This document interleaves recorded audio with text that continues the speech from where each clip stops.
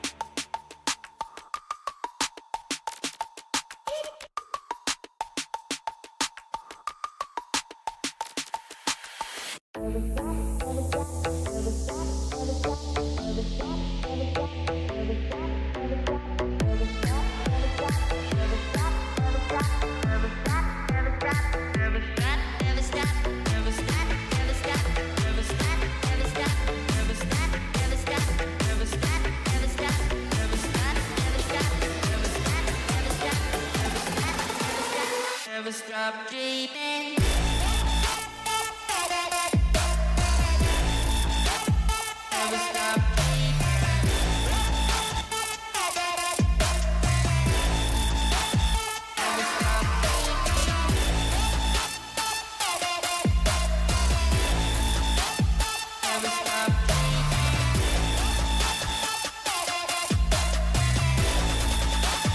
Never stop dreaming. Never stop dreaming.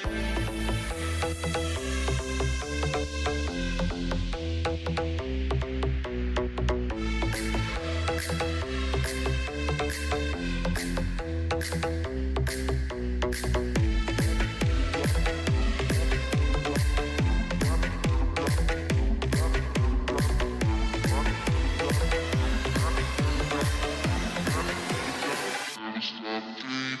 Never stop, never stop, never stop, never stop, never stop, never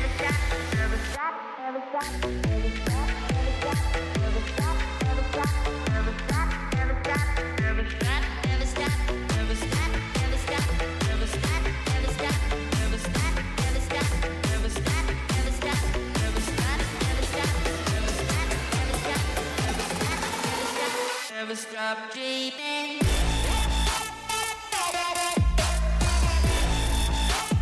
Never stop dreaming.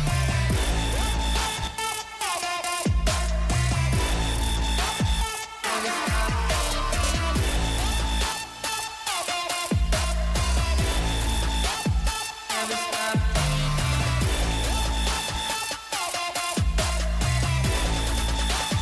Never stop dreaming.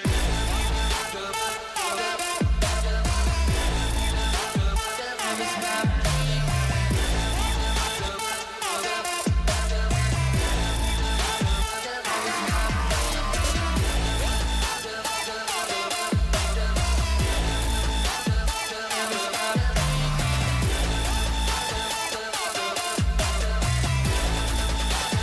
Never stop dreaming.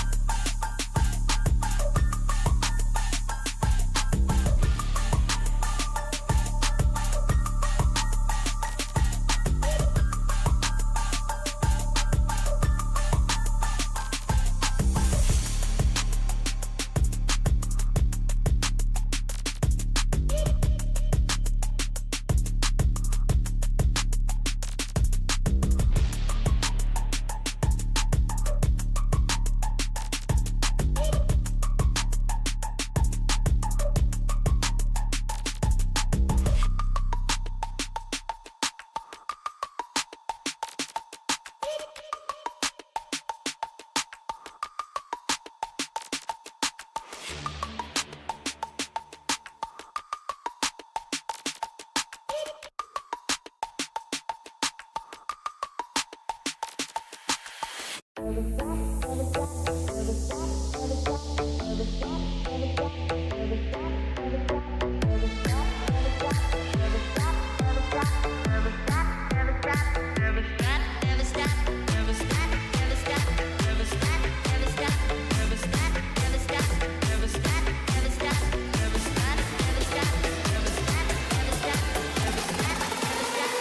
stop dreaming. Never stop dreaming. Never stop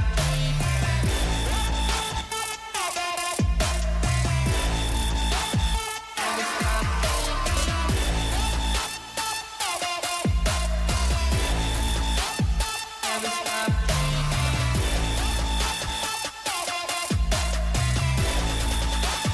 Never stop dreaming.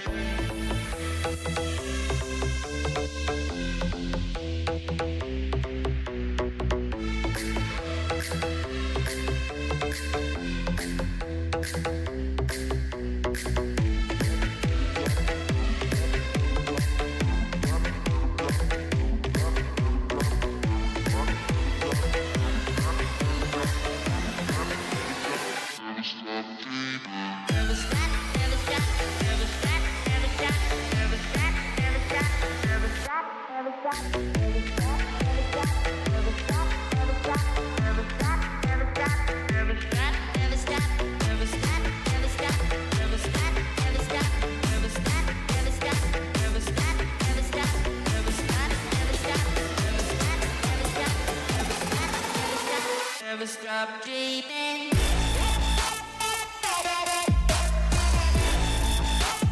Never stop Never stop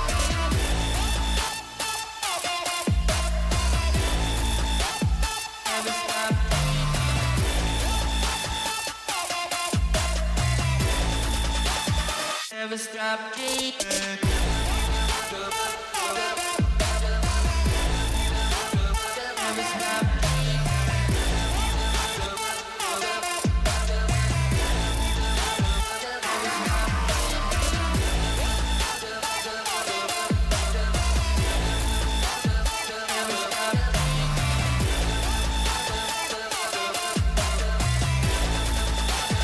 Never stop dreaming.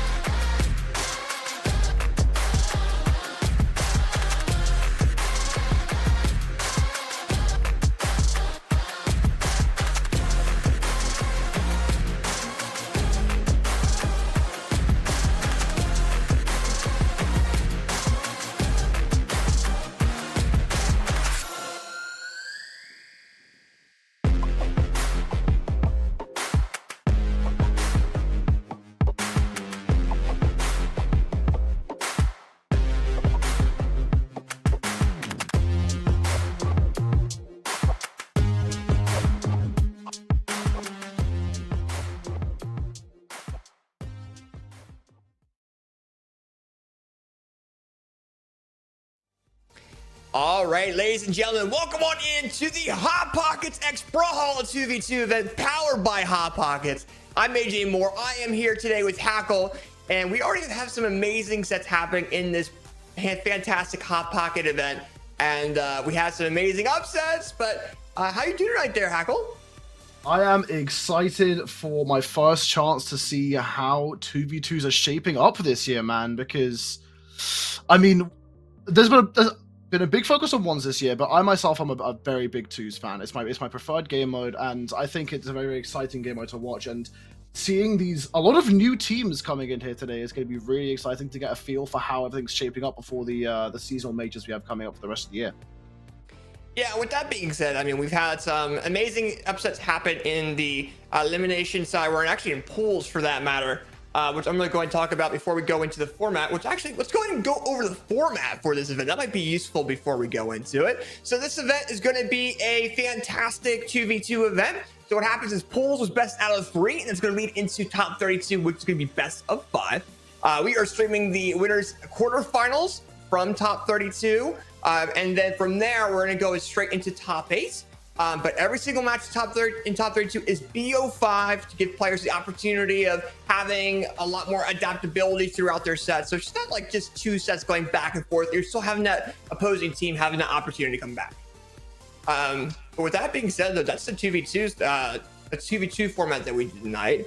And I'm going to bring up the 3 upsets that happened tonight there, Hackle. And I want you to give me your opinion on them, okay? Yeah. So Halo Prince and KT seed 30 beating Fakey and Java in pools. Okay. Now, I'm a really big fan of Java and Fakey as a team, but that is a slightly good thing for me specifically, because when making my predictions for this event, I just completely forgot that Java and Fakey were as strong as they were. So that gives me a slightly higher chance of my predictions being more correct, but still, that is absurd. Considering the fact that Java and Fakey 2 times major winners last year in 2v2s. That is for sure. Really big upset. And I think when we actually made our predictions, they weren't actually signed up as well. And another one of a couple of the upsets that we've seen, some of the more minor ones that we've seen through our pool so far tonight were Astra and Tofu beating Peen and Llama in pools. And then we also had Brawlhalla and Access beat Blue and Sprite. And based off of seeding for those, that was some of the major upsets that we at least saw in pools. But what are some of the key teams tonight there, Hackle, that we should be keeping an eye out for going forward?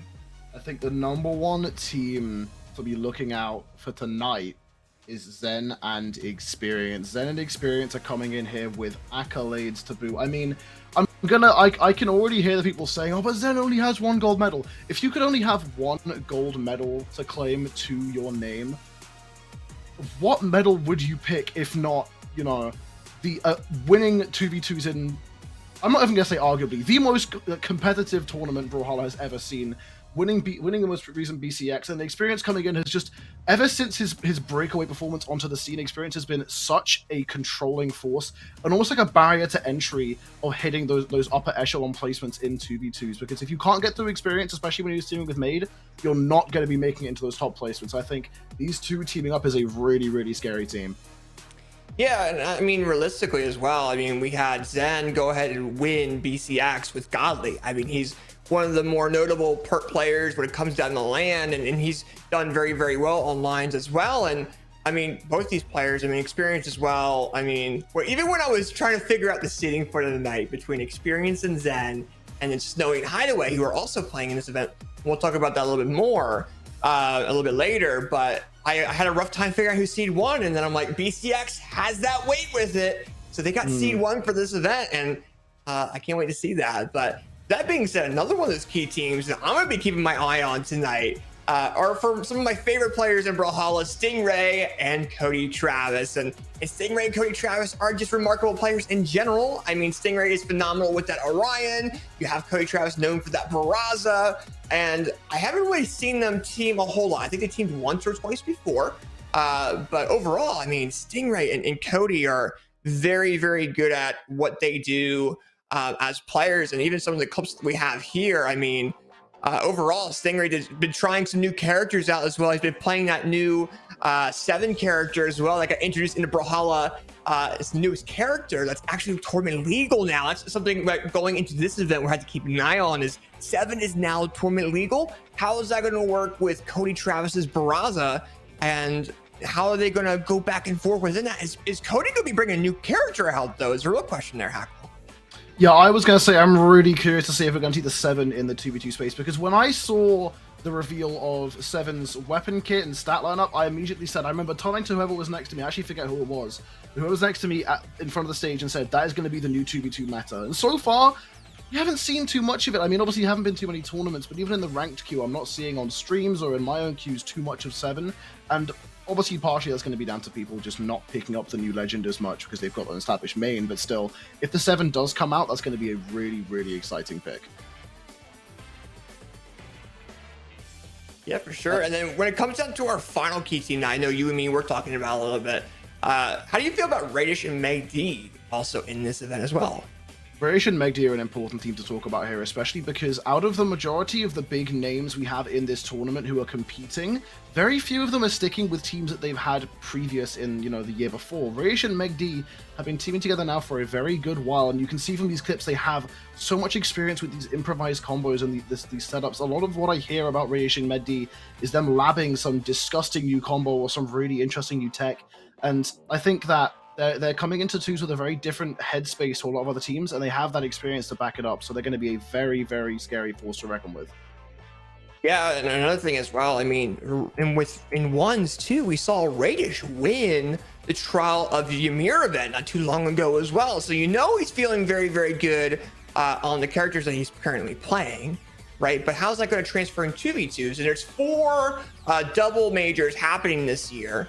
And one of them's coming up here after this event in a couple weeks, as well as the winter doubles. And Meg D and Radish are one of those teams that have always been consistently top 8 in Moose Wars and top 3 even in different instances there, and won together as well. So I want to see how the play style is, and I want to see how they adjust to the current meta in Brawlhalla. So, but with that being said, though, I want to see what your predictions are, Hackle. So what were your predictions for tonight as well? Right. So this, I think I've gone for a pretty safe bet with my predictions here. It's 2 of the teams we have spoken about already. One of them we haven't, but that does not say anything negative towards that team whatsoever. But in order of third place to first, I put Radish and Meg D in third place. I think they're a very, very talented team. They're incredibly strong, but they're not necessarily... I don't think they have the hunger to win that the next team I put in second do have, which is Snowy and Hideaway. I saw it. I saw the money match they had recently. I'm aware it went to game 5, but Snowy and Hideaway clutched it out. And I mentioned that hunger to win. I think even if Snowy and Hideaway get knocked down into the lower side of the bracket earlier on, they're going to have that hunger to persevere, to keep on going and break back into that grand finals. That's why I put them there in the second place. And I mean, I mentioned it already. Experience and Zen are such a terrifying team to have formed after the end of BCX last year. And one thing I also noticed from Twitch is that, if I recall correctly, both Experience and Hideaway, all 4 players of Experience, Zen, Snowy, Hideaway, are referring to themselves as the best team. Mm-hmm. So this is going to kind of be a proving ground for that, right? I mean, like, ranked matchup be damned. Tournaments is where you're going to prove which team is better. And I think, in my opinion, I'm expecting Zen and Experience to come out on top. Yeah, I mean, that's definitely probably some of the top teams that we have in this event going into it. And I mean, when it comes down to your predictions, I think they're definitely a lot more stable in overall compared to most people's predictions. I know there's even teams like Eat My Onions and Future Bubble coming through the elimination side as well. You got Anime Dogs, Phase on Santi, etc. And with that being said, though, let me go ahead and get into my predictions here as we get into the 3-minute mark here. We got, for my third place, I decided to go and put Experience and Zen. Reason being is Experience and Zen are fantastic players, but it's a lot more of a newer team that I haven't really seen a whole lot of. Now, don't get me wrong, Zen is a fantastic twos player. We've seen him win BCX. I also didn't consider that for some reason when I was doing my predictions, so that's my fault there. But either way, Zen and Experience, I still see being in my top 3, whether they be first, second, or third. But with that also in mind, we also have the legendary team of Radish and Meg D. I moved them a little bit higher here because they're a lot more of a formidable team. We've seen them together. They've been consistent. And I think them going into this event, I think they're going to do fantastic. And I want to see how, with Radish's #1 placement in Ymir, I think that's going to contribute a little bit more going into this event as well. is you can also separate your opponents into 1v1 format as well in twos. And then for my final team, I mean, it's more so of a personal pick here as well for first. I want to see Snowy and Hideaway go ahead and take that first place spot. Snowy and Hideaway are one of those teams that are they have a very much a personality to them, especially with Snowy and then Hideaway and with how they play and with Snowy bringing that in and changing his characters to really adjust to how Hideaway's playing. And Hideaway being one of those online major players, he's going to be huge. And he wasn't able to go to BCX, but he's done very, very well going into every single online event that I've seen him in. And he's pretty much won every single one. So that's why I have Snowy and Hideaway as my first place pick. But like I said, I mean, we still have some amazing teams in here. We haven't even had the upsets yet. And I cannot wait to see how things go. But with that being said, though, Hackle, I mean, we have some amazing people in this event. We have some amazing people in the Twitch and YouTube chats here as well. And also we have Hot Pockets coming in sponsoring this event, which we appreciate you, Hot Pockets. Thank you so much for allowing us to create this event on this channel here. And hopefully you love Brawlhalla.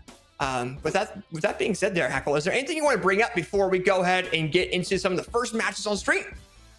I just hope that everyone at home is as excited as I am to finally see what these teams have been cooking in the off season, because tournaments like this right before the majors is really when these teams, the teams that have been practicing, start to split themselves apart from the teams that are just sort of, because you'll have teams that are just sort of riding off, we did well last year, we can afford to just practice a little bit here and there, maybe get 50 games in, just run it and then go into the next tournament. And then there's other teams who probably have put in hundreds, if not over 1,000 games this season already, who are just grinding, trying to get that experience in. And I think that's what we're going to see today, and I hope everyone is excited as I am. Yeah, with that being said, though, I mean, we have some amazing players here. What we're going to go ahead and do is we have two amazing casters coming in to go ahead and fill the spot for me and Hackle. We're going to have PJ the Puff come in from the major Brawlhalla streams and casting with the renowned Graffiti from the Moose Word streams there. So with that being said, take it away, PJ the Puff and Graffiti.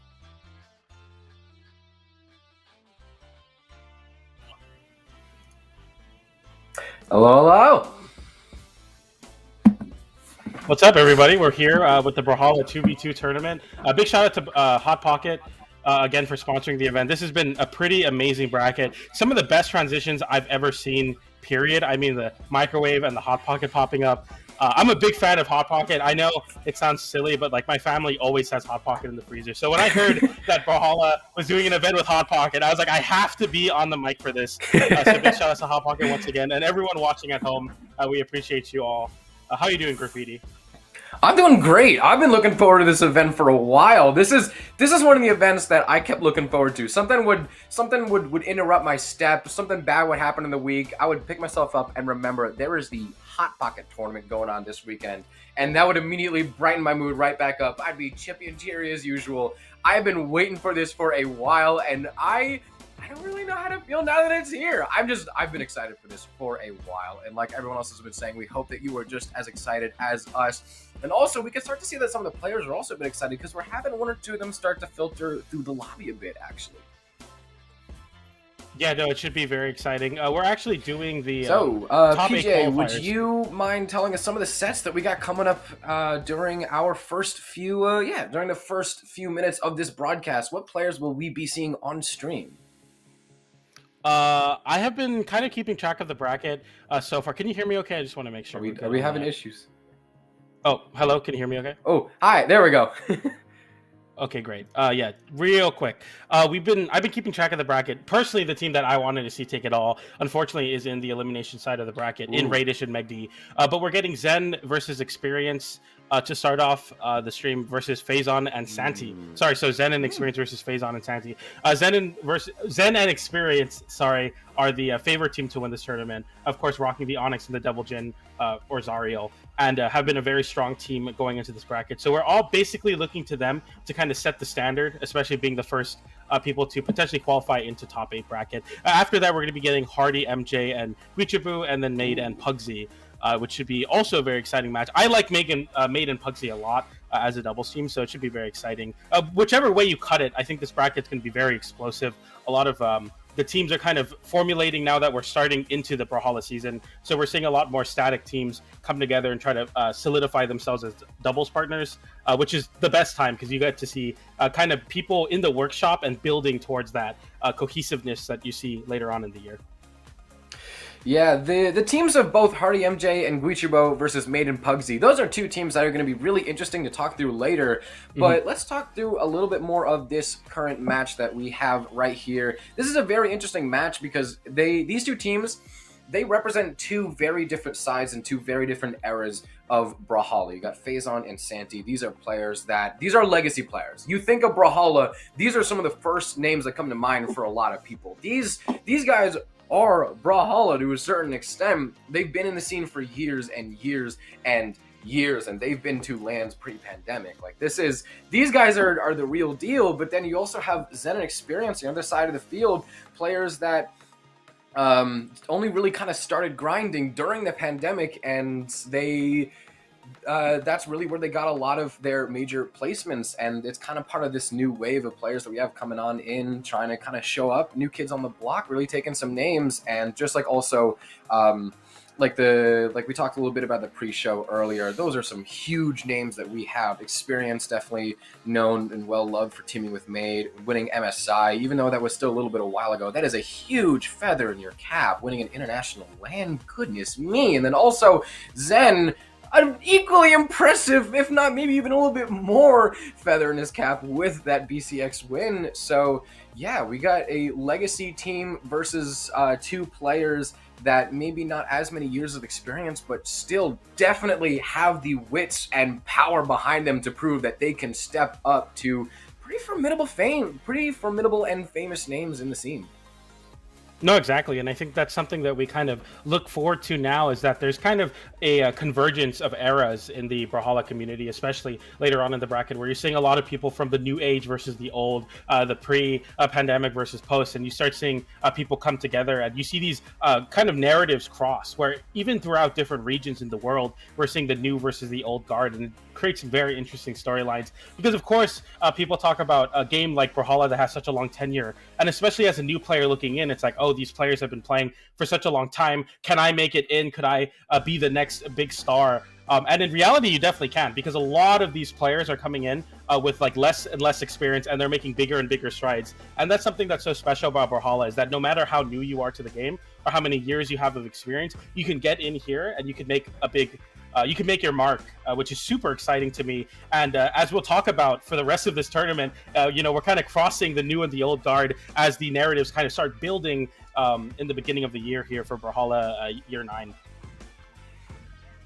Yeah, so Santi and Phazon, these are two teams that have definitely made their rounds in singles brackets, but also have made incredible splashes in twos. I feel like all four of these players, the way that they approach the games, or at least the two different game modes, I feel like are pretty similar. That they have some impressive names on their list in singles.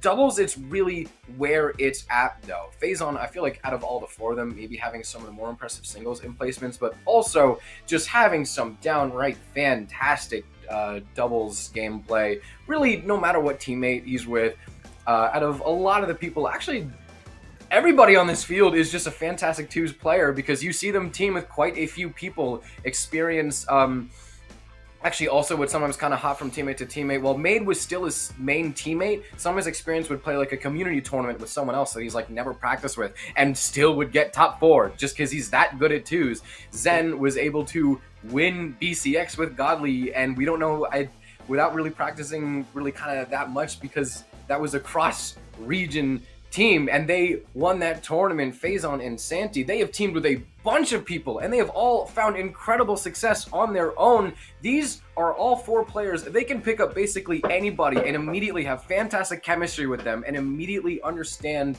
just how the twos gameplay works so well. It's something I have a bit of a hard time describing, but I hope that y'all understand what I mean. We have all the players in the lobby, and the wait is no more. The Hot Pockets AJ Moore 2000 Moose Wars tournament is now underway as we are getting into map banning.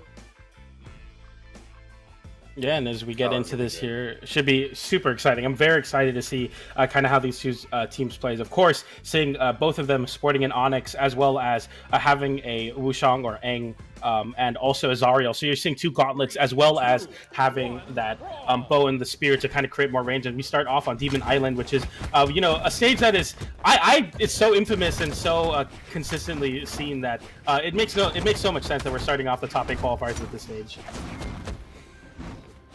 It is one of the most stages of all time, but the thing is, not having platforms might actually hurt some of these weapons. Platforms definitely help spear a ton, and platforms can also help gauntlets a little bit because, you know, Nair can snatch off the platforms, get some pretty nasty combos off of that, and we have a lot of gauntlets on the field, and gauntlets is what's striking the first KO of the stream tonight here. So having no platforms, it might hurt some of these weapons a bit more, but you can tell that they are lining up the shots for either of these cannons to come out swanging, but one of these cannons might actually have to suffer a bit of an early KO, but no, he actually finds his way back.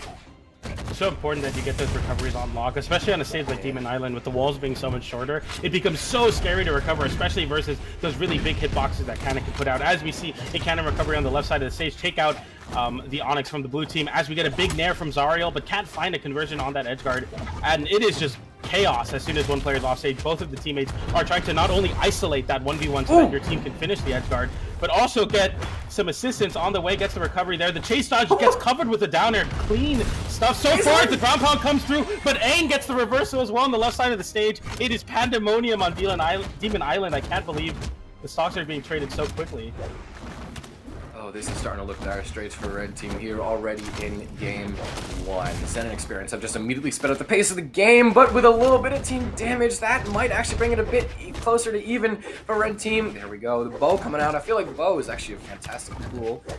Whether or not, how good it is in 1s versus 2s is definitely a different conversation, but no, bow is a fantastic tool. And also, we have Experience falling down to last stock. Zen soon joining. Can Santi save Phazon? No, the bow Nair does not connect. And Phazon is out of this game. It is all up to Santi to try and clutch what is actually a seemingly pretty doable 2v1, but once these combos starts up, maybe not as much. Santi might have to fall down. The last stock right here. Zen and Experience barely touched on this last stock right here.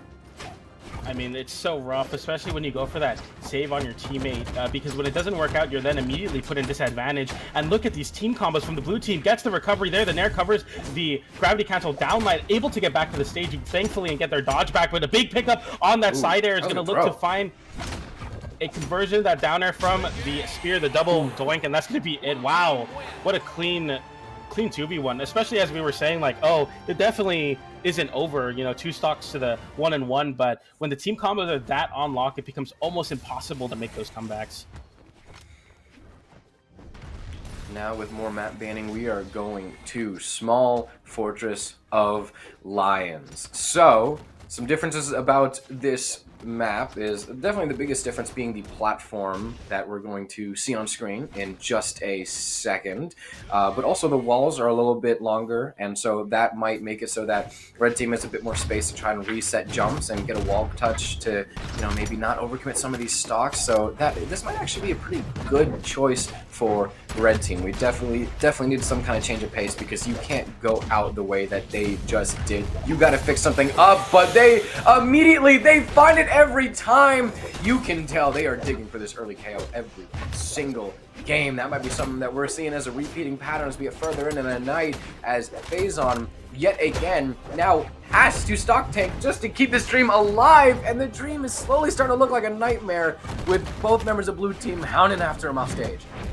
You think about the weapon choices from the blue team, and you see spears and a weapon that is really good at burning one of your resources defensively, and cannon and gauntlets are very good at punishing you for burning a resource. So you're seeing a lot of like initiation from Zen as Zen loses that stock there, but you see initiation from Zen and just an immediate kind of close in from the Onyx, and it's making their opening so much more lethal. So now as Santi, last one on first stock, probably going to be chasing him down a bit. But also, any hits on a Phazon are more than welcomed. Experience's target swapping is so good right now. Zen, a little bit of more team damage. That's actually been kind of biting him in the back a little bit. Santi, fantastic team's target swapping of his own. Although Phazon falls down to last stock, a minute and a half in. That is a little too early for what they can afford right here. But still, they have both members of red team in the red.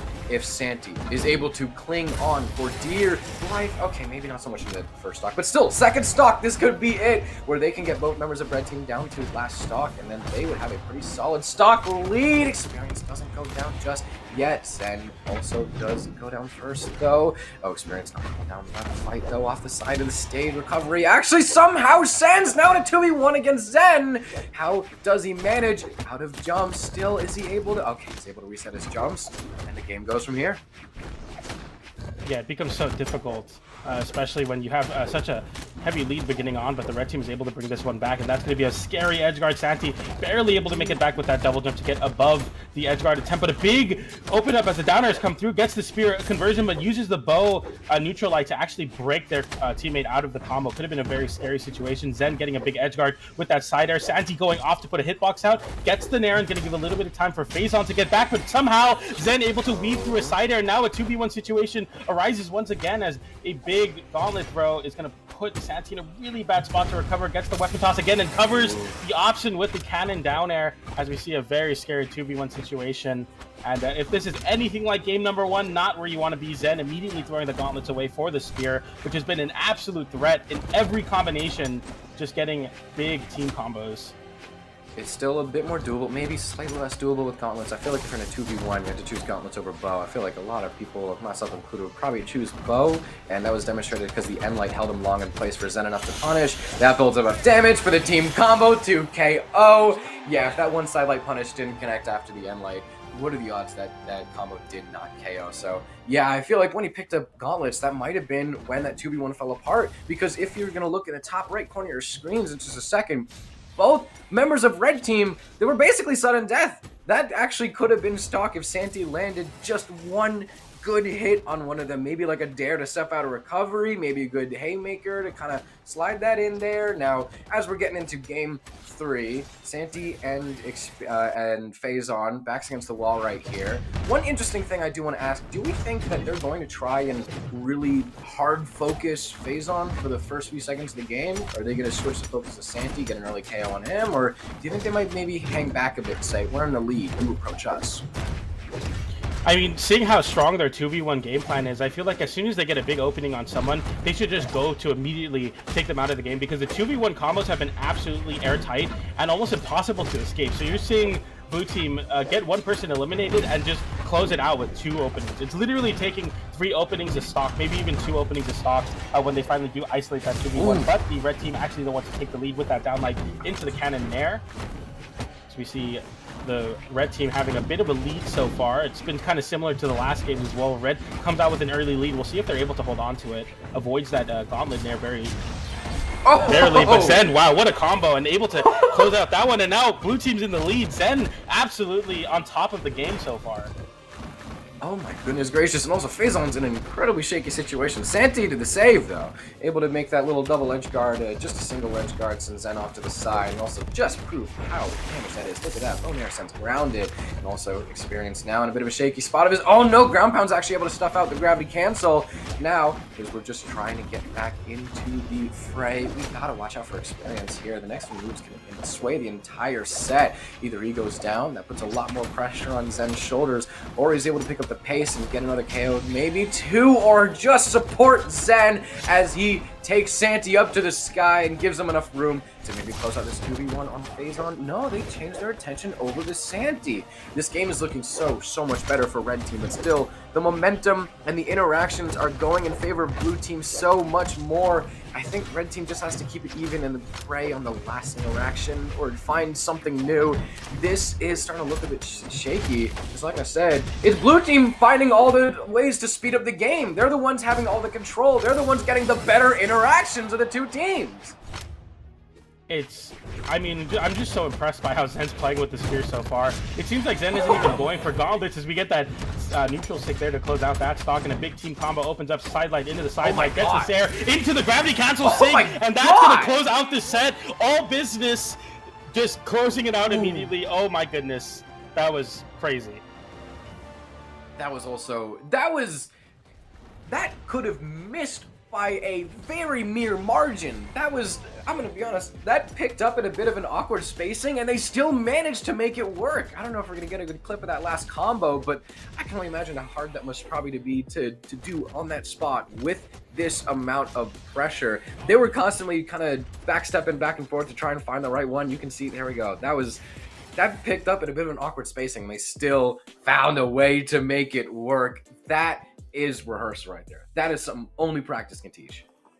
Yeah, you saw like the initiation started, the extension started with a cannon sidelight, and it was kind of like deep in the cannon sidelight animation, and even cannon players will struggle in ones to continue their pressure going, but I feel like Zen was just all on top of it. It was almost impossible for the red team to get into it, and as soon as it was a 2v1, it was truly over. There was no way to get back. I mean, you didn't even have an opportunity to play neutral because as soon as it was a 2v1, they focused in on you, got one opening, and it was over. I don't know if I've ever seen team combos that airtight. I mean, just absolutely insane. That is perfectly optimal 2's gameplay. You take an early stock wherever you can, keep the lead. You keep the lead as long as you can for the stock lead to turn into a 2v1. You close it out with a team combo. That is just optimal clockwork right there. That just shows how good these two are at 2s. That's going to send Phazon and Santi down to the lower bracket. I'm going to see if I can spy on who their next match might be. They will be fighting off against either Team Umizoomi, who is up 1-0. On the other team they could be fighting, that is Hybrid and Balloon Boy. So one of those three teams will make it a top 8 lower side. But I'm getting a little ahead of myself. The next set that we have coming up has two very interesting teams, actually. Yeah, we're going to be getting into Hardy, MJ, and Guichibu as well versus Made and Pugsy, I'm sorry. And that should be a very interesting matchup indeed. Guichibu having a pretty good run earlier in the month. So I think Guichibu is always one of the names you look out for. But if I'm being honest, I don't think I've seen Guichibu play 2s yet. I've seen some of Made and Pugsy, I believe, but haven't seen much about Hardy, MJ. Do you know much about their duo and how they perform here at doubles tournaments? So Guichibo and Alex, they've played a few 2s tournaments before. I don't know if it's really kind of... I don't know if they've really gotten any podiums with it. They've definitely done good. I mean, they're here this far, top 12 winner side, but still, Guichibo actually plays 2v2s with quite a few different people. He has like a rotation of teammates. I think he has like a group chat of people that he just kind of asks, hey, who wants to run this with me this weekend? That's what I'm assuming. Yeah. He plays 2s with a few different types of, a few different people, and he still plays Lin Fei in 2s, and I know that like one of the only Lin Fei players, yeah, you have the Yi guy, yeah, you have I think maybe one or two other people that I'm blanking on right now. There's a few other Lin Fei players, but he might be the only person locking in Lin Fei seriously in doubles. I don't think you really see that anywhere else. He's a viable character in 1s when you really commit to it, but that is interesting that he still plays her in 2s. But yeah, no, Made and Pugsy, I have not really seen them play that much. I've seen all these teams, all these players play 2s kind of individually on their own. Hardy MJ, I actually especially say, is a threat in 2s. I feel like, I don't know if that era is past yet or not, but I'm actually really looking out for Hardy. I feel like he could wreck a force in this doubles bracket today. Yeah, especially sporting that Negan crossover as well. The Jaeyin, a character we see have pretty consistent success in singles, but also a very strong 2s character, as well as the Finn to support. So you're seeing the axe and the greatsword being the big weapons. And yeah, as you were saying, Lin Fei, an interesting character choice in 2s. Of course, you know, Lin Fei being one of those characters that we see kind of in 1s. I mean, obviously a lot more than 2s, but I can respect it for sure. Like seeing when players, you know, get a character, no matter what the format is, always sticking to the character. You got to appreciate that as we see, hopefully, a very exciting Lin Fei from Guichibu. It almost always is. Always is, yeah. Always is. It's always such a treat. But yeah, part of the reason I say that these teams are so interesting is because of their history as doubles players. We touched on that a little bit. Made, we know and love them for teaming with experience. That MSI bracket run is unforgettable, along with some of the places that they've earned in communities, either before or after MSI. Throughout 2022, Made and Experience knew how to wreck a community bracket, and that was always a treat to watch. And yeah. Pugsy has actually had quite a few interesting teammates. I'm forgetting who he teamed with before Luna, but I remember Pugsy and Luna. That was the team for a while. That was the team to beat. And I remember they won quite a few twos tournaments, and that is where Luna started to get some of their first huge accomplishments, and where that is where Luna got to start to being the champion that we see him as today. And Pugsy was a huge factor in that. I'm pretty sure they're actually still very good friends. So both of those players off of the playing with a different teammate than the one that has really put them on the map. Guichibo and Hardy, I'm forgetting who Hardy is teamed with. He's teamed with a few people and has done pretty well with them. I think Blazy comes to mind. Don't know if I want to say Walshy or not. Hardy's teamed with a few people. Guichibo's teamed with a few people. All to varying degrees of success, but you can bet they are going to put up one hell of a performance tonight. Yeah, exactly. And as we get into it here, all the players joining the lobby, so we are getting underway between this match. Very excited to see the Linfei in action. I'm a big Cannon fan, so it's always cool to see, especially in twos. I mean, of course, in ones, Cannon isn't as big of a threat as before the big Cannon changes. So definitely exciting to see, especially in that last game we saw where Experience just put on a clinic with the Cannon. So hopefully we're keeping that momentum going as we see a Kaya as well on the screen. So that should be pretty exciting. A historically very strong character. In whatever format it is, Kaya is inevitable. Kaya is just a good character. Oh yeah, Kaya's crazy. Yeah. Yes, sir. So getting into our first map. I actually get to see what it is. It is Fortress of Lions.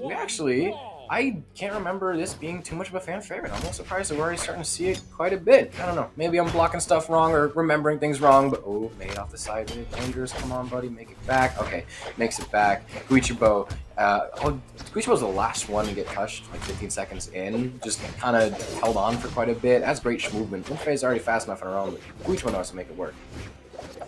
Yeah, I really like this combination of the Katars and the Greatsword. You know, Katars being a very diagonal playstyle weapon, but you're also seeing that Greatsword being a very good threat horizontally, as you see Hardy MG getting a big opening already to start off. But so far, the center stage has been entirely dominated by the blue team, as Bugsy with the sword is able to put out so many hitboxes in the downlight into Sarah. No matter how many people are in that, is going to be one of the most true confirms. That downlight Sarah again catching both of the red team, as Bugsy is able to get a weapon toss and tries to line up a gravity cancel down light, but it doesn't matter, because the very clean down air from Made is going to close out that and put a pretty clean one-stock lead here for Team Blue.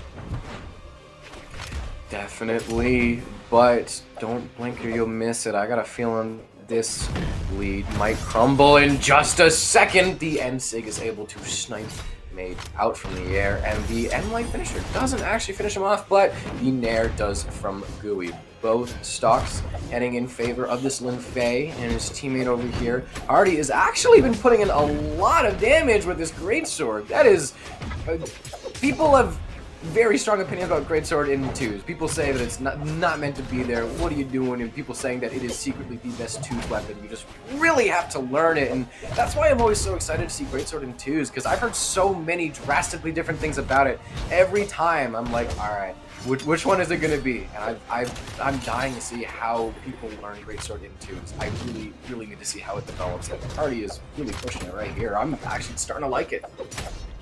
No, for sure. It feels like Hardy MG hasn't done much with the regular sword, so as we see that Greatsword might be one of the most discussed weapons in Brawlhalla history, and the discussion continues, but Hardy MG is not really looking to discuss anything, just say, I'm going to, crutch this Greatsword and make it work out, as unfortunately that side is able to catch.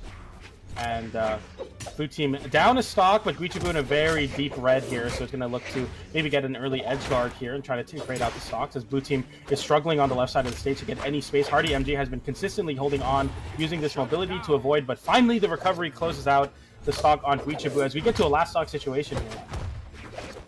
Oh, Guichibu taking Pugs off the side, but no, actually chooses to try and focus a bit on Made. You know, if you like canon gameplay, I'm really happy that you're watching North American 2s. This is canon all over it. You go to another region, their 2v2 gameplay doesn't even really sometimes have that much canon, and also people play canon less in 1. So if you like canon, I gotta say, welcome to North American 2s. I'm happy you're here. Yeah, I always seem to get the weapons I want to see, especially, I mean, at Ymir, I was seeing a lot of Orb, and I'm a Thor player, so it's exciting to see. Hopefully we'll see some Hammer here, but no Hammer on the screen, as no Hammer needed, really, as the red team has that pretty dominant lead here, as Made is looking to try to avoid all of these very consistent KO options as we get one there on the Lin Fake. Guichibu able to close it out there with the recovery confirmed. So overall, starting off pretty solidly here for the red team. They were never really like too close in it. I mean, of course, that last stock situation happened, but they were able to close out the edge guards very well. As Hardy MG and Guichibu showing the merits of this greatsword, as you were talking about. The greatsword putting in a lot of work for Hardy. Yeah, I'm actually really happy you brought that up because that's actually just what I was about to mention. We can already start to get to see a bit of a peek into their team comp. Hardy is the one doing quite a bit of damage, getting some good combos in, and also really spacing everybody out. Hardy is doing a lot of work, and then Guichibu is able to enter in the last second and snipe out KOs. So we got Hardy on damage, we got Gui on KOs, and that is actually a really smart system. And usually kind of team comps works a bit more of another way. Sometimes it's offensive and defensive, or sometimes it's one thing and another thing. And I feel like something that you've been saying earlier about how Katars and Greatsword, they complement each other's weaknesses really well. And I'm also happy you said that because I really never would have thought of that, and I'm starting to see that come alive. Oh, Hardy's first talk doesn't spend that much more time alive, but still, both of these characters and their respective players, they really do complement each other really well, and it is very, very entertaining to see a bit of an oddball pick of a comp really work out this well against two of the big guys. Can't believe Pugsy was able to avoid that edge guard sequence with Guichibu, Oh, yeah. especially when he gets sent with that Qatar down air and it rides the stage. That's one of the scariest moments ever. And we see a little bit of a team KO there as that, I believe that was a neutral sig come out, or maybe side sig from the Negan. Something like that. Unfortunately, yeah, not working out there. Whatever sig it was, it sent very, very far. So such is life when you're fighting with a Jaehyun on your team. Sometimes that happens. The recovery from Guichibu able to close it out there. And another Sig comes out. The side Sig is going to be able to close out that stock as red team now evens up the stock count. Guichibu has been pretty consistently getting KOs on the Katars, which is kind of contrary to what you might think, especially when you have someone like Hardy MJ on your team with the greatsword. But the Katars has been the thing that closes out the stock this game.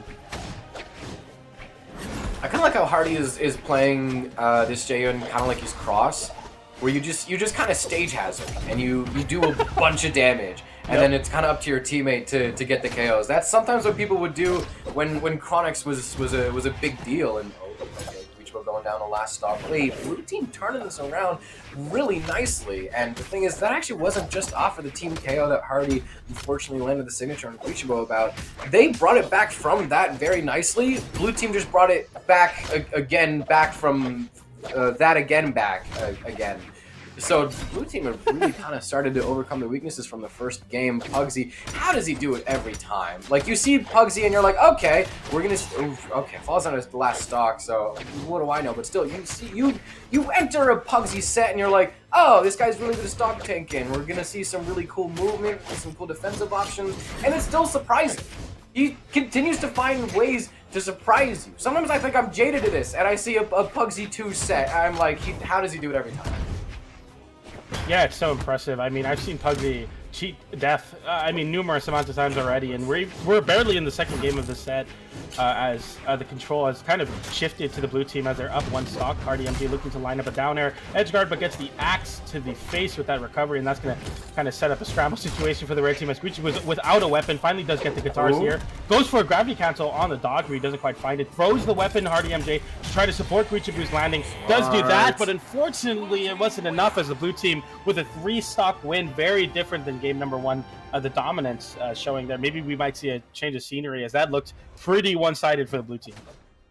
I'm going to laser on a one little moment. It might show up here. Right before Made committed to the D-Sig to try and get that KO onto Hardy. It might be coming up soon here. There was a little bit of hesitation. I think it's somewhere here where Made is deciding, who do I go for? You can see a bit of hesitation. No, we start looking at Guichi, but we turn back to snipe that D-Sig on Hardy. You saw a little bit of a kind of what is it? A little hesitation, but still, May picked the right choice. If he decided to try and get the KO in Guichi, that game probably would have not went the way it is. I mean, they were at a good lead, but I mean, we've seen surprises. What if they brought it back? Still, that was a little moment of decision making, and I saw that, and I found myself kind of like clutching my shirt a little bit. Like, is that the right choice?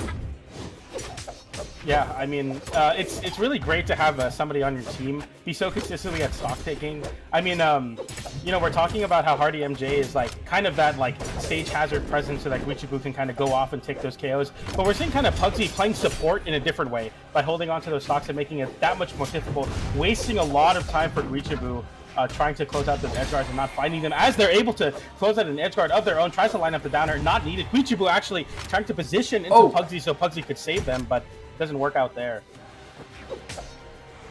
Blue team in not too comfy of a lead. It's no like big fat leather sofa, but it's still a lead nonetheless. You gotta be a little careful as we hold on to these red first stocks. They are actually really holding on quite nicely, and even though they both fall down to second stock, the extra credit has already been done and submitted, done and dusted. Hardy dipping into red over there on second stock. Gooey, actually not too bad, and they are able to even out the damage. It's really just Hardy that is actually the most unfortunate case on the board right now, as it might just take a good few swings of an axe or maybe one good Kaya Ensig to snuff that second stock out, but he starts hanging back a little bit and starting to, there we go, Pugsy, you can see starting to get hungry for the signatures, but no, Hardy lives on. Pugsy is now unarmed. Gooey also chasing after Made with these guitars. Made is actually able to send him away. Could be focusing on this KO on Hardy. The Ensig actually doesn't connect. Pugsy has to really target swap to get something a bit better. Another unfortunate team KO. Both of these players have played with so many teammates in the past. I don't remember the last time any one of them a solid long stay main teammate. Oh no. That was good. You can see Guichi going for the slaps there. Yeah, the great sword, no matter what the format is, going to find those KOs off those side lights and down lights. Hardy MJ is able to even up the stock count. Or actually, no, put red team in a lead, I'm sorry, as we see now. Hardy holding on here. Guichi putting Pugsy through the half pipe. That's not a fun place to be. The side air is able to punish the high chase from Guichi as they are now even back to a last stock situation here, much closer than the last game. Guichi with the unarm is so willing to go up and contest the bow on Made. Very interesting decision there, as Made in a very bad spot as that greatsword looks to find an edge guard, able to get back with the chase dodge. As we get now Guichi the one now in the driver's seat, goes for the ground pound on Pugsy. Made able to disrupt it with a sidelight of their own. Pugsy with the juggles with the axe downlight now as the greatsword comes through to disrupt. I mean, it's just chaos here in the center of the stage. It's always one in the air, one on the ground as they fight for any sort of control. Guichi now getting disarmed. Hardy MJ in a really bad spot, but is able to get back. The sword recovery not enough to close out that stock. Guichi on a cannon now throws the greatsword away. What is Hardy doing? Just trying to hold on, but can. Oh, weapon throw. Weapon throws up to cover it, but the Dare is able to strike that out. Blue team is able to bring the set a little bit in their favor, 2-1 if I'm not mistaken. But I still think that since there's a lot more room for red team's improvement, that they could actually reasonably bring this to a game 5. We actually start to see a little bit some of the attacks that red team was whiffing, and I think they're kind of starting to take some notes. I don't know if it's coming up in the replay, but the interaction that started Guichi losing his last stock was off of a previous stock was I think in a Qatar, either D-Sig or, a Qatar N-Sig that he held for too long. Pugsy was able to punish that, and that started an entire interaction and an entire course of direction that ended to him losing that stock. And so I think if Guichi maybe with fewer signatures, maybe tries to be a bit less, maybe ambitious for some of these signatures, playing a little bit more reserved when it comes to the heavy attacks. Also a bit less team damage. That would help, guys. I feel like I feel like that will help, guys. But yeah, still, I feel like the fact that Red Team has so much more room for improvement, I feel like also just shows that they have things they could very reasonably adapt in this Game 4, make Game 5 seem just a little bit more than a dream. Yeah, I was gonna say that they weren't doing too much in terms of like hitting each other, but now as we see this stage getting selected, it's looking a lot more kind of clashing of the zones here. It's something that Hardy MJ has been doing pretty consistently, is holding that ground game as Guichibu is able to contest the air with the guitars as well as the cannon. But so far that rhythm really hasn't been in sync, as Pugsy is able to close out that stock there with the downlight into the recovery on the sword, as Guichibu stuck in a bad spot. The side air into the spear recovery is going to KO Hardy MJ now without any resources, able to get back to the stage without taking too much more damage there. But Made has been putting on a clinic with that gravity castle sig, barely not able to KO there, as we now see Hardy MJ putting Pugsy to the sky. Red team now having the floor and a lot more control as Hardy MJ looks to get some revenge for that last knock on Pugsy. Tries to go for an edge guard on the left side. May get sent high, but not quite enough to KO. Gets a little bit of a reversal as blue team now has a little control. As I say that, Hardy MJ with a big edge guard opportunity. The double recovery coming through from Made, and Hardy MJ cannot land as the 1v1s get sorted out here, and blue team winning them barely, but somehow Hardy MJ able to come back on top. One moment of landing, and Hardy MJ is able to get control of the situation. Red team now trying to look to even up the stock count, and they do with that great sword recovery. Okay, we get a little bit of calm in the storm here as Made looks for a weapon. I mean, every time one goes off stage, I feel like it's just pandemonium. They're just all swinging at each other. They're trying to set up 1v1s. They're trying to do what they can to get some control, but the way that these two teams are playing has been absolutely lights out.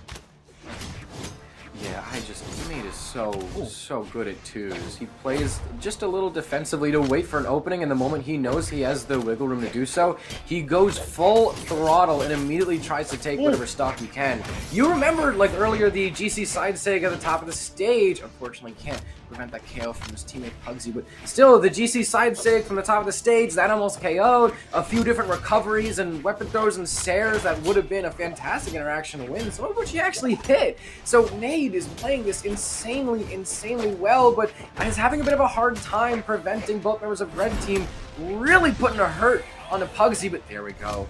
Snipe Sair is able to send Louis down the last stock. Game is even, damage is not. Pugsy needs to cling on for dear life. Guichibu, there we go, starting to whiff a bit fewer signatures. That's one of the first things we saw, but also, that is not the first team hit we saw this game, guys. What have we been saying? Hardy goes down. Pugsy cannot be able to say the same for the next 2 minutes of our lives. Made, however, does have a little bit of room. Might be putting himself in the forefront. Hardy, you can see trying to bait Pugsy back onto stage with that recovery. It's up to Gui trying to revoke the stock. Pivot recovery doesn't lead to anything. Made is able to hold his own in this 2v1. D-Light whiffs. How is Made able to keep this alive? Pugsy, ground pound would have been bad. Okay, Pugsy on his own. Bit of wrench tech. Does he live? Triple exclamation mark. Can't make it back from there. Made cage save. What does Kaya do now? Made's gonna have to kind of put on pull a rabbit out of their hat. I mean, takes so much to get this comeback on Guichibu and Hardy, but Made with the spear looking to take a more vertical approach and try to control this soft platform as it seems to work out. Made switching over to the bow, as we were saying in the last set, we would want to see the bow in a 2v1 situation for sure here, as Hardy MJ really hasn't been finding much output on the great start thus far. Gets a down air there. Guichibu getting a little bit too antsy, gets a downlight to actually connect with their teammate, and now Made really showing the lack of patience on the red team as they both kind of hit each other a lot. Goes for the recovery off the neutral light immediately, as we see Made using the movement to avoid barely not getting KO'd by that guitar recovery, and Hardy, there we go. Clean conversion, gets the neutral stick to call out the dodge in the combo, and that's going to be Red Team closing out and forcing a Game 5. Oh my goodness, that was close. If Hardy only connected a single dodge read in the entire set, it better have been that one. Hardy has had a bit of a hard time learning some of the ways that his opponents are approaching this game, and he hasn't really read too many dodges. He hasn't really gotten too many of the blender combos that some people really like seeing in greatsword clips and montages, but that's the one that mattered the most. When he is able to clutch up, that is when he is able to let it. Look at Pugsy's second stock. Good lord. Man. Wait, good. I got distracted by that. Wait, what? What happened? Oh, PJ, we missed something. Did we miss something? I think we did. What happened to his second stock? I have no idea. That is a crazy second stock now that you're saying it there. And that really just kind of shows immediately how it shortened that last third stock as well, as that is very unfortunate there. Made really the one to hold on there. And also somebody calling out in the chat, Hardy MJ with 810 damage. I mean, that's a lot of damage. Like, I don't know. Ooh. I don't know if I have to kind of explain that for you, but that's a lot. So, I mean, how do you explain that? That's a very like. How do you put out? I know it's a strategy. It's a thing that pros can actually do, but like, how? How do you even explain that? I don't. Greatsword busted. I don't know what exactly it was, but 594 big on the greatsword alone. That's what it was. Oh, was it this? I think so. Hardy actually was able to, I think, read one of Pugsy's dodges, and no, Gui was able to as well. Wait, that's... Oh, okay. That's I remember that, yeah. Oh, I don't. I have awful memory. I thought, honestly, that Pugsy was on the second stock a lot longer than that. But yeah, they both isolated a 1v1 situation, and you see Guichibu actually goes for his... Qatar Sair to isolate the 1v1 further and force Pugsy in that really comparable position, and Hardy was able to close out that stock. So yeah, the team kind of confident in saying, I'm just going to give you a little bit of support, I'm going to still continue my pressure, but just cover an option for you, and that exactly is what the big difference maker was for that, as Hardy looking to be the difference maker in this game with those triple downers on the side of the stage. Guichibu accidentally catching his own teammate there with that gravity cancel stick, gets the side stick out from Pugsy, and they're going to be an immediate target switch to Guichibu.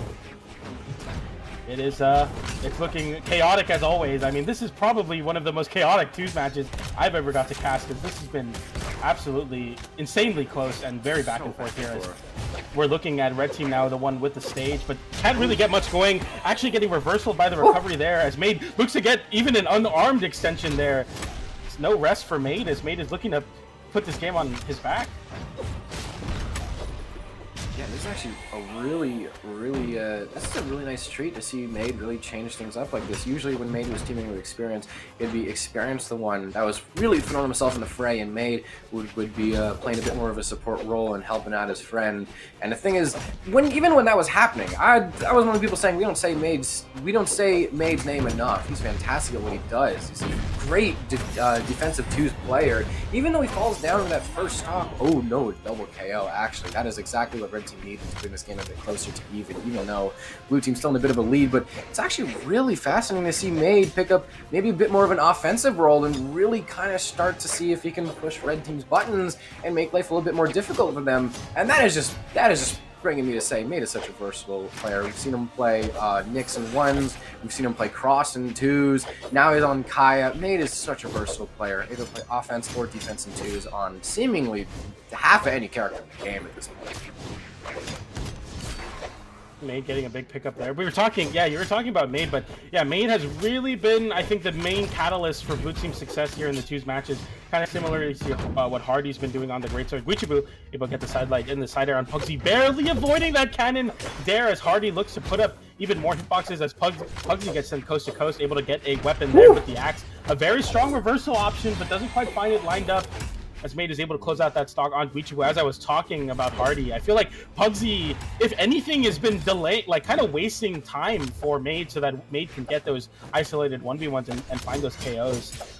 It's very interesting the way that these two players comparatively play support role, right? Where Pugsy is kind of playing very tanky and very, very evasive, whereas Hardy MJ is actually the one pushing that grounded state with that greatsword. So far, it's been working out for the blue team as they're up one stock each, so it's going to be a very difficult mountain to climb for the red team. That side air connects on Pugsy, but if we know anything, Pugsy hasn't been losing these stocks on the edge guard. Guichibu able to convert that side air into the neutral stick to close out that stock, as we now get to a 3-stock to 2 situation, but still blue team having a pretty solid lead here. Just has to hold on to it. Can't for too much longer though, as that neutral light's able to close it out.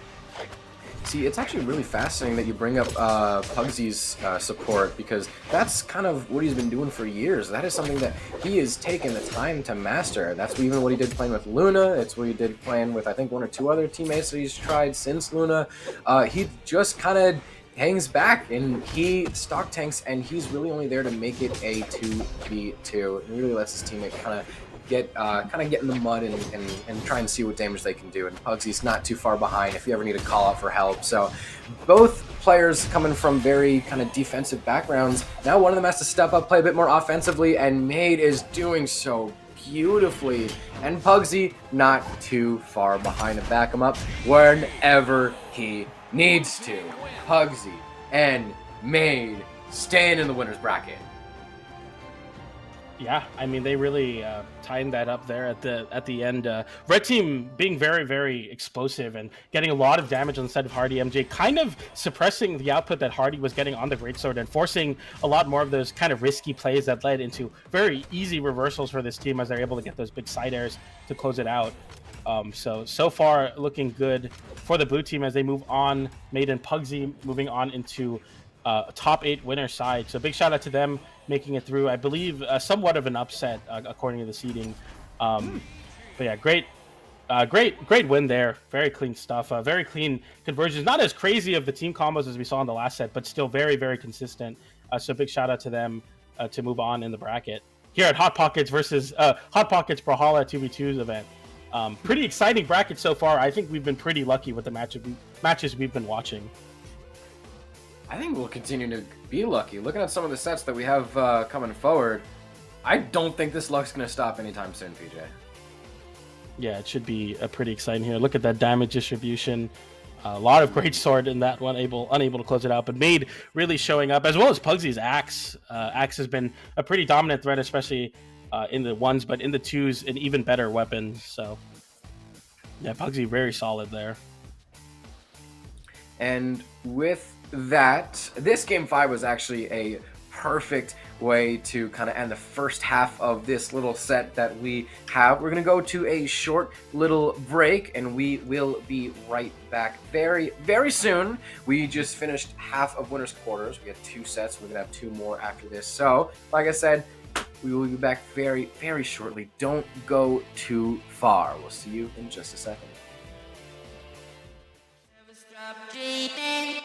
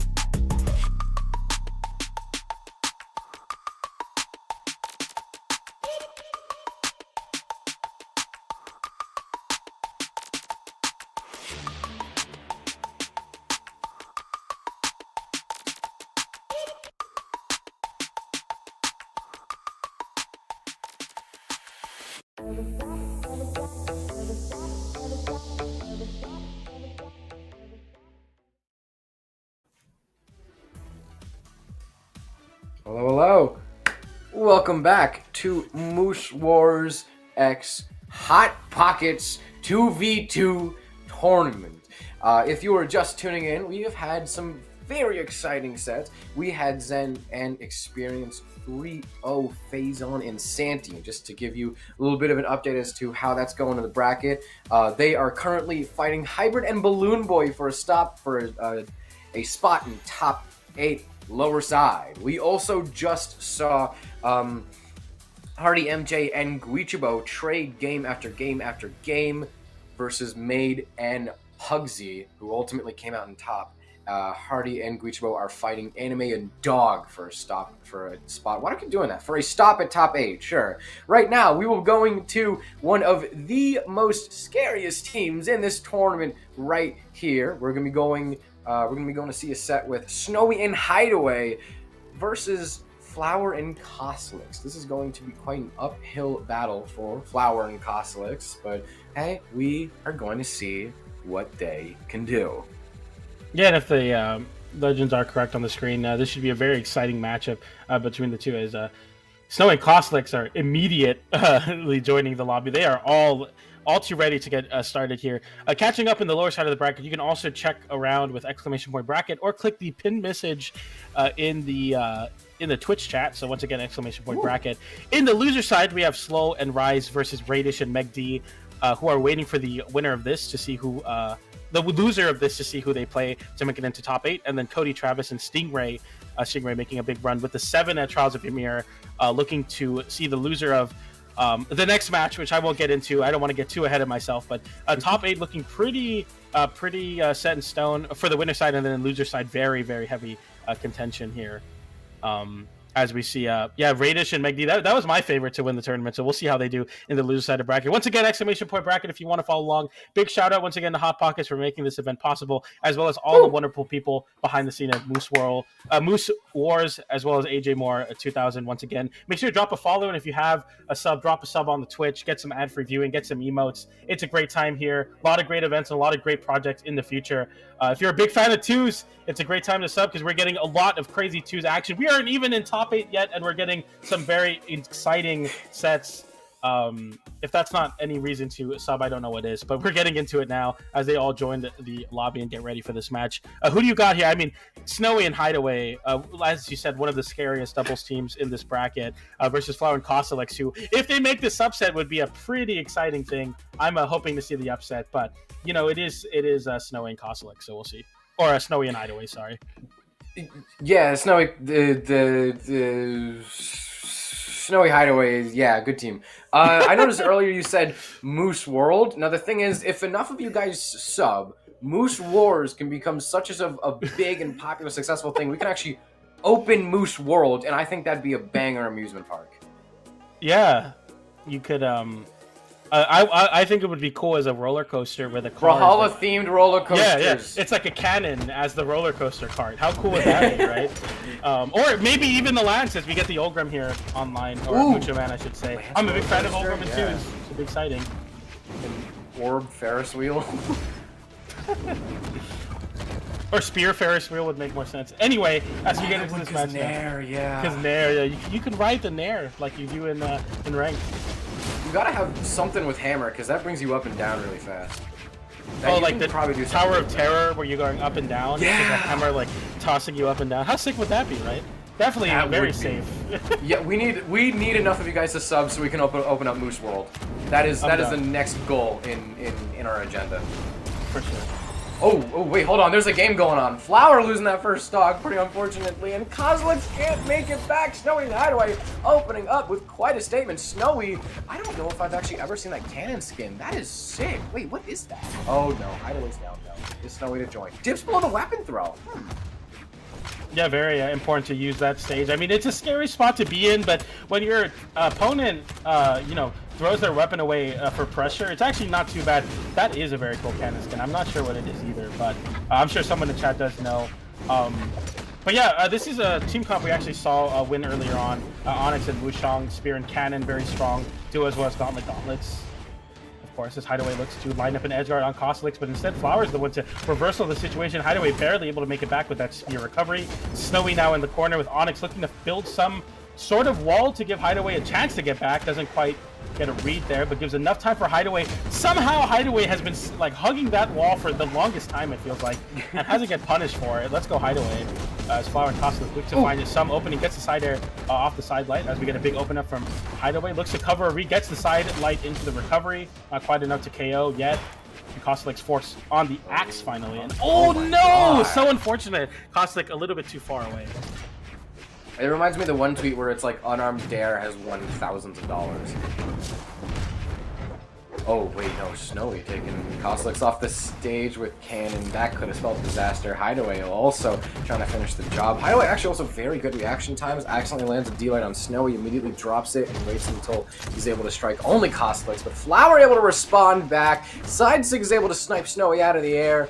Now Hideaway in a pretty shaky 2v1. No, the moment Snowy steps back down the stage, this Ong is able to immediately grab Gauntlets again and start back to work. Snowy is actually playing a very risky game. I feel like one of these days, there's gonna be times Snowy overcommits real hard off stage, and then also it might actually be soon since Hideaway has fallen down a last stock. Snowy, we've seen sweat beads come out of Snowy so often just this one game alone. Just the past 3 minutes of our lives, Snowy has been playing incredibly risky. I mean, he's a confident guy. He plays with a kind of prowess.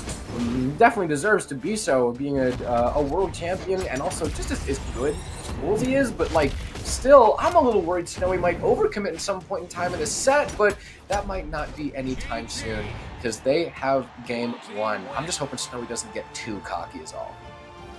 Yeah, no, for sure. And I'm not sure if it's intentional. I think what kind of Snowy's going for is like kind of like a decoy strategy. Like, look at me, I have no resources, I have sweat beads, like come hit me so that my teammate could land, so Hideaway can get an opportunity to pick up a weapon. Yeah, like come try to hit me. I'm the Onyx with high defense. I mean, if you want any legend to kind of pull the attention from Wushang, it's going to be Onyx, and if that is the playstyle so far, it's working out.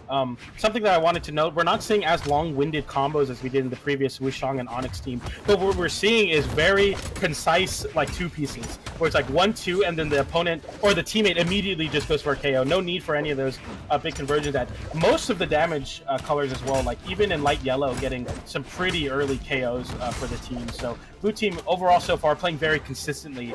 But as we say that, I mean, overall they're consistent, but Snowy is actually the one that is playing very, very risky, burning a lot of those resources early to try to give time for Hideaway. Flower, oh, the Nair doesn't really actually go quite. Flower now actually with Spear for one of the first times in a while. I haven't really seen Flower play Spear much today, so credit you to see. Oh, both Flower and Costelix jump over the cannon, and Snowy accidentally bonks his teammate. Can Hideaway grab the weapon? No, he cannot. Remains unarmed. The moment he picks up Gauntlets, gets thrown off the stage with his friend. Hideaway is able to sneak by. Snowy, less fortunate. Hideaway needs to try and sneak by again. Recovers low against Spear. Huge risk. Costelix can't stare off the bounds. Snowy is taking Flower stock into his own hands. Hideaway mirroring on the other side of the stage, able to take that first stock off of Costelix. Hideaway weapon throw doesn't even need it. Flower goes down. Hideaway needs to desperately stay alive, and this 2v1 combo might be a good way to bring the game even closer in the favor. Nair, great way to guard the weapon, and also another Nair. Nair is such a good tool in 2v2s. You need a touch me not. That's part of the reason why sometimes guitars and maybe even greatsword can work decently in twos, because they have good touch me nots. So people choose to play them a decent bit or use those attacks when they do. Recovery doesn't really quite send. I'm getting really for high. And also, wow, Snowy's actually okay. No, never mind. It is just blue team that is in a pretty comfortable lead right here. Yeah, as you were saying, like having those really important get off me tools, as well as the Spear Nair kind of stalling you in the air and creating so much space, as that down sig is able to close it out for Aang there, water bending online. And now up a clean stock apiece. So this is looking rough for the red team. We were talking about how good Snowy and Hideaway was, and I was not trying to downplay them, but it really does go to show like how strong these teams are. Like, they're not doing anything extremely fancy, but they're doing all the small things exactly right. Getting the pickups, not hitting each other, saving each other, breaking each other out of combos. As I say that, though, Flower gets a big sig there, not quite enough to close out the stock as Costelix looks to cover that platform with the side air. Doesn't quite get too much of a conversion, gets an immediate conversion off the cannon Nair, but now we're seeing Hideaway now in this 2v1 situation very briefly as Snowy gets dropped back on the stage.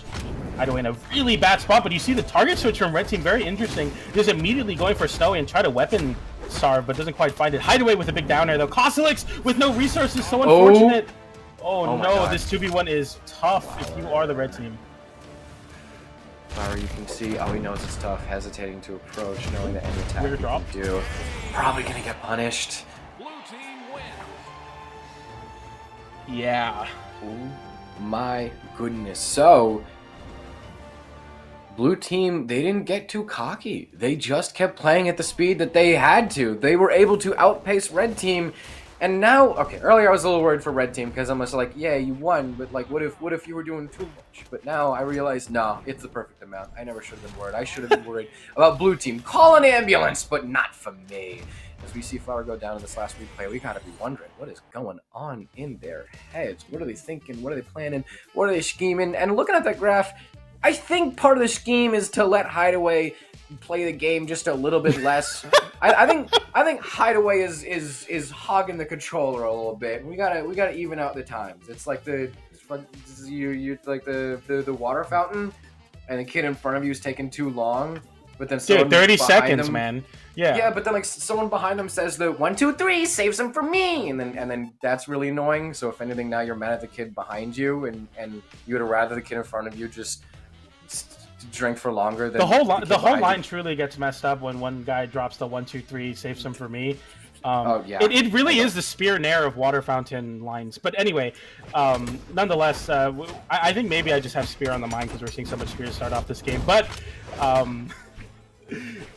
yeah, blue team, like as you were saying, keeping the pace really solidly, and we were saying like maybe doing too much, but in reality it was just enough. So yeah, I mean it's gonna take a lot for the red team. Staying on the weapons there, is that gonna be a KO? Wow, it is, and actually daring their own teammate to save Hideaway, but unfortunately they're not working out. Yeah, that was a kind of weird situation as we get even stocks. Yeah, I'd be pretty worried for Kosalix right here, and maybe a little bit for Snowy, but that defense for Onyx is able to hold on for a bit, and Snowy's got some pretty good movement. Man's able to clutch up. Kosalix falls down, though, leaves Flower in a very vulnerable situation. Reminding me, it is the reminder time. This is 0-2. This is for red team to stay alive in the bracket. This is for a chance at top 8 winner's side. This is a chance to not have to reset the bracket if they make it to Grands, and that journey is going to be a lot more difficult if they drop the next few stocks in the line. So this, I mean, the pressure's definitely not getting caught. Oh, the man is a long-term competitor. He's a veteran. He's also he is Brawlhalla people. He's probably on a few people's Mount Rushmores of this game. So I'm not too worried about Kosalix when it comes to pressure. Like, he's used to the situation. He's come back from worse. But Flower, on the other hand, bit of a new kid on the block that really kind of just started placing and getting on people's radar very recently. Let's hope he's able to manage, because he absolutely has to. Can he make it back? One last ground pound seals the deal. In Flower only played 2 minutes of Brawlhalla that game. Kosalix, it's starting to look like maybe 2.5 or 3 at this point. Is this just a go next, or is Kosalix about to pull the most insane 2v1 of our lives? A little unarmed doubles combo there as the weapon gets selected for Snowy now. The cannon. Spear cannon is probably one of the most lethal 2 comps in the game, as we see a very clean. Imagine getting neutralized by spear and immediately losing your stock. That would be absolutely terrifying, and I think terrifying was exactly the word you used to describe the team between Snowy and Hideaway, as they close out in a very clean 3-0 with a very terrifying cannon spear game ender combo. So yeah, overall very clean stuff. The edge guard's going in the flavor of blue team as well. As you see there, the ground pound closes it out, forces this 1v1 situation, and yeah, you're orange and get hit with a single jab. Yeah, sorry, bye. That is rough.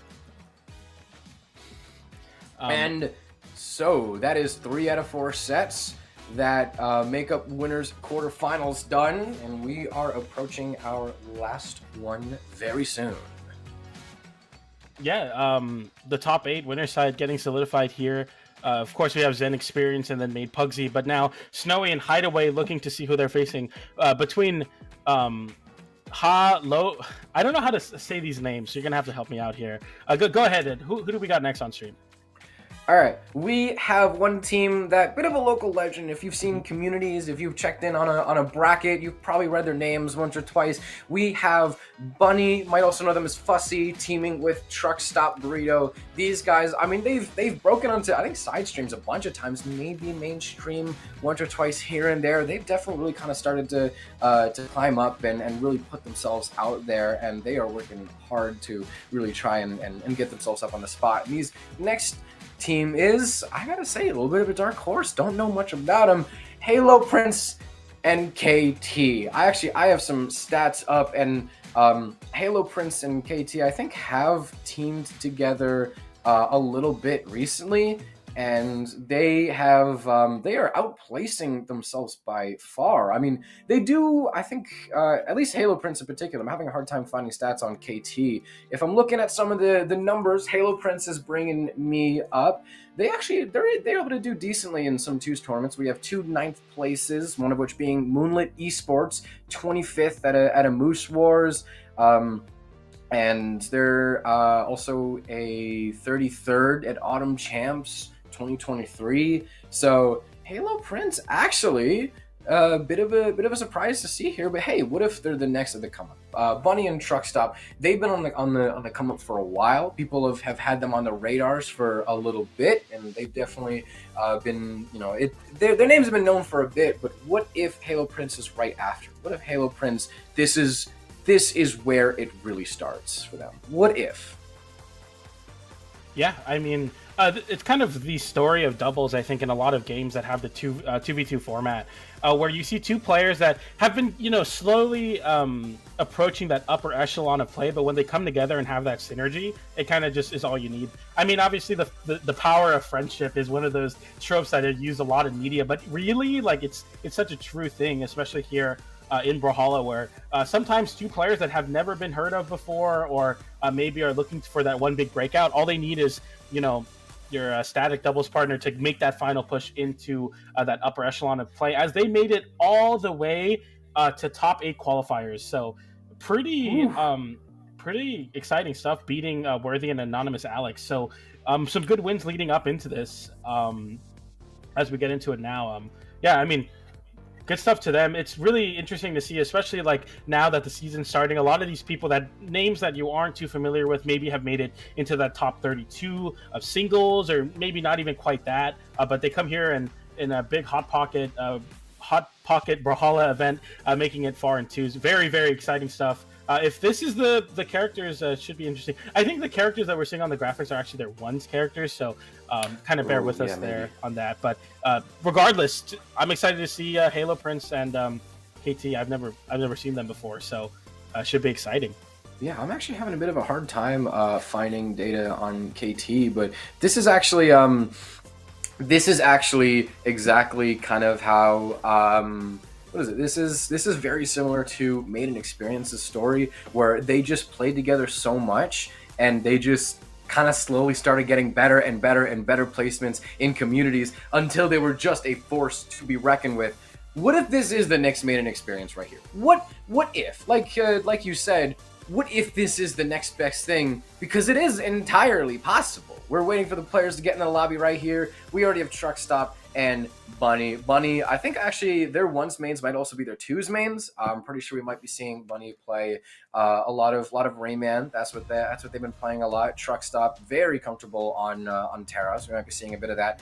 We have Halo Prince and KT in the lobby now, waiting for their characters, and we have KT on Sidra. So not an Onyx, but still a cannon. Bit of an interesting pick. Truck Stop going to be opting in for a Macho Man, Tried and True Classic, both ones and twos. Halo Prince with a bit of a curveball of Scythe. This is the first, and what if it is the only Scythe we see this entire night? So any Scythe enjoyers in chat, I hope that y'all are excited, because I think it might be time to savor this. And also, some of the only blasters we're seeing as well. Blasters, we talked a little bit about Greatsword, how much they're talked about. Blasters are also talked about a little bit more, but also a bit more infamously. People also have some very, very strong opinions on blasters, and we're not seeing them too much. So I'm hoping you can kind of see where I'm hinting at, because people have strong choice words about that weapon, And that makes me sad because people just started saying them after I just started learning Ada. Like, dude, I picked up a whole of the legend to try and be good at twos, and it just fell through. And that's when I'm happy that these guys are playing the game and I'm not. Yeah, hopefully representing the blasters and the scythe. Just Better learned than Ada. I learned Thor because of twos. I really like Thor in twos, and then now I'm stuck in ones and I'm suffering. So we're both suffering here with the character selects. Anyway, hopefully they are not with this Nyx, and Sidra should be very interesting. Cannon sword and the blaster scythe. I don't even know if we're gonna see another blasters or scythe for that. Ooh, matter. double clash. That was Oh, no. Wow. Double clash. Wow, Halo is actually, Halo Prince is actually doing really well off stage, at least so far. Even without the scythe, that was unarmed, I think. Wait, That and has was actually been doing better with scythe? Hold on. Wait, okay. KT's down, and also Halo is now down too. But hold on, there was something there. Halo actually had something in the crock pot. I mean, Bunny unplugged the crock pot, and so now we're gonna turn it back on and wait for everything to preheat again. But like, still, hold on, we got some pretty good ingredients in there. I'm gonna give this a second. Hold on. Yeah, I mean, when you give that your teammate an opportunity to go for that 1v1, all you're basically hoping for is that they close out the KO and you're able to live somehow. As we see here, red team able to close out the first. Gets the downlight into the ground pound, the very classic unarmed combo, as we see the sword and the blasters online now. Goes for a downlight into recovery, doesn't quite find a dodge or a jump, as we see immediately throwing the blasters away. I think we're going to be seeing a lot more of the scythe on the side of Halo Boy. I think blasters tends to be one of those weapons that kind of becomes disruptive in twos, and scythe being a little bit more precise, as we see a big cannon combo on the other side of the stage. Not quite enough to close out his stock, but a pretty decent amount of damage as red team looks to slowly build momentum to bring back this lead. Gets a slide off Sig, and is that able to close out the stock on Raymond? Not quite, gets the recovery though and sends back off Sig. The down air trying to line it up on the sword, doesn't quite find it, but the recovery sends Raymond high, but not quite enough to close out the stock once again. And we see a big reversal on the left side of the stage. I mean, it's just chaotic so far when these edge guard situations are going down. Gets that big Sig there, trying to find any way to KO, and finally does with the recovery on Axe versus the Nyx. Gotta say, they're actually standing up quite nicely, but here's where it kind of comes down to a bit of a Jesus bolt. Do you know what the Jesus bolt is on a helicopter? I have no idea. It's a very dark concept, but basically what it is, the Jesus bolt, that's not the actual name for it, it's what people call for it. It's the bolt that holds the top rotor together, because that's what keeps the helicopter flying. If that fails, the top rotor then also fails entirely. It's called that because when it fails, the only thing left to do is pray to Jesus. It's a very dark concept, but what I'm applying here is that what they absolutely had to do, or else the game would be basically fail, was to try and get Truck Stop out of that second stock, and they managed to do it, but Halo actually drops the last stock in a very unfortunate way, because Truck Stop is able to snag an NSIG at the top of the stage, leave KT in the 2v1, and Bunny's just able to sit back and let their teammate kind of handle everything on their own. So they were able to find at least something close to a win condition. They were able to bring both members of blue team down to second stock. I'm going to say here, Truck Stop was the last one on second stock, and that was the Jesus bolt for them. They had to make sure that they brought them down to last stock, or else that would be game. If they can't let blue team run away with that lead, but they ran away, lead or not, and so they had some very, very good interactions. We're touching back down onto Miami Dome.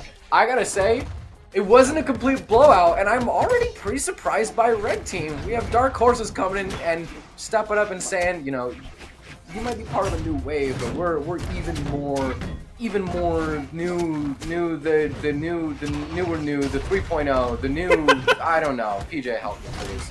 Yeah, I mean, you know, as we see the new guard, I wouldn't even say they're new guard. Yeah, the Dark Horse is a great way of putting it.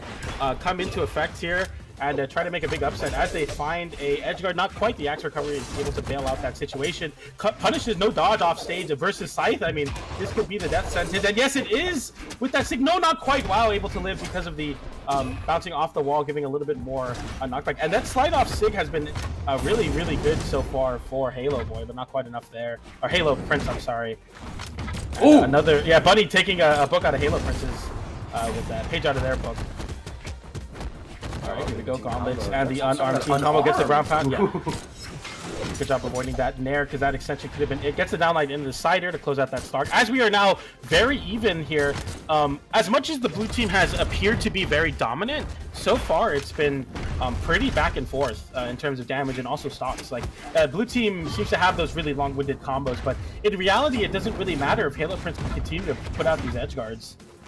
Braden looking to find something on the cannon. We've been talking a lot about Halo Prince, but Braden's been taking a lot of space with this cannon. Gets the sidelight into the stair. The recovery comes through and punishes Halo Prince, unfortunately, there as a big team combo opens up, gets the downlight on the lance. It goes for the ground pound and connects with it. Braden getting sent all the way down there, and Halo Prince is able to reversal. But oh man, that was rough.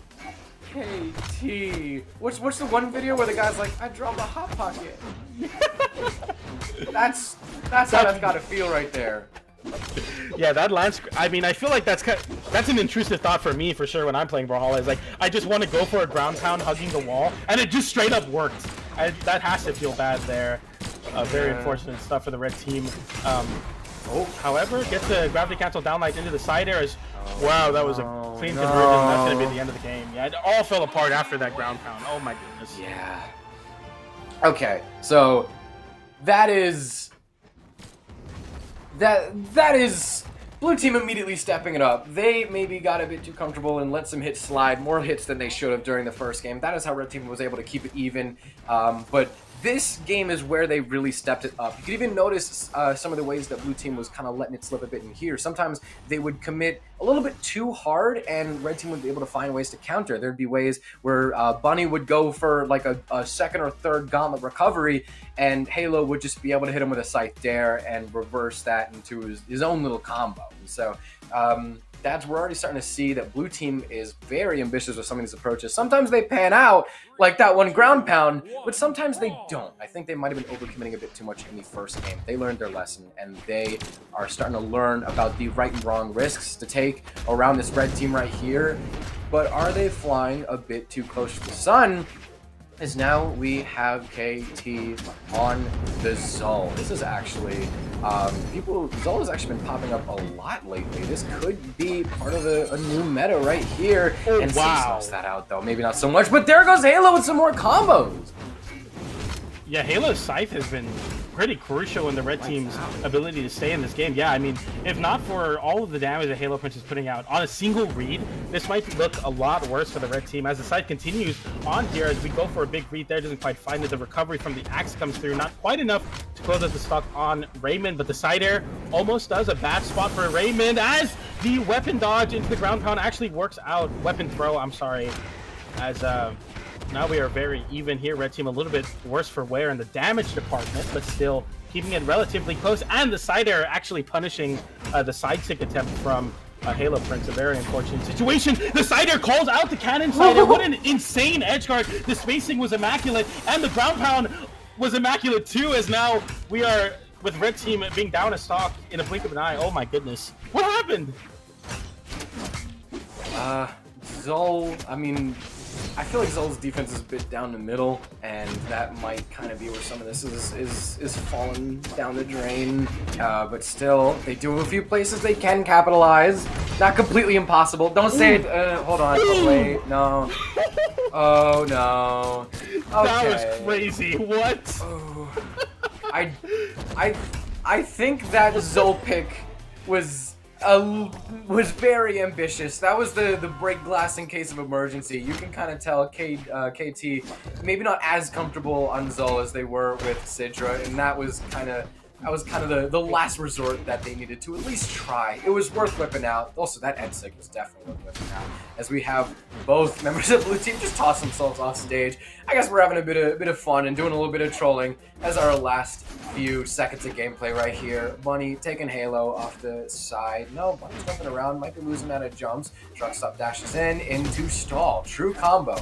Dash in, stall, and sig, true combo. Halo, there we go, able to reverse it around. That's exactly what I said. They were doing so well earlier. Another ground pound, let's go, but Halo is actually able to touch. Wait a minute. Halo is actually giving blue team a bit of a run for their money before Bunny slides in with yet another slide charge pivot side sig. Charges it up to let it connect. Bunny's so close to running out of jumps. Halo runs out first and cannot recover. Blue team with quite an impressive blowout. Bunny and Truck Stop move to top 8. Yeah, and with that, that's going to be our top 8 winner side finalized. Yeah, the blue team really having control of that match, especially towards the later part of it, gets that side air there. That was a big momentum shift as this, the ground pound comes in as the double sig connection and gets the side air. Look at this.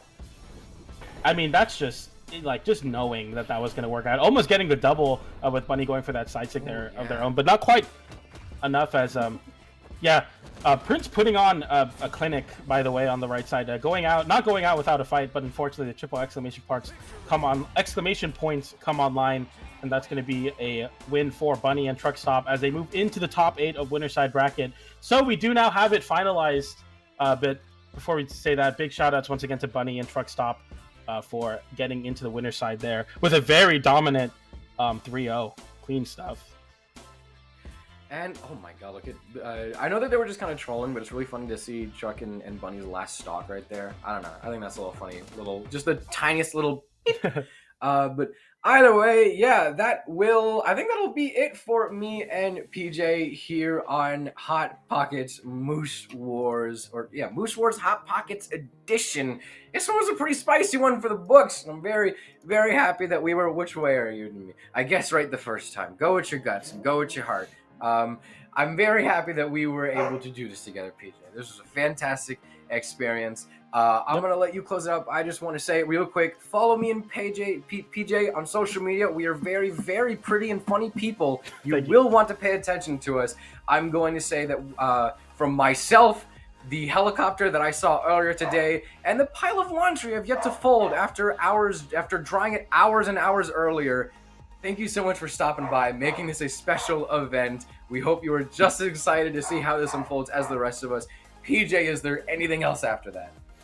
Thank you all so much. Once again, shout out to AJ as well as the team behind Moose Wars, all the wonderful people on production that make the stream look as good as it is, the crazy graphics and transitions. And shout outs once again to Hot Pocket for making this event possible, as well as all the wonderful people in chat. Thank you all so much. Make sure to follow, share the stream out, get people watching, because events like this are so exciting. And I'm going to be commentating a lot of Brawlhalla this year, so it's always exciting. Thank you all so much once again. We'll be right back. Stay tuned for top 8 winner side. Don't go anywhere.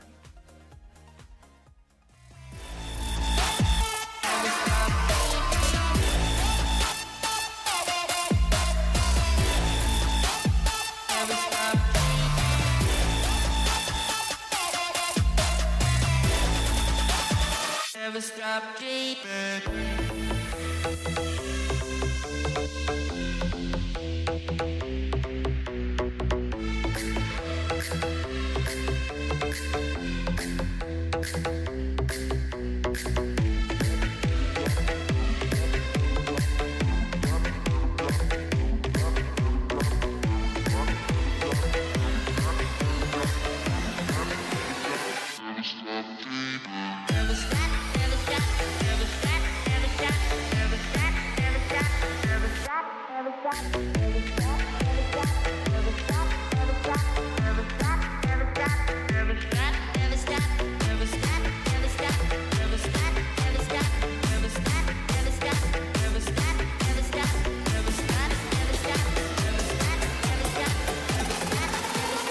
Never stop dreaming.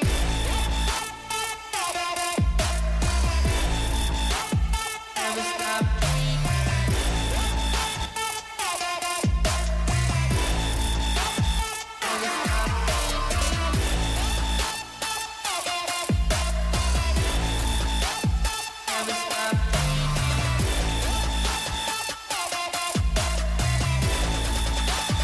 Never stop dreaming.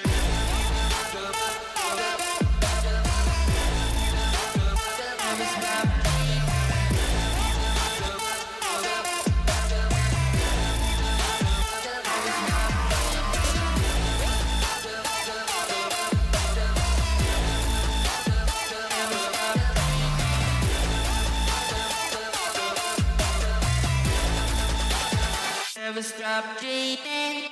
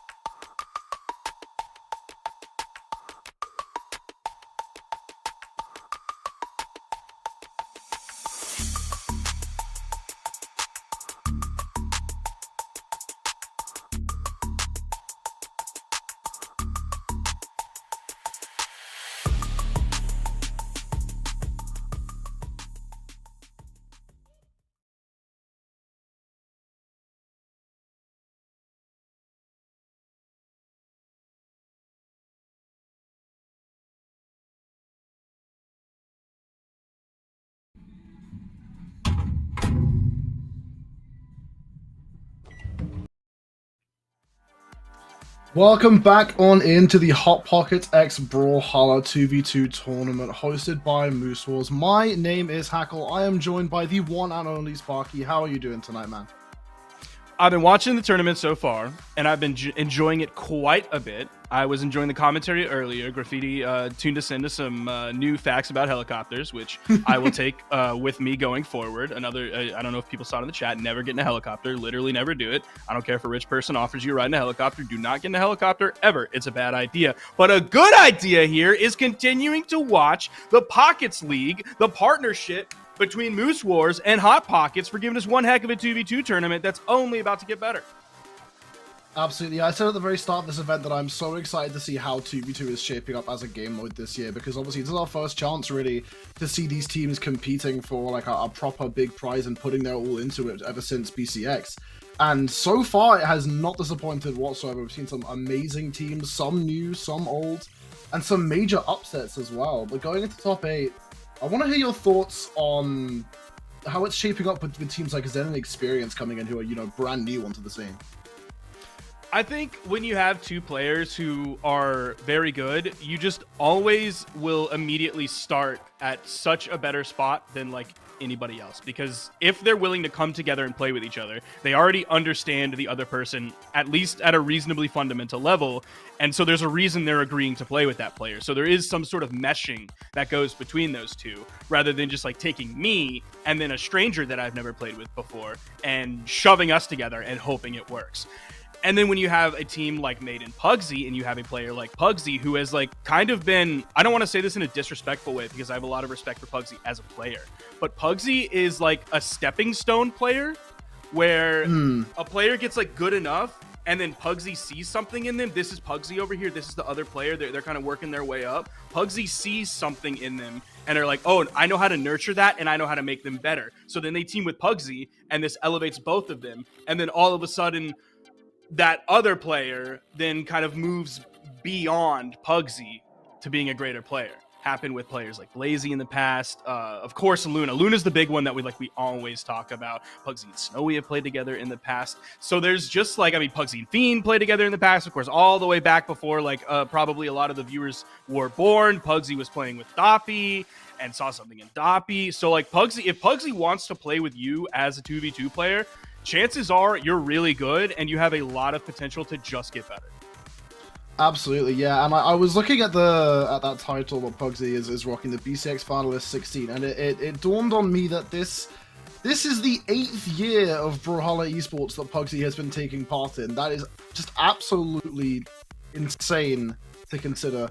And this is, I mean, I think describing him as sort of a stepping stone player is a very good way to describe it, especially when you're that seasoned in the game. Where Pugsy has been through every single form of Brawlhalla there has been, and he's been able to play, especially 2v2 as a game mode, so competitively throughout. And that really is, that does speak to how well versed he is at this game. And I think with a player like Made was another player who was sort of enabling in a sense. I think in the dynamic that Made and Experience had, with Experience being much more explosive, Made was always that sort of back burner, consistent player that needed to keep Experience kind of on a leash to stop him from going out and doing too much crazy stuff and risking throwing away stocks and such. So it's curious to see two players who fill previously a very similar role teaming up together, but I mean, so far today they have shown very, very good performance, but that is going into the face of a previous multi-time gold medalist and the most recent BCX2's champ. So those are very, very tough odds to try to surmount.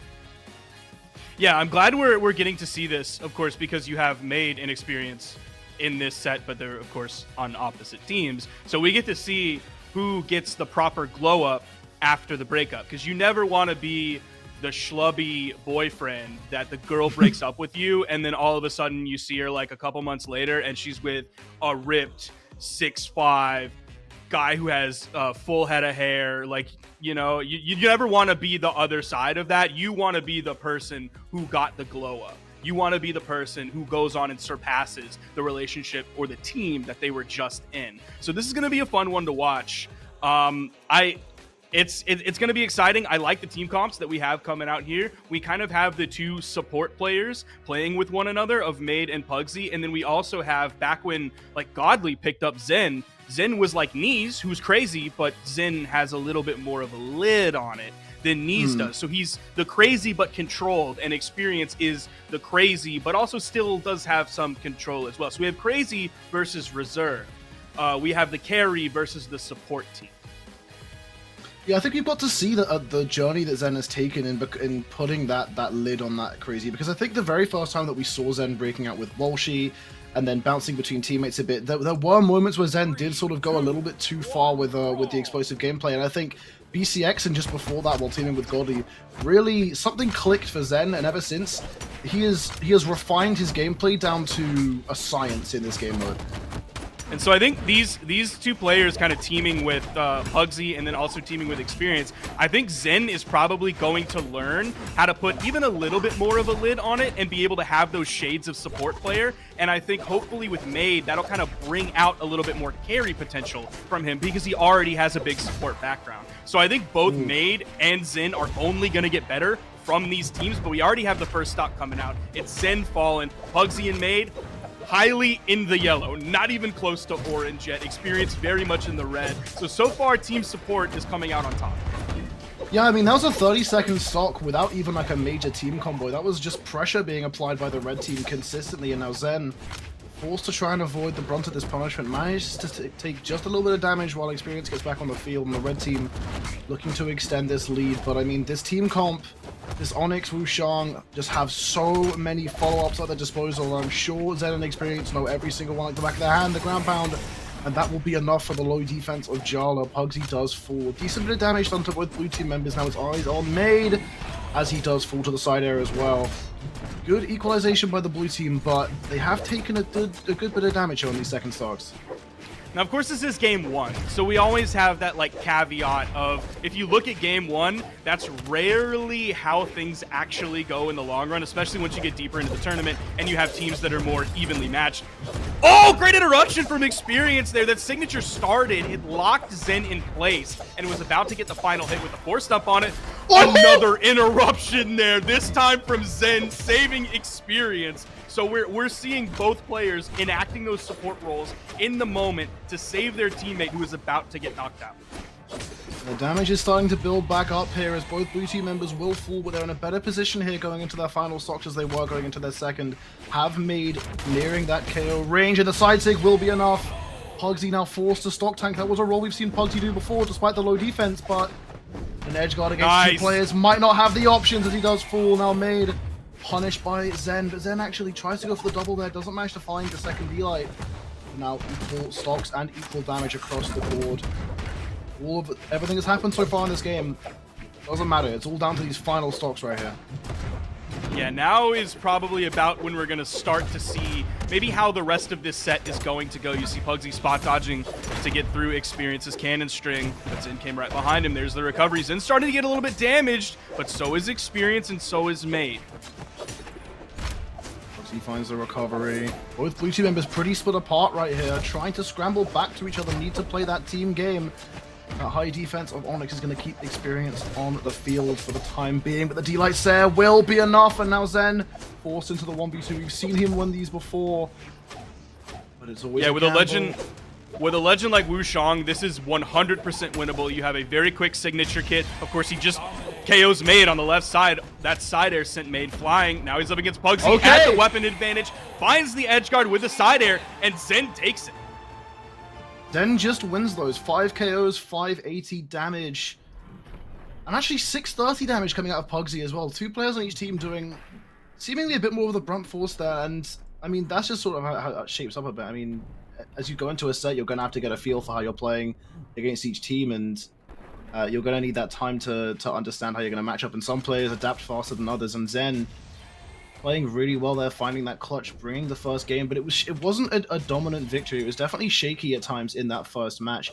And like you said, that first game one could always be, you know, a little bit of an outlier in the trend of a set, but the blue team still do manage to bring it home, and now the red team, numerically the underdogs here, and now forced onto the back foot after the first game. We have to see how they bring this back, if they have what it takes to do so. Now, we are going back to Apocalypse, but it's interesting that, like, we just had game one. It was a very close game one, but there was a lot of thought that went into the stage banning. Like, while you were talking, we were just kind of sitting there waiting for them to start the stage banning process. That's why it took so long to get into the game. It wasn't anyone resetting their client. It wasn't anyone deciding on legends that they were going to choose. It was purely stage banning. We're still, of course, on Apocalypse, but there was a lot of thought that went into which bans were going to come out after Zen and Experience took that.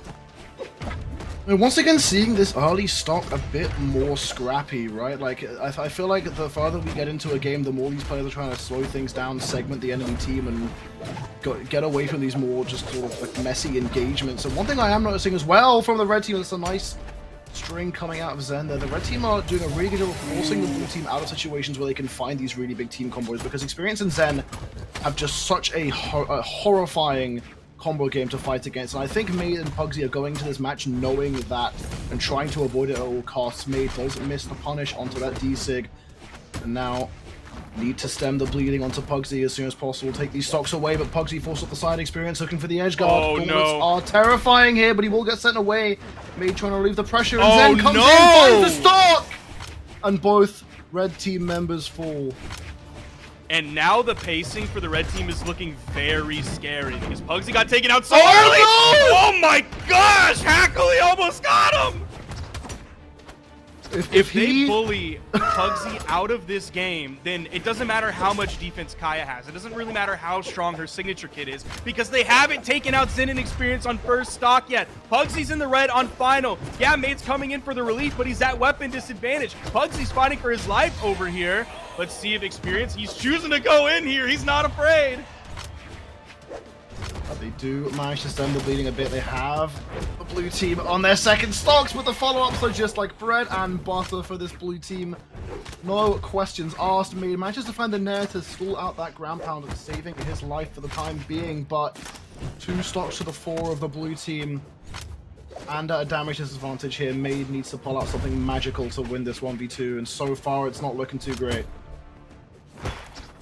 Now, of course, Made does have 2 stocks. You know, that's quite a bit. He's not starting this 1v2 final stock, last hit red, or anything like that. But you can see the way Experience and Zen are playing right now. They feel very confident. Of course, Zen had no problem hitting his teammate with that neutral air. You saw a lot of gravity-canceled signatures over on the edge when they were attempting the edge guard on the right side against Made. They can just kind of go sicko mode here, and they don't have to worry about too much. So they can really put the pressure. That signature right there. The GC side heavy, and it leads to his knockout and his stock loss. But ultimately, it doesn't matter. Yeah, Made is capitalizing as best as he can, but Zen and Experience are coming in now fresh. As it gets closer to them potentially losing this game, of course, they're gonna tone down the crazy gameplay and just do something simple like this. No major burn dodges, nothing crazy. They even get the ground pound to finish the thing off. This is gonna be a tough set for Pugsy and Made if Pugsy gets bullied. 160 damage, Hackle. Yeah, went from over 600 to less than 200 in the space of 1 game. And I really do like what you mentioned there, that once they got knocked into those final stocks, they really locked in and focused on just cleaning things up. Like, obviously, I like that they had some time to play around there, get a little bit of goofy gameplay done off stage. But the second, you know, stakes got a bit more even, they locked in and properly cleaned it up. And that's one thing I see some teams sort of underestimate is they think, okay, we've got a really big lead here, we can afford to just do a little bit of trolling, and sometimes that can really be to their detriment if they underestimate how well an opponent will play into that. And I mean, speaking of doing a little bit of trolling, Experience off stage doesn't even need a weapon, even though he doesn't find the edge guard. Good damage built onto Pugsy in the time being, and Experience is just full, sending it off the side here. The ground pound weapon throw not going to be enough to confirm, and in the meantime, Made finds it down air. Experience can't get saved, and they trade teammates. For the time being, Made slightly healthier here. Yeah, like Made is fresh. Good job for Made. The fact that they were able to at least take out Experience's first stock is really kind of keeping them in this moment. That is something they need to do. They need to really add up that damage onto Zen, find a way to take him off his stock. That neutral signature, wow, that not enough to do it. This gives them time for the team combo. Experience gets out of it, does a nice target swap there, continues chase dodging into the sky, wanting to put pressure onto Pugsy or Made. If it's Made, he has the chance to get a KO off the top. A little bit of team damage gives Experience a juggle opportunity over on the edge. The signature just barely whipping. That knocked out the recovery. Wait, and the ground pound to take Pugsy out. He's on final stock. Hackle, we're a minute 10 into this game and Pugsy's on final stock.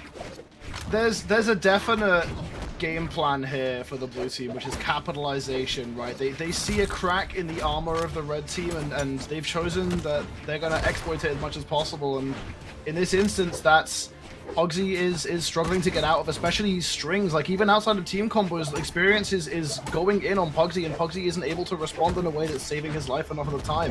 And so regardless of the fact that Made is so healthy, he so far isn't defending his teammate quite enough. The double slap side airs coming out. Pugsy will clean up the blue team, but so keep an eye on that health bar here. He's entering the red on this final stock less than 2 minutes into this game. And if he falls, we've seen that Zen and Experience are just so comfortable in this 2v1 that if Pugsy falls here, that might be curtains for this set. You see Pugsy immediately rotate over to the right side to try and help out Made. Pugsy's taking more and more damage. Yes, the stock lead technically favors the red team, but blue is so much healthier compared to Pugsy and Made. That ground pound from Zen almost making a contact. Pugsy just barely living off of that, only because it was on the wrong side of the stage when it hit. We're now entering a situation, though, where Zen is very damaged. Even if Pugsy does fall here, if Made can pull something off correctly, it's definitely possible that he could win this 1v2 as Pugsy does fall to the down air, but now Made fresh on this final stock.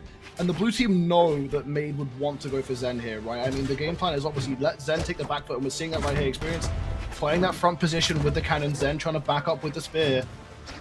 Look at the space that Zen was giving Experience. It was so safe for Zen to be there. He was throwing out hitboxes in case Made got away from Experience, but he was letting Experience take the front. He was trusting his teammate because, of course, Experience is a very strong player. He's giving Experience basically complete control here with a little bit of support that he needs in case Experience misses. Oh, the GCD light would have been the nair follow-up for the KO. Made still living. This is absolutely winnable for Red. It really is, but with every incoming hit, it becomes less and less doable. And Zen now starting to get a bit antsy going for these bigger plays, and that's where Made really could capitalize with the right option, but weapon stolen away, and once again, both blue teams now have the gauntlets. Then You saw could Mate. fall to even. Go for Anything the at target this swap there. Oh, it's the neutral air from all the way down there, and Experience and Zen take the next game.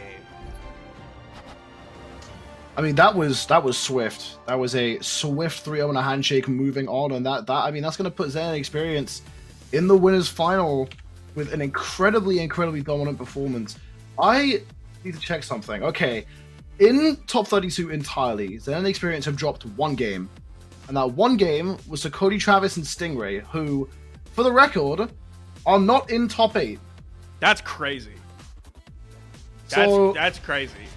they That's are just a on a bummer tear on right now. seeds. I wish that they didn't have to face each other in winners round 1, man. That doesn't seem fair. Like, I get that's how it works when you have like a new team. Like, you don't get that automatically like 5th place seed, especially because like Cody hasn't really played in a while, and Stingray I don't think has been like a major threat in 2s for a minute. But I'm really excited for that team, and I really hope that we get to see them. I want to see them real bad. Like, they'll eventually show up on the stream. Look at that second stock I'm excited from for that. Pugsy. Yep. Well, that's actually last game. Is that last game stats or that's this game stats? That is this game stats. I think it is. I mean, I'm gonna guess that's this game. Yeah, because Pugsy and Experience lost their stock at about the same time. So this is game 3. it is, and still, regardless, Pugsy's first 2 stocks. I mean, his 3rd stock eclipsed both of his first 2 stocks, and I mean that's obviously him going into that mindset of, okay, I need to tank this, I need to try and play this survival, and yet still just not enough. I mean, that's not to say that Made and Pugsy weren't playing well. There were moments of absolute greatness there that they just couldn't continue against a team that was just so oppressive, like Zen and Experience. With that being said, though, we do have the next match in the winners semi-final, which will be Snowy and Hideaway against Bunny and Truck Stop Burrito. I can't look at this any other way than we're gonna get a Snowy and Hideaway dub. Especially like it's Snowy dub season right now. Obviously, he's coming off of a tournament victory with Chan. I believe it was it called Love and War? I can't remember exactly what it's called. That was the Brawl League tourney that happened today, actually. Okay, it was the one that he played in with Chan like literally last night. So he's coming off of a victory in that. Obviously, we saw all of the things that he was saying around Valentine's Day. So spirits are up.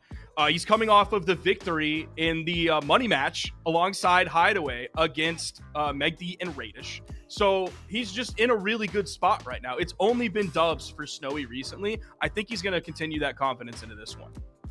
Actually, a quick correction. I said that Cody Travis and Stingray aren't in top 8.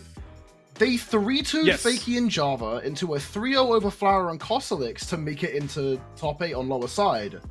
Who sent Fakey and Java down? Hello? Fakey and Java got upset, I think, by Halo Prince and KT. Very early in the bracket. Was Outside that top in 22, pools? Yeah, in pools, 2-0. Fakey Java did not make it out of pools. That's wild. They did not. And that does mean that the last qualifier we do have for top 8 is Halo Prince and KT, like I mentioned before, against Radish and Meg D, who also got knocked down pretty early. Not as early, but they did get knocked down into the lower side, if I recall correctly. I'm struggling to find it. Oh, Hardy, MJ, and Guichabao came out in the game 5.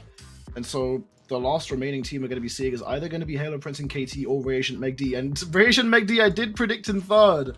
So fingers crossed. But yeah, this upcoming match of Snowy and Hideaway, you are correct that Snowy especially is on a hot streak right now. And this team especially have showed major promise. I mean, I've been watching them on Twitch. We saw the money match. Showed really good signs. Bunny and Truckstop obviously coming in as the underdogs. But at the same time, there are some really good fundamentals in the team of Bunny and Truckstop. They play a team comp that's a bit less frequently seen, expecting the Olgrim and the Rayman coming in here. But still, 2 very strong legends, both with Axe, that is very prevalent in the meta right now. And I'm just going to say it's possible, which some people in chat will very easily disagree. I think it's possible for a Bunny Truckstop win, which against odds like... it's always possible. It's always possible, but yeah, it's a very tipped scale with how hot Snowy and Hideaway are right now. Yeah, talking about the team comp, this is like, it's more like a vintage North American comp back when like Rayman was really, really popular in 2s. Still definitely has a place in 2s. I mean, we've already seen quite a bit of Gauntlets from the Onyx players, from the Wushang players today. So Gauntlets obviously have a place in 2s. And of course, no one will ever deny that Axe does not have a place in 2s. Axe has literally had a place in 2v2s for all of Brawlhalla's history. It's never been a bad weapon in 2s. You've never been shamed for picking Axe, well, other than, you know, you're an Axe meathead, but you've never been shamed for picking a bad weapon by being an Axe player in 2v2s. And of course, the Macho Man pick, like we know Kostelix as a North American player with the Macho Man pick, but Macho Man is of course a much more meta like EU pick, or more in South America as well than North America, but of course still a very, very meta pick. But more of a vintage one. So we kind of have new meta versus a little bit, I don't want to call it old meta because it's still very meta, but older meta. Absolutely, and I'm very glad that actually on the graphic we did have the Zariel picked for Hideaway. We're actually going to see the Wushang coming in, at least to begin with, that Ang crossover.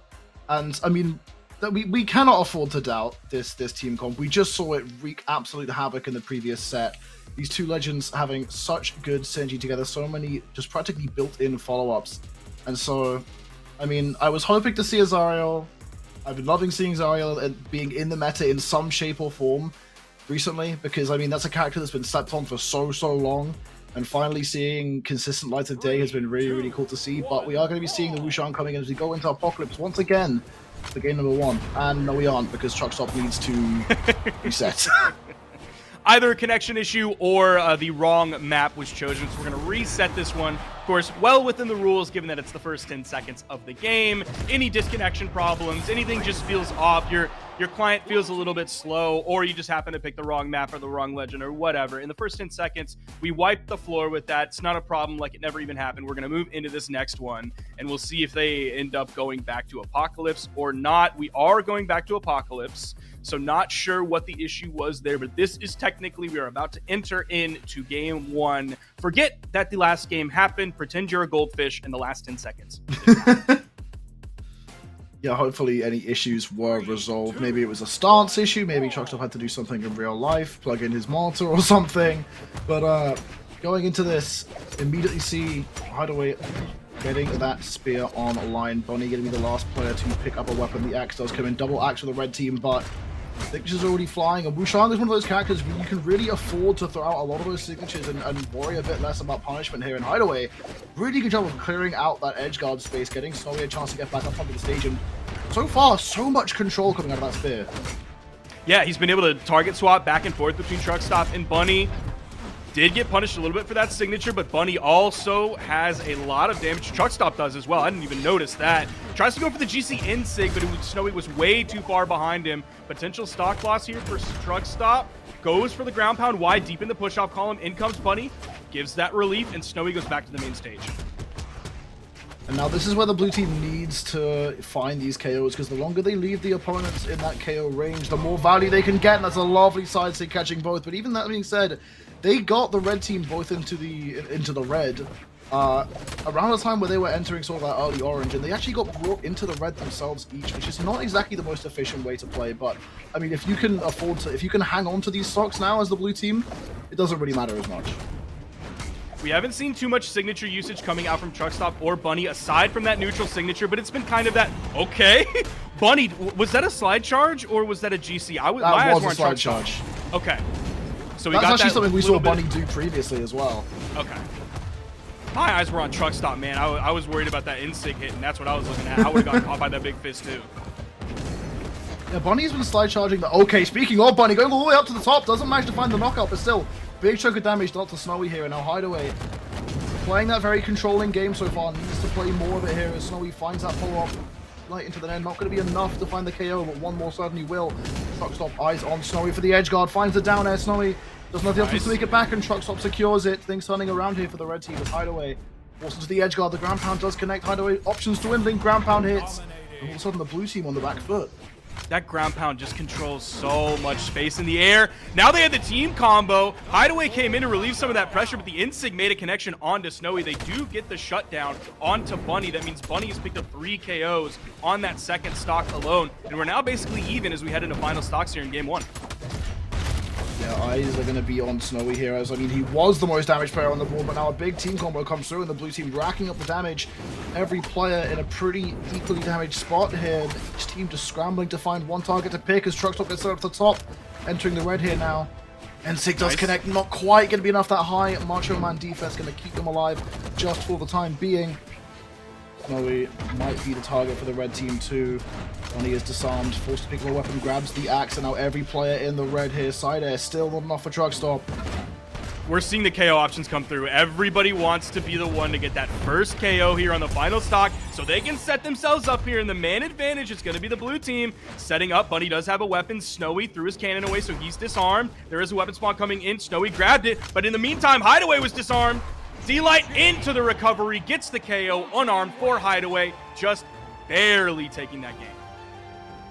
Yeah, that really came down to a tooth and nail fight. And one thing I actually noticed is the damage difference between the teams was pretty major. Like, it was like 1.1k damage by the blue team to the around 900 for the red team, which that's a big difference in efficiency right there. And that could possibly be a sign of difference in playstyle and how that's going to shape up. But I mean, if you're winning, you're winning. But efficiency is something that twos really strengthens, because I mean, if you can find those follow-ups and you're getting just one extra hit per hit for your teammate, you're going to be hopefully KOing more efficiently. And for the blue team, that wasn't really the case. Yeah, someone doing like mid to high 600s and then the other person also having to do like mid 500s is not great efficiency. Like we saw some of that in the last set, in the Pugsy set, where like one person was doing 650 and then the other person did like 300. So that's kind of in that 900 range where the red team was sitting pretty comfortably at.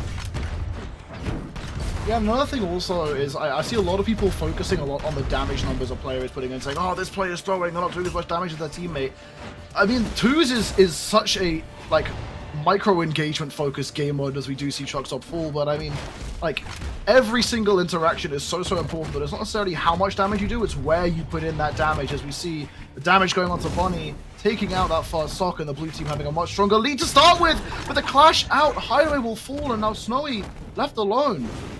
Great pickup there with the Lance ground pound. Snowy is extremely healthy though, so the stock lead is definitely going to favor the blue team so far. Snowy kind of struggling to find his way onto this Lance. He gets hit with the down air as well. I don't know if they want to switch targets between these two, given that Hideaway has the spear, giving him a little bit more range advantage. Meanwhile, on the other side, Snowy can just straight up go gauntlets. Oh, Bunny! Target switching. Potentially could knock out Snowy here. A little bit too low for that ground pound. A little bit too low for that down air as well. Snowy barely getting back going onto the stage. And now Snowy the one having to play this more supportive role for Hideaway, as Hideaway is the only one on the blue team on the second stock, and Snowy just tossing out these moves, hitting most of them as well. Sidelight into the side air, sends Bunny wide, gives him space to put pressure on the Truckstop. As Snowy does fall, and Hideaway cleans up Bunny as well. Truckstop and Hideaway now on a short 1v1 here, but nothing will connect. The pacing is starting to get a little bit away from the red team here. It's 3 stocks to 4. Even if they get this stock off of Hideaway, it's going to be 3 stocks to 3. But Snowy, again, is so healthy this game. He's done such a good job of not taking too much damage. Meanwhile, Hideaway has been on pace with everybody else, so that's just going to give the blue team the lead every single time. Neutral. Even got the dare back on the stage. Nice follow-up from Hideaway. They're actually changing their sights on a truck stop so they can get the 2v1 man advantage rather than trying to edge guard Bunny, because they know they can find that side signature right there, and Bunny's gonna fall completely out of the game. Truck stop all by his lonesome, and he gets hit with that signature, taken out of the game. That's 4 stocks for Snowy and Hideaway. That was, I mean, you said before that the first game can really just sort of be a bit of a toss-up where both teams get that feel out, and we might be seeing just that as Truckstop now forced onto a pocket pick here. The Black Knight Orion crossover most likely coming in here. The question is going to be whether that's the definite pick or whether that's just, you know... We do see Bunny in chat saying, try Onyx Truck. I don't know how much experience Truckstop has with gauntlets or cannon. I personally haven't seen him play much of either. We know Bunny has a lot of experience on the Rayman, level 100 no less. But Truckstop now actually locking in the Onyx with 30 levels to boot. That's nothing to scoff at, but still. I mean, the next lowest is 41 on this Ang for Hideaway, and Hideaway hasn't even been maining the Ang in twos. It's been that Zariel, so... Gonna be a bit of a desperation pick, I think, coming in from the red team here, but maybe it'll work. I mean, we've seen how good Onyx has been here today. Yeah, it'll be really interesting whether or not this is like a proper pick or if this is like a salty pick, because I swear 9 times out of 10 when we get a salty pick on a legend mirror, it usually doesn't go well for the person who is doing the salty pick, or at least that seems to be the way that goes in every single one of my rankings. Yeah, it's a pretty consistent. It's the mentality of, oh, your character's broken, I can play them better than you without even thinking, and so far doesn't seem to be the case, as the red team just taking so much damage here. Bunny, Uli, and the red truck stop could be soon to follow. Nice, Super Slick is going to catch Snowy, and Hydo actually going to take a can string as well, but as I said before, the pacing, it does really still feel like the blue team is just dictating the pace as they find both knockouts there. Snowy not in the red yet. The blue team not a major lead here, but we've seen that they've been quite good at holding onto these stocks when it counts. Whether or not they can continue that trend is going to be the question mark here. So to add a little bit of numerical context to what you said earlier, of course, we know Truckstop's Ulgrim, that's his highest leveled legend, has it at level 100. His second highest leveled is Teros at 55, and his third highest leveled legend is this Onyx. Even though it's a level 39, that's how much time he's put in on the Ulgrim compared to all of his other legends. So it's his third most experienced legend in this game. So it's not a crazy pick, it's not a wild pick, likely not a salty pick either. It's very possible also that he's been picking up specifically for players, because Truckstop and Bunny have been teaming together for a decent bit now.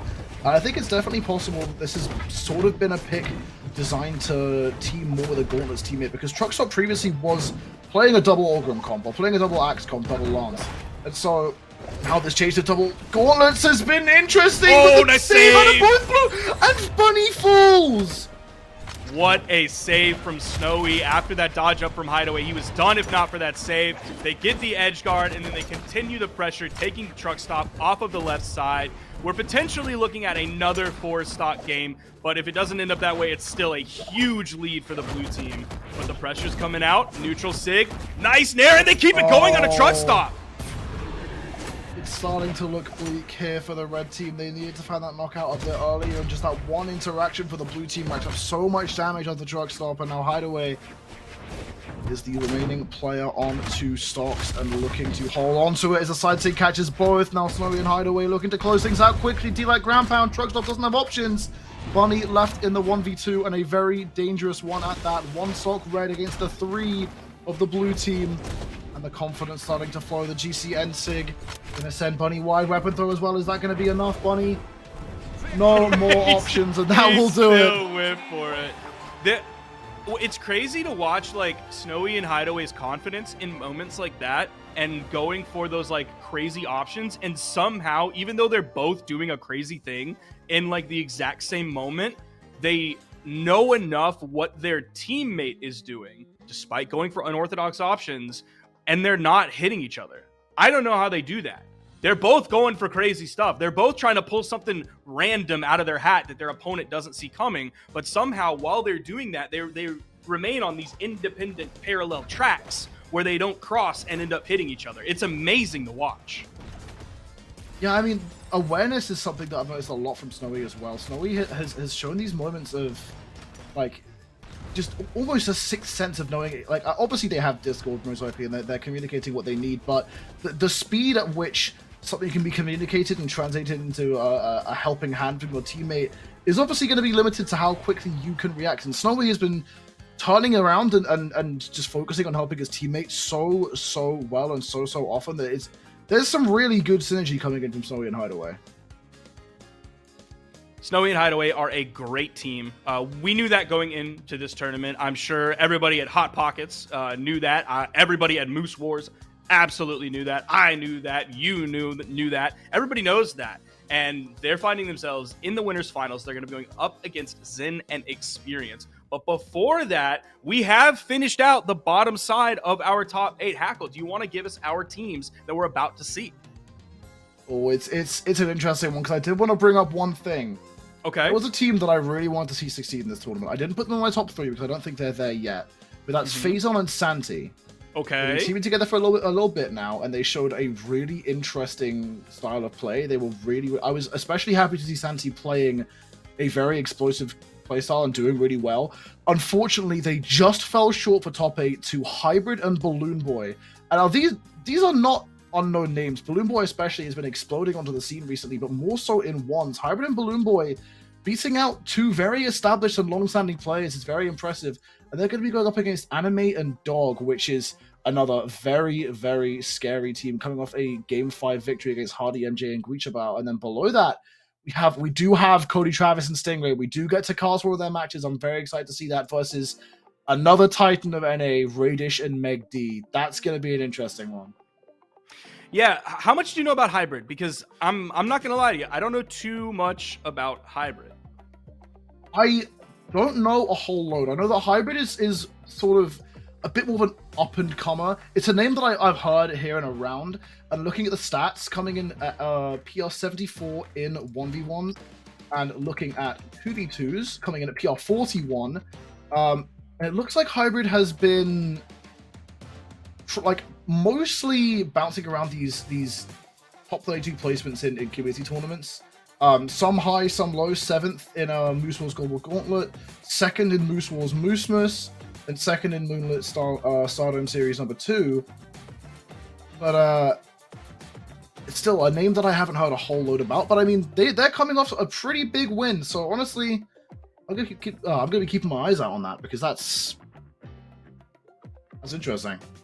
I'm looking forward to watching this set, but we do have to take a quick, short break before we get back with the rest of Moose Wars X Hot Pockets, the Pockets League 2v2 here. Don't go anywhere. And, you know, we're going to run some ads, so maybe check if you have a Twitch Prime there that you could sub to AJ Moore 2000, so then you don't have to watch those stinky ads, and you get to listen to the good music and see everything else that's actually happening on the stream. So make sure to check it right now. It might be off cooldown. We don't want to give Amazon any money. Get them out of here. Make sure to sub with that Twitch Prime so you don't see any of the ads that are about to come up. We'll see you in just a few moments.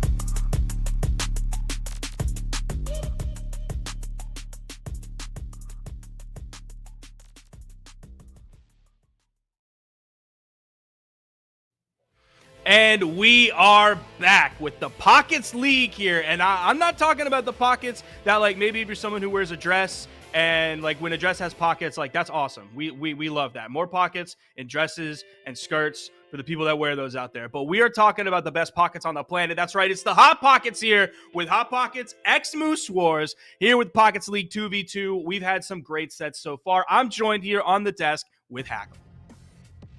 Thank you very much, my man. I am excited to get back into this. It's a short break to get everything ready, and we're going to be diving back into some insane sets coming up for the lower side of top 8. As we said before, just a reminder, Hybrid versus Balloon Boy, Hybrid and Balloon Boy versus Anime and Dog, which is going to be followed by Cody Travis and Stingray versus Radiation Meg D. So on either side, it's a bit more of new versus new and old versus old, although Radish a little sort of a bit more of a newer name out of those four. But Hybrid and Balloon Boy versus Anime and Dog is going to be an interesting one because Hybrid and Balloon Boy, like I said, coming off a pretty big win in Anime and Dog, two very established players. So I couldn't tell you who I expect to win that. I would probably say Anime and Dog just because, you know, those are the players that we definitely know for twos. Meanwhile, like you and I were just talking a moment ago, like Balloon Boy. Like, we know Balloon Boy. That's BB Balloon Boy. Everybody knows Balloon Boy. He's only PR 51 in twos because we really know him as more of a 1v1 player. Now, these two players don't really have any events together, so this could be the start of us knowing Balloon Boy more than just a 1v1 player and now starting to become a 2v2 player. But he's going to have to go through Anime and Dog. Like, we know Anime and Dog. Anime coming in PR 11, Dog coming in PR 20. Yeah, this is going to be an interesting one. We're seeing Hybrid locking in a Macho Man to start things out, and that tied with this Devil Jin Zariel crossover is an interesting choice because usually we've been seeing this Zariel mostly with Gauntlets. In fact, what we're seeing is almost two team comps split apart and then jumbled back together because we see a lot of we've seen a fair bit of Olgrim and Kaya together. I mean, Akno and Blaze popularized that team comp, and we've seen a lot of Onyx and Zariel, but now we have an Onyx and a Kaya and a Zariel and an Olgrim. So I'm not sure what to make of these team comps, Sparky. Yeah, it's really interesting. We'll see what Hybrid has, like whether Hybrid is a Axe Olgrim player or a Lance Olgrim player. So far, it's been a lot of Axe, but of course, we're very early on in this set, and everything could change maybe once another weapon spawn comes on the field. Ooh, nice dare from Dog in the weapon toss. That is going to confirm it. Balloon Boy, the exclamation points were coming out, but he did find a... okay, he's going to get knocked out there. That was a very easy cleanup for the red team with their light attacks and then also following up with the weapon tosses. They've already shown us their laser precision and accuracy with those weapon tosses. All right. Somehow, the dodge came out from Dog, and the GC neutral heavy from Hybrid had enough frames before it actually started and enough active frames to actually make a connection there. So that was a nice, like, final hit when you're going to be unarmed in that combo, and that combo extension as well with the GC neutral signature. Yeah, I mean, that's a nice cleanup, but even that being said, Hybrid now entering the red on this second stock before Anime even loses their first. And that's not what you want as the blue team, especially coming in as the underdogs. You want to try and make a statement in that first game, show the fact that you're capable of taking this team out, and Hybrid trying to do just that with a Lance. Dog could be in trouble as Anime gets cleaned up and Dog takes a decent bit of damage, but nothing too crazy here. Definitely nothing to put the red team in a dangerous situation. The blue team definitely have a target now, but the side tick will close out Balloon Boy's second stock, and Hybrid could be soon to follow.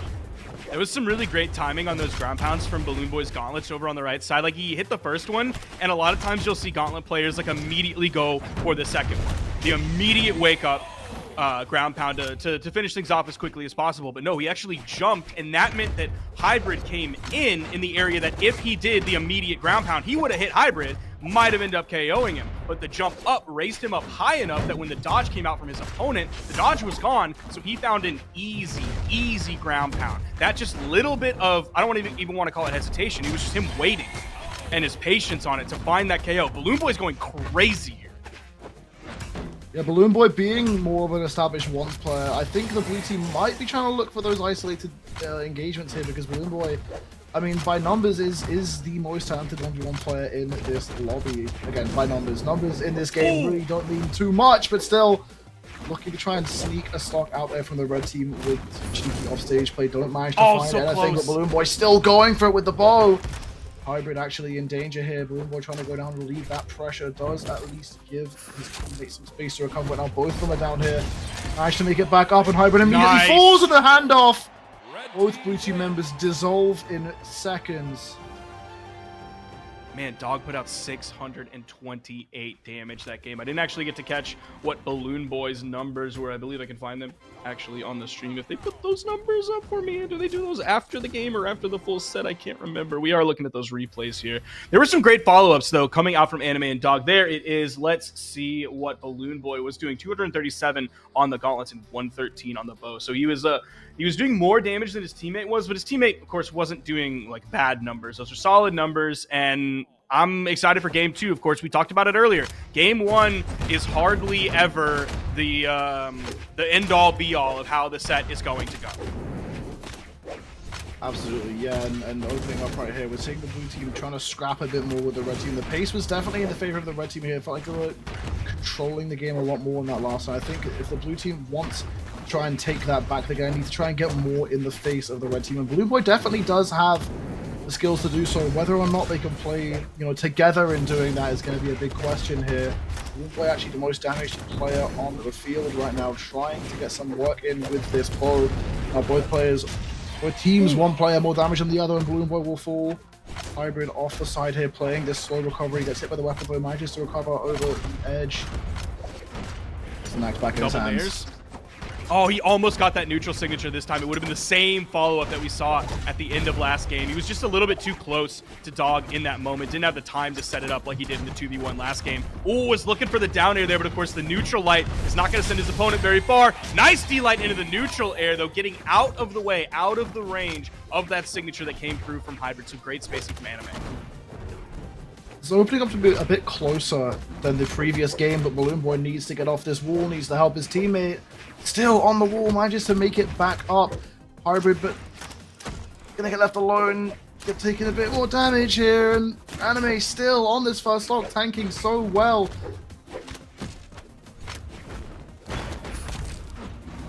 What a follow-up! The perfect timing and spacing from Dog there to hit after that down air. This is starting to definitely slip away from the blue team. Yes, Dog is in the orange on his second stock, but Hybrid and BB Balloon Boy are both more damaged on their second. Anime finally falling off of first, almost a full minute or 2 minutes into this game. Balloon Boy does put presence there to make sure that stock falls from Dog. Now the man advantage there. They only found one hit though, nothing major. Yeah, Balloon Boy is starting to get real chasey with especially these gauntlets here, finding these single hits, trying to convert them into as much as possible. Hybrid now trying to play a really safe game here, but in response isn't able to help his teammate out too much. The blue team definitely going to be looking to focus down Dog here, but Anime definitely not inexperienced in this game mode, knows how to try to protect his teammate. Manages to find that D-light now, and Hybrid will get sent off the top. Balloon Boy playing this evasion game, making use of the platforms. It does get caught by at least one Nair. Now looking for a weapon in his hands. Yeah, the evasion game he's playing, it's not working so far. He's trying to evade as much as he can, waiting for that weapon spawn. Finally gets it. Okay, a lot of damage has been put out onto Anime. Let's see if they can clean this stock up. Ooh, that side air almost did it. There's a 3-piece and the recovery, but they do get the KO off the top of Anime, putting him on final stock. So they're starting to bring this back. Not necessarily, well, depends. Actually, it is in their favor. Dog was taking a lot of damage in the meantime. Now Anime forced into the 1v2 is healthier than both blue team members, but I mean, that's 2 people to the 1. Finds the end sig, gonna keep Anime off the side, but that hit is gonna at least reset wall slip here. Meaning the blue team still have to wait. They can't really, they're not gonna want to try to dive off the stage here and look for an edge guard in a situation where they're both in one stock, and going that high up is dangerous as well. That cannon there really scary there, but that catches Balloon Boy! Oh my gosh. Oh, the neutral light. It bounced off the stage.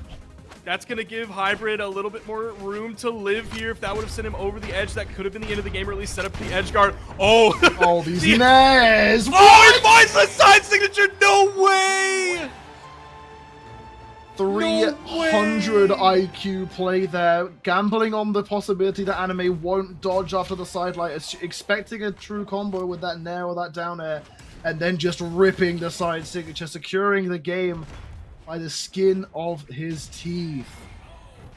And that was off of Balloon Boy. Here it comes. Oh, he walks back.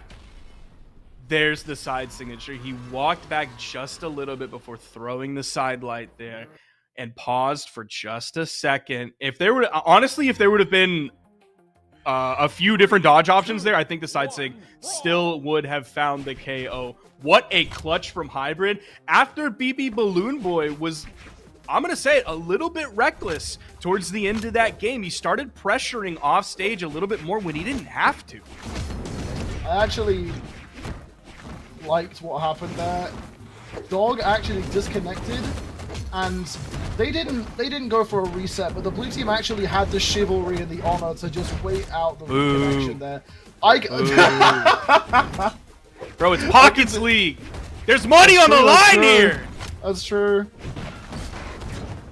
Absolutely true. And opening up Anime, taking the brunt of the damage.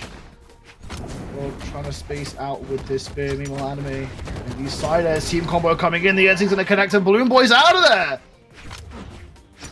That neutral signature making connection with Balloon Boy Another? and his teammate. Oh no! This is Oh, this is not okay. huge. He almost KO'd his teammate, but again, that friendly fire is going to have less damage and force than it is if you are hitting your opponent. So that kept that kept Anime alive there. And now the blue team not looking too hard as Balloon Boy will fall to the D-Sig. The red team saying, you took that one game, but that's all you're going to get, as Anime finds that understage knockout, and both red team members still on their first stocks. Yeah, this is Anime and Dog saying, like, don't forget who we are, brother. Like, there's a reason people know who we are. There's a reason why we have the higher PR here. There's a reason why we're favored in this matchup. Don't you forget. Okay, the recovery. Hybrid's been mixing up these options out of true combo starters quite a lot, and is catching the red team off guard quite a bit. And now, if you're the blue team, the game plan is to sneak out stocks the same way you did last game. Try and snake one away early or rack up damage so fast the teammate can't really respond. But honestly, that's kind of what's happening to Balloon Boy right now, as the damage has come out of nowhere, putting him straight into the red. Hybrid soon to follow. Both blue They team get a members. What a nice three-piece that they got on Hybrid. All of a sudden, he's like in the exact same spot Balloon Boy is. So either player that Red Team goes for, they are likely going to find a KO here soon. Balloon Boy's definitely done. He was trying to play up high. It was unsafe. And then, of course, his teammate Hybrid playing down low, also unsafe, as Dog picks up the KO. He got 5 KOs that game. A swift full stock for the red team as well. That was a statement made, and that end light catch was just so good by Dog. There was just that one moment towards the end of those stocks, those second stocks. There's that understage knockout again. That's just beautiful by Anime. But the synergy really started to show in that game as the red team just every single hit they found, it was at least one conversion for like a good 30 seconds. There was just so many conversions coming out, and now Balloon Boy actually swapping over onto the Kaya, getting rid of those gauntlets that we've seen so much of. And if I saw a legend swap out a Balloon Boy in this set, I expected a Diana, because that's the legend that Balloon Boy was playing the most before the Zariel. But actually, over onto the Kaya, and definitely, you know, not a bad pick in twos whatsoever. We've been seeing Dog do so much with this legend in Akno before. Or maybe this is the secret sauce the blue team needs. Does give them that spear option, does give them some very safe signature options as well. The damage lead is favoring Anime and Dog still, but it is reasonably close here so far, given the damage that Hybrid has taken and given the damage that Balloon Boy has taken. Oh, both members of the blue team caught in the middle. They're able to push Anime to the side. The recovery, putting more damage. Oh, almost got the KO off the top on Anime, but he's still just in the orange, and the lower strength that Kaya has. A little bit of a misplay on that one. Expected him to be much higher. I really respect the GCN light for the follow-up, but the extra follow-up just wasn't quite there. And both blue team members will now fall, but a much closer game going into this than we saw previous, as Anime is now the only player remaining on this first stock. The blue team taking a few hits here, but the side stick actually connects onto Dog's teammate. Now the damage starting to rack up as Anime does fall. Dog needs to play a safe game here. Hybrid not able to find the punish. Anime returns safe. Yeah, I think Dog maybe overestimated or underestimated the size of like the dead zone when you like hop forward, which is where his opponent was, inside of that dead zone, and he ended up making contact with his teammate. Dude, their ability to pick those up so fast. It's so fluid. Like, it feels like they shouldn't be in position for a follow-up there, and they find it every time, and now that's what's keeping the red team in it, I think, because, I mean, the blue team feel like they're winning more neutral interactions, but the red team are just getting more damage per hit. The Nair comes through and both blue team members fall. And now it's looking a tad bit more bleak here for the blue team. Dog needs to lose this second stock soon if the blue team have any hope of winning this game, but he's diving off the side here for Balloon Boy. Balloon Boy trading back with a down air, looks for the D-Light, doesn't manage to find it. Wow. Just backs off from that edge guard, doesn't want to commit to it and lose a stock early. But speaking of early stocks, almost using it to that recovery, and the blue team starting to fall apart possibly. Dog's recovery back to the stage that we just saw was amazing. You saw him fade away just a little bit because the weapon toss was coming in. It was perfectly on its mark, but he faded away just a little bit. And then he stayed deep enough in the push-off column rather than going directly for the wall. And the blue team just completely backed off and eventually let him have it. Yeah, Blue were just giving respect to the recovery and choosing to play the safe game here. And even then, having chosen to play the safe game, they're still both so damaged on these final stocks. Need to play a flawless game here. The D-Light Nair is not flawless as it hits both teammates of the recovery as well. Balloon Boy has fallen, Hybrid left alone, the down air cleaning it up. Dog going for a CC light under the stage, Hackle. What a wild option. And then he was ready to immediately turn it around after he missed the D-Light. Honestly, the D-Light might have been to physically move him under the stage. I don't know. Yeah, that was just, I mean, there were moments there where Blue and Hybrids really looked like they were contending. And then it came down to just the handoffs, I think. It was just the amount of times the red team just found a stray hit and the teammate was there. The teammate knew what option to go for. I mean, who goes for a recovery off that Nair? I don't know.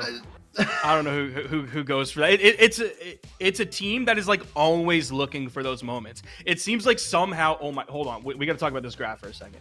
Look at that long flat area from Dog where he is taking next to no damage whatsoever. Meanwhile, Hybrid, he loses his stock from basically the beginning of that long flat area. He loses his stock in that time. It's Dog taking next to no damage. And even if you look at anime, you're seeing like decent flat chunks as well, especially on like the latter 60% of that first stock. Those are long periods of time where he's just taking one hit and then he doesn't for 10, 15 seconds. Gets hit one more time, but then doesn't take a hit for 10, 15 seconds. It's wild.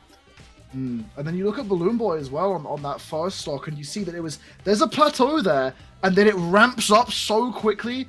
There's that little bit before the peak, I think, I don't know whether damage graphs in this game can get steeper than that, because obviously there's a limit on how quickly you can put up damage in this game with team combos. I think that's about as steep as it can get. Balloon Boy was just getting absolutely taken apart by the combos that the red team were putting out towards the end there. And like I said, I feel like that was the difference maker. Very well played by Balloon and Hybrid, making it top 8, but that will be the end of their run as Anime and Dog move forward into the lower quarters. But that does mean we have our final lower round 1 match of top 8, which is going to be Cody Travis and Stingray versus Radish and Meg D. I'm so curious what Stingray and Cody have for us, because like we know Cody's good. Like we've seen Cody's track record, especially in 2s, and it's always been alongside like Cody Travis and Isidru, or of course the more recent run of Cody Travis and Phazon. Couldn't really quite rise to the occasion that we used to have from like Cody and Isidru, but still, like Cody is a threat 100% in 2v2s. He's always been a threat in the meta of 2v2s. I don't know what he's got with Stingray. I love Stingray. I'm like, Stingray is probably one of his biggest fans now. He's a very interesting person. He's a very multifaceted person. He's talented in many different ways. And if I look at someone else who is talented in many different ways, I'm looking at like Pugsy, who is a former Smite pro, obviously very good at Brawlhalla, was like one of the best players in Rushdown Revolt as well. It was tournament after tournament after tournament. Nobody could take out Pugsy. So I look at someone else who is that good at other things, and then I just draw that parallel over to Stingray as well, who's a very strong Brawlhalla player, gifted in music. He's going to Berkeley, so he's a smart person as well. He's very multi-talented, and that is just like that's scary. I'm not good at one thing, and he seems to be good at everything. No, I know the feel. I know the feel. I'm very curious also to see what Stingray is going to be bringing in terms of a character pick, because we saw in the Trial of Ymir, we saw that 7 coming in from Stingray. The first real big breakout performance of a 7 since she has been made tournament legal in sort of very top level play. And I was saying this before, when I first saw 7, I saw the stat block, I saw the weapon combo at BCX, and I said, this is going to be the new meta for 2v2s. And so far, haven't seen it too much. I mean, on paper, Spear and Cannon, how much Spear and how much Cannon have we... Almost every single team comp has had some iteration of Spear and Cannon separately. Maybe the combination of having both on one legend isn't what these pros are looking for. Maybe it is. So far, Stingray is going to be locking in that 7, level 36 already going into this game. Yeah, so far, I don't know if it's like... I don't want to call players lazy, but it's like lazy in the sense of like, oh, they just like don't want to try anything new. Because there's not a big enough reason. Maybe there's a reason, but it's not a big enough reason yet to really force them onto trying something new. Meanwhile, Stingray is that guy who will try something new. Like, we didn't really care about Orion as much in Brawlhalla, especially not like really in 1v1s until that Winter Championship where Stingray came out and it was like, oh, this is how good Orion is. This is how good Spear D-Sig is. This is how good Lance N-Sig is. Orion is not just like the goofy gold player who wants to spam Spear neutral signature. And so it's probably, we could see 7 start to pick up once people see Stingray kind of figure out what the right things to do are, how you need to play this legend, and if there is a big enough reason to swap over. Because I agree, it's a great weapon comp, especially for 2v2. So far, we are seeing actually that 7 of Stingray being the most damaged player on the field, but that is another thing to mention, that stat line. Having that 8 defense base is just going to make Stingray so survivable on this character. 7 isn't the kind of character that you'd look at and think has super high defense, but she absolutely is. And the double N-Sig team combo is going to put both... Okay, well, I mean, I just got taken aback by the double knockout there, including one teammate, and the damage is built up so quickly, but... Now, Cody Travis, I mean, definitely not averse to a stock tank playstyle, whether or not he's dusted off that old stock tank playstyle and whether he's ready for this. That's going to be the question. Finds the falling side air. Now, Stingray looking to extend onto Radish. Meg D losing that stock there was honestly a little bit embarrassing because he was like so deep out there trying to follow up, but nobody got sent anywhere near him. And then the sweat beads came out and he was like, oh man. And Cody came in and just hit like the easiest side air of all time.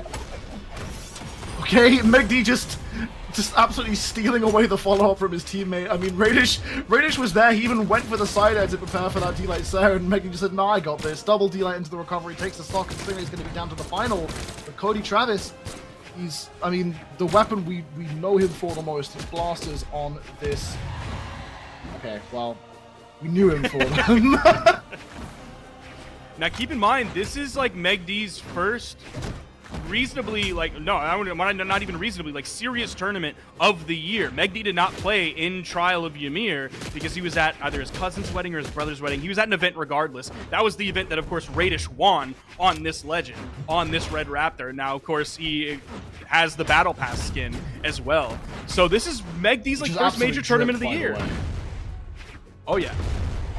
And yeah, it is, and it being a 2v2 event, I think is going to be a weird feeling for Megni because he is a bit more of a 1v1 player, and right now, Cody and Stingray starting out pretty hot. I mean, Stingray is kind of damaged on this final stock, and whether or not Cody can deal with Megni in a 1v1 if Stingray does fall is going to be a big question, but so far, when we know Cody knows how to prioritize it and get in the way of someone focusing down his teammate here, and I mean, we get one Axe Enlight, that's a guaranteed D-Light Surf for Stingray into a signature from Cody Travis. That's so much damage, guaranteed. Now the Blasters as well. Blasters just have so much going for them here as the team combo comes in. Can't quite catch the recovery, but still, like I said, so much damage. Side Sig does come through, but nowhere near enough. Weapon pickup N-Sig, though, is a really nice option from Meg D. Still starting to fall away here a bit. Ooh, Cody's playing a dangerous game. He does have a full stock to play with, and he was also maneuvering great. He didn't get hit by anything that Megdi had over there. Megdi was showing him a lot of respect as well. You weren't seeing Megdi like spamming neutral airs or attempting the siders because he was worried about if he whiffed, that could be curtains for the game. So he was giving a lot of respect to Cody, and Cody was giving a reasonable amount of respect to Megdi as well. Yeah, absolutely, and it's just so good to see Cody Travis back in 2v2s and playing at a high level. Like the days of Cody and Phazon, especially during like 2020, 2019, when Boomy and Sandstorm were really at the top. It was such a fun team to just watch run away with these insane combos and watch Cody just tank these stocks and make these comebacks. And if we're in a universe where we're starting to see that again with Stingray, I will absolutely take it as we get into this next game. And the exact same game state as we saw previous, same legend, same stage. So obviously an adaptation of play style or specifically to their opponent is going to be the play. Big spread from the blue team here. Stingray all the way on the right side while Cody all the way on the left side while Cody out of it for just a moment. We haven't seen anything really coalesce so far just yet. It's kind of been these chaotic individual 1v1s. Okay, now we're starting to see the red team. Beautiful GC side signature from Radish to follow up off of Megdi, knowing exactly the right height, having all that room with it. Punish on that down signature from Stingray. Over on the edge, his dodge is burned. No go in from Radish because Cody was right behind him, hit him with the blaster side air.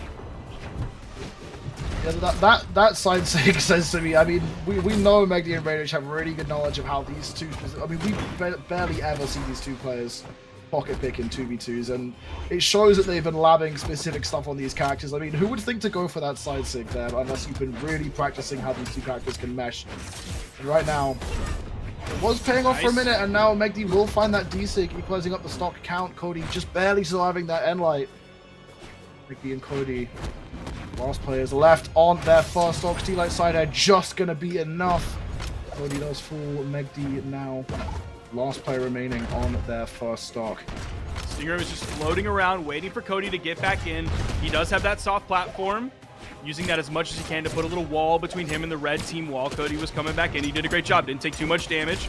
Ooh, nice turnaround, but that is a great side air from Cody to interrupt that potential team combo that was about to come out, starting with Megdi.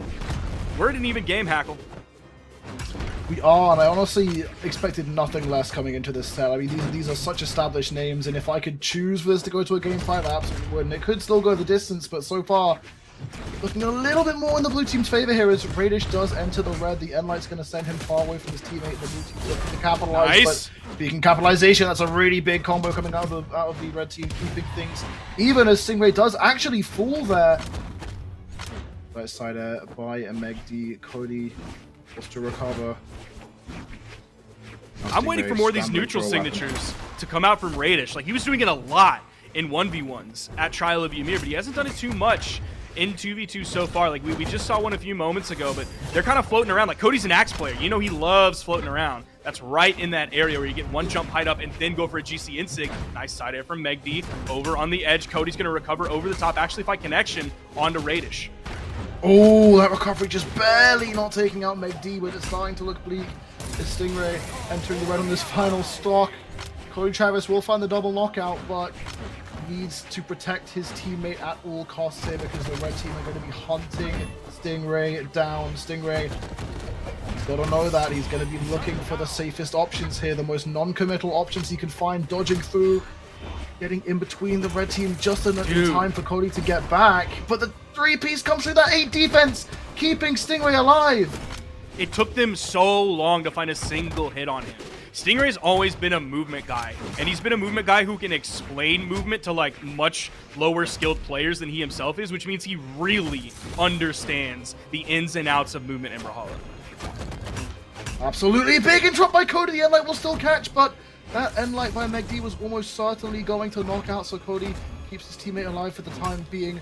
Radish letting his teammate take the front seat here, has taken a bit less damage, but the handoff is big. Dodge not punished with the recovery. And now Cody left in the 1v2. Gonna rip the side sig there, caught by the side air to punish. Nothing too crazy, but still damage disadvantage and stock disadvantage for Cody Travis. So we always have to worry about the GC Insig over on the edge from Cody. Went for the down signature. Oh, no. Gonna get punished immediately for that. Is he gonna go for it? No, they're giving him plenty of room. They don't want to get caught by that. They don't want to get yoinked out of the air and sent over to the blast zone. They want to play this one very carefully. We're talking about Meg D and we're talking about Radish. There's basically no one more careful in the game of Brawlhalla than these two players. Absolutely, yeah. And you mentioned before that NSIG on Red Raptor, and I feel like you're definitely right that it could be catching out Cody, especially playing floaty, but if it does miss, I mean, if Stingray has Spear in his hands, that's a free D-Light Sir, and I feel like the red team are sort of reserving that NSIG as a combo finisher. A lot of the combos they have include something that ends up with, say, a D-Sig from Meg D on Gauntlets, or something like that that goes into a finisher signature from Radish, and a lot of the time that's the N-Sig, because that move is a fantastic signature, has a lot of force, covers a really good angle, especially for boots as a weapon, but it's definitely not unpunishable. Disagree. Nah, I'm just kidding. I'm being a little salty bear for a moment. I don't like fighting against Red Raptor. No, you and me, boy, I get you. You're exactly right. And specifically, like, Megdy's been using a lot of the Gauntlet down signature so far in this game, both like on his own when he's isolated, and then also as the finisher of their little like 3-piece, 4-piece quick combo that they find just out of nowhere.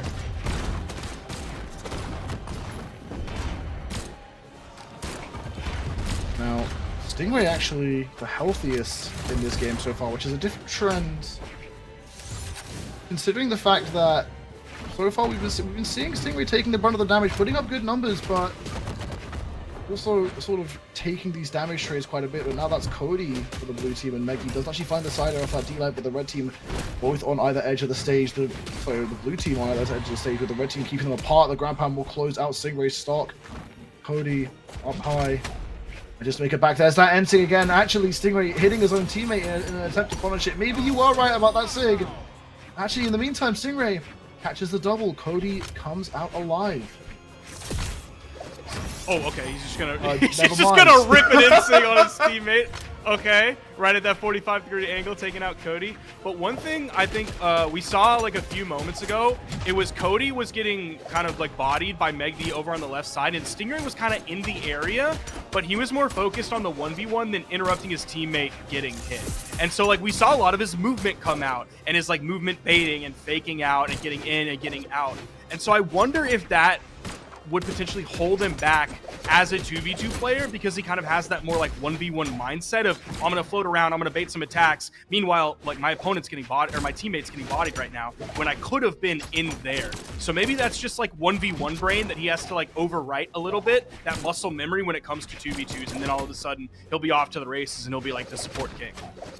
That definitely is a factor. Like I find myself, and I find a lot of people I've spoken to about the game mode, is like auto-piloting and doing. It's very easy to put yourself in a position where you'd want to be in ones, but it's actually leaving your teammate hanging out to dry. And I mean, blue team's still getting good work done here as Radish does. Oh yeah, definitely.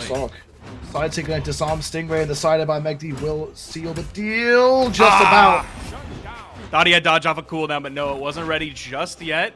We're at a reasonably even game, though damage lead is going to favor the blue team. Megdy's in the red and Radish is in the yellow. Meanwhile, Cody's at later stages of orange, and Stingray is fresh white on this stock. There's a great interruption. D-Light into the neutral area, doesn't find the KO onto Meg D, but I think one more will. There's the side air. It's from the middle of the stage, though. Not going to have enough.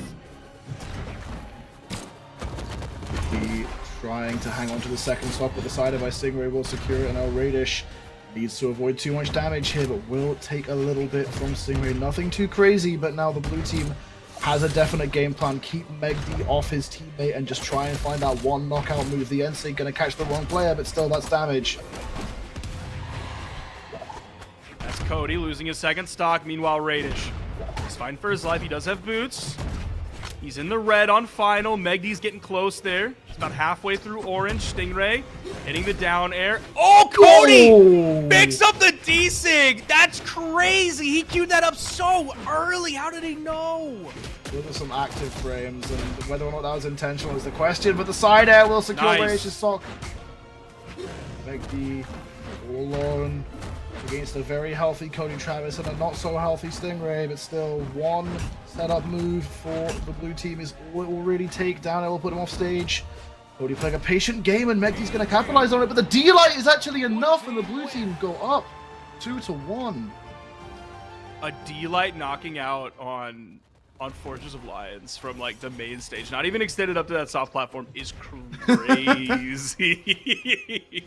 But I don't know. That's Axe player mentality. Sometimes is like if the day. Sometimes you need to do the damage. Sometimes you got to do all that damage so you can find something simple like a D-Light or an in-light from the wrong side of the stage. They ended up making it work for him, and man, Stingray put out the lion's share of the damage at 684 that game. Also picked up 4 KOs. I'm loving this 7. Honestly, I really am. It's a very... I feel like I'm kind of seeing why some people didn't jump on the 7, and I feel like having Spear, like Onyx is having Gauntlets and Cannon makes Onyx such a mobile character. Like the pressure you can put out with the movement options of side air on both weapons makes you you can just dive off. You can go off and just put out so much pressure, and you're all over the place. 7. With that lower speed and lower dex and having Spear, is a bit more... I think you've got to think a bit more about how you're going into those engagements. On Cannon, you still have that mobility, but then over onto the Spear, you're playing a much more zoning-focused game. And Stingray is a player who understands taking space and controlling it really well. And even though we haven't seen too much Cannon from Stingray, we have seen a Zol previous. This pick is working out really well from him in both game modes. I think one thing that might limit people from picking this legend is also the signature kit, because if you're a Cannon player, I think you're just better off with Onyx. You have multiple signatures that are really safe and are great follow-up options off of your team. Oh! Are they gonna finish this off? No! But a buttload of damage was done very quickly. Again, the desig on the soft platform, Cody is nailing those. But if you look at the signature kit compared to like in Onyx, if we're talking about Cannon Legends, or even if we're talking about Spear Legends, like Hattori is probably going to have a reasonably safer kit. Wu Shang, of course, is going to have a safer signature kit. So I feel like, again, there's not a big enough reason. There are reasons, but I don't think there's like a big enough de facto reason where a lot of players are going to be like, yes, I want that. I want that signature kit. I want that weapon combo, at least just yet. Now, even though we had that big team combo, blue team have been doing a really good job of turning things around in this game state as Megdy, caught by the side air, is going to give the blue team some room to breathe. Cody really isn't playing too afraid when he's in these red situations, and maybe that's just the confidence he has in his movement here, or maybe it's the defense of Barraza as he manages to survive that side air again, and Megdy and Cody just trading, forcing one another to recover back to the stage, and Stingray will finally close it out with a side air of his own. Radish floating around on the edge, catches one side air, and that's all he'll take. Blue team looking to close this out in swift 3-1 fashion, and the red team need this to go to a game 5 there. They want this win, and a team combo will come in, but interrupted, forcing his teammate into the signature, slowing that down and forcing out of the team combo. And now Radish, once again, the most damaged player. And he's over on the right side. Stingray, you saw him start to push over more, get a little bit closer to Radish, but not immediately beeline for him. He didn't tunnel vision. But they're definitely looking for that stock off of Radish and Megdy. Megdy is keeping the pressure on. Now Radish comes in. That neutral signature. I think that interrupted recovery was actually good for the blue team. Otherwise, the bottom side of that recovery might have hit Stingray and sent him straight down. It's possible, and the straight up angle of that recovery. Cody swinging big with the axe, and the pogo will take out Stingray blow for blow in this game number 4. Cody and Megdy once again.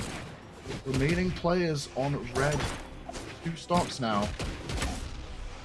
The team combo, but that Stingray is there to cover, not only stopping Megdy from following up, but taking him out of the equation. And now blue team has some room to capitalize. Radish takes a little bit of damage here. Megdy comes back swinging, trying to protect his teammate. Cody still living. Dude, they're adding so much damage on the Radish so fast. It's like every engagement between Stingray and Cody is another color change on the Radish. Cody is now, he's in barbecue sauce, and if you're the red team, you can't afford to be this inefficient. I mean, you have weapons that have such good KO options, and Stingray, just that one side air, I mean, that's value. Okay. Cody will finally fall on the combo opportunity, but the red team can't capitalize. Megdy Megdi Cody's trying to there to find something interrupt. big.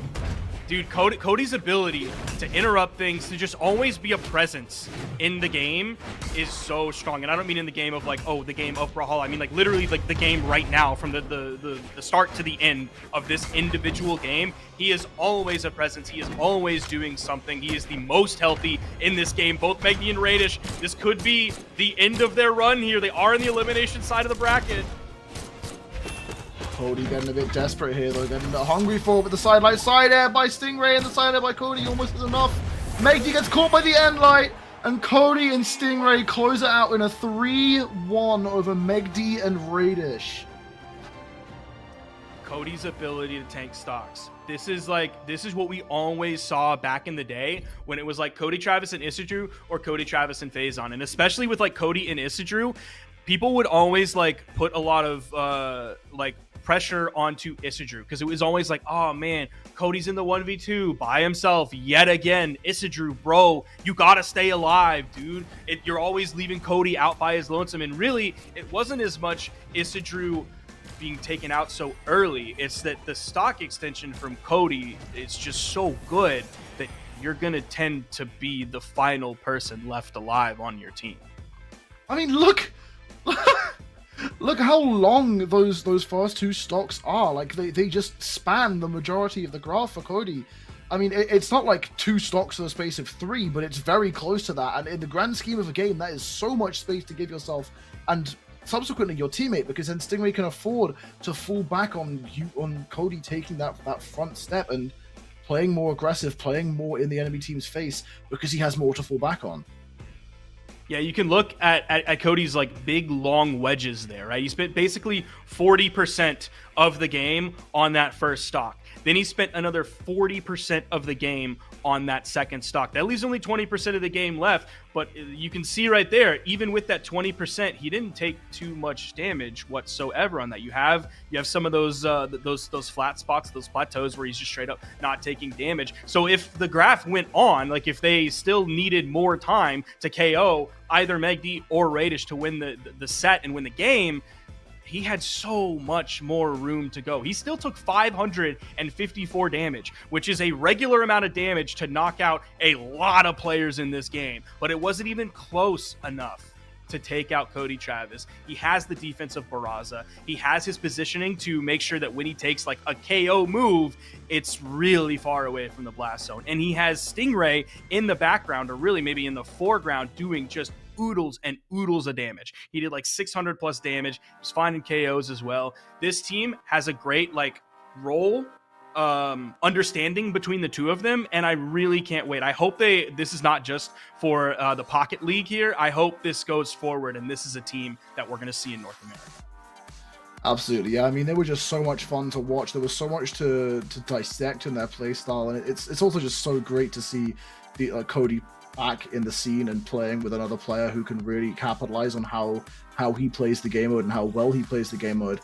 And I mean, they're moving up in top 8. They're going to be fighting Maid and Pugsy, which I'm definitely going to be catching, but unfortunately I won't be commentating it myself, as that does reach the end of our commentating block. It has been an absolute blast, some fantastic matches. We have some amazing casters set up to take over for the remainder of this tournament.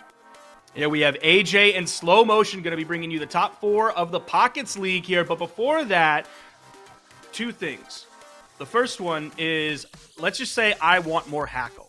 Where can I find more Hackle?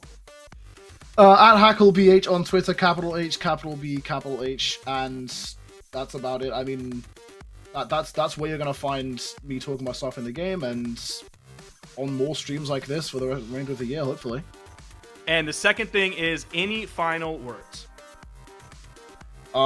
Stay tuned like I'm going to be, because this is shaping up to be a fantastic remainder of our top 8. I mean, we have some amazing teams, and I mean, if you thought what we've seen so far is great, I mean, Winners Final, Zen Experience, Snowy Hideaway, that is an insane matchup that I cannot wait to catch. I'll be in chat with everyone back home, just watching and having an absolute blast. I hope everyone else has as much fun as I certainly will. We're going to be taking a quick break, and we will be right back with Moose Wars X Hot Pockets, Pockets League here in just a few moments.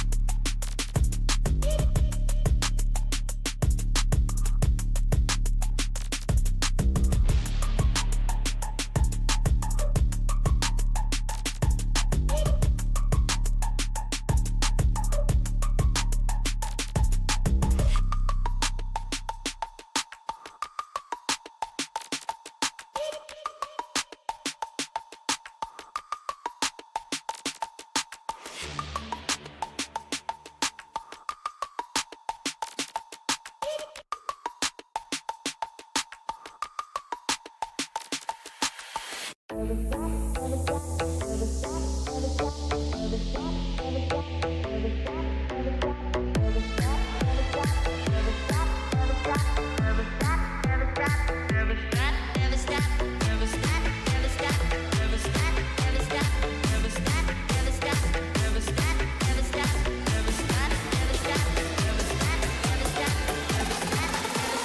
Never stop dreaming.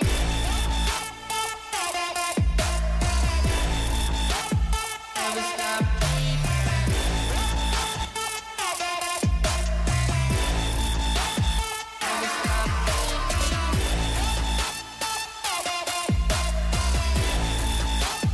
Never stop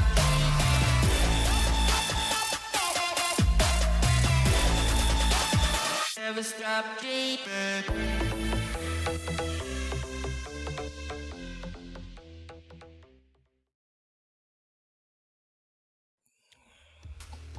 All right, ladies and gentlemen, welcome on back to the Hot Pockets X Brawlhalla 2v2 event powered by Hot Pockets. I'm AJ Moore. I am casting with the legendary Slow Motion. Slow Motion, how you feeling tonight there, my brother? I'm good. I am really good. Been a really good 2v2 bracket. We got Hot Pocket hosting a Brawlhalla event. I'm not sure what timeline I'm in right now, but I am here for it. I know these guys have been waiting a while to get into this next game, and I think me, you, and everybody just wants to get back into the action, AJ. Absolutely. And with that being said, what we're going to go ahead and do, we're going to go ahead and get into our next match, which is going to be Buddy Truck Stop Burrito versus Anime and Dog. And I don't know, like I have somewhere like very special in my heart when it comes down to Anime and Dog, bro. They're the team that early on when Moose Wars started forming, we're winning these events back to back in community majors. But we also have the new and upcoming team of Bunny and Truck Stop just going crazy tonight. Absolutely. You mentioned Anime and Dog, and it's weird seeing a Brawlhalla duo actually stay together for more than 5 minutes. So it's nice seeing them here in another community event. Well, no, this is an official here in the first 2v2 event of the season, and looking like the team is going to stay together. I like to see it. Yeah, and Bunny and Truck have been playing for a little bit as well. Yeah. I mean, the last time that we saw them in a Moose Wars event was in Gobble Gauntlet, but same thing with Anime and Dog. I mean, Bunny and Truck, they got, if I recall, 13th in the Gobble Gauntlet, and then when it came down to Anime and Dog, actually got 5th, which, by the way, was the biggest community tournament of all time at that point in time there with 1135 people there. So these guys came in, got very high placements, and I mean, overall, Anime and Dog have been keeping it up very well. The last time that they teamed was Gobble Gauntlet and then Galaxy Cup Sub-Zero, and they actually won that event, which was not too long ago, actually. So they just won a tournament, community tournament. They're coming into this. It's a new Brawlhalla esports year, and I want to see what they do against Bunny and Truck here going forward. Absolutely. I mean, Truck Stop, he's more known for his ones gameplay, at least in my eyes. It is kind of nice seeing him get this far into the bracket with Bunny. I'm very interested to see how what he's playing, because I haven't seen him yet today. And two, how he does in this 2v2 situation. It's just not something I really know him for, I guess. Yeah, when it comes down to Bunny and Truck, though, I mean, now keep in mind, these guys have face started each other tonight. I'm looking at top 32. Bunny and Truck knocked Anime and Dog into the elimination side. So for these guys to be facing each other again, they went to game 5. We don't have the characters reported from what they had, but I cannot wait to see how these guys really pull forward this. I mean, they beat them once. I mean, it's their bracket demon where Anime and Dog really pull out of their back pocket to counter this.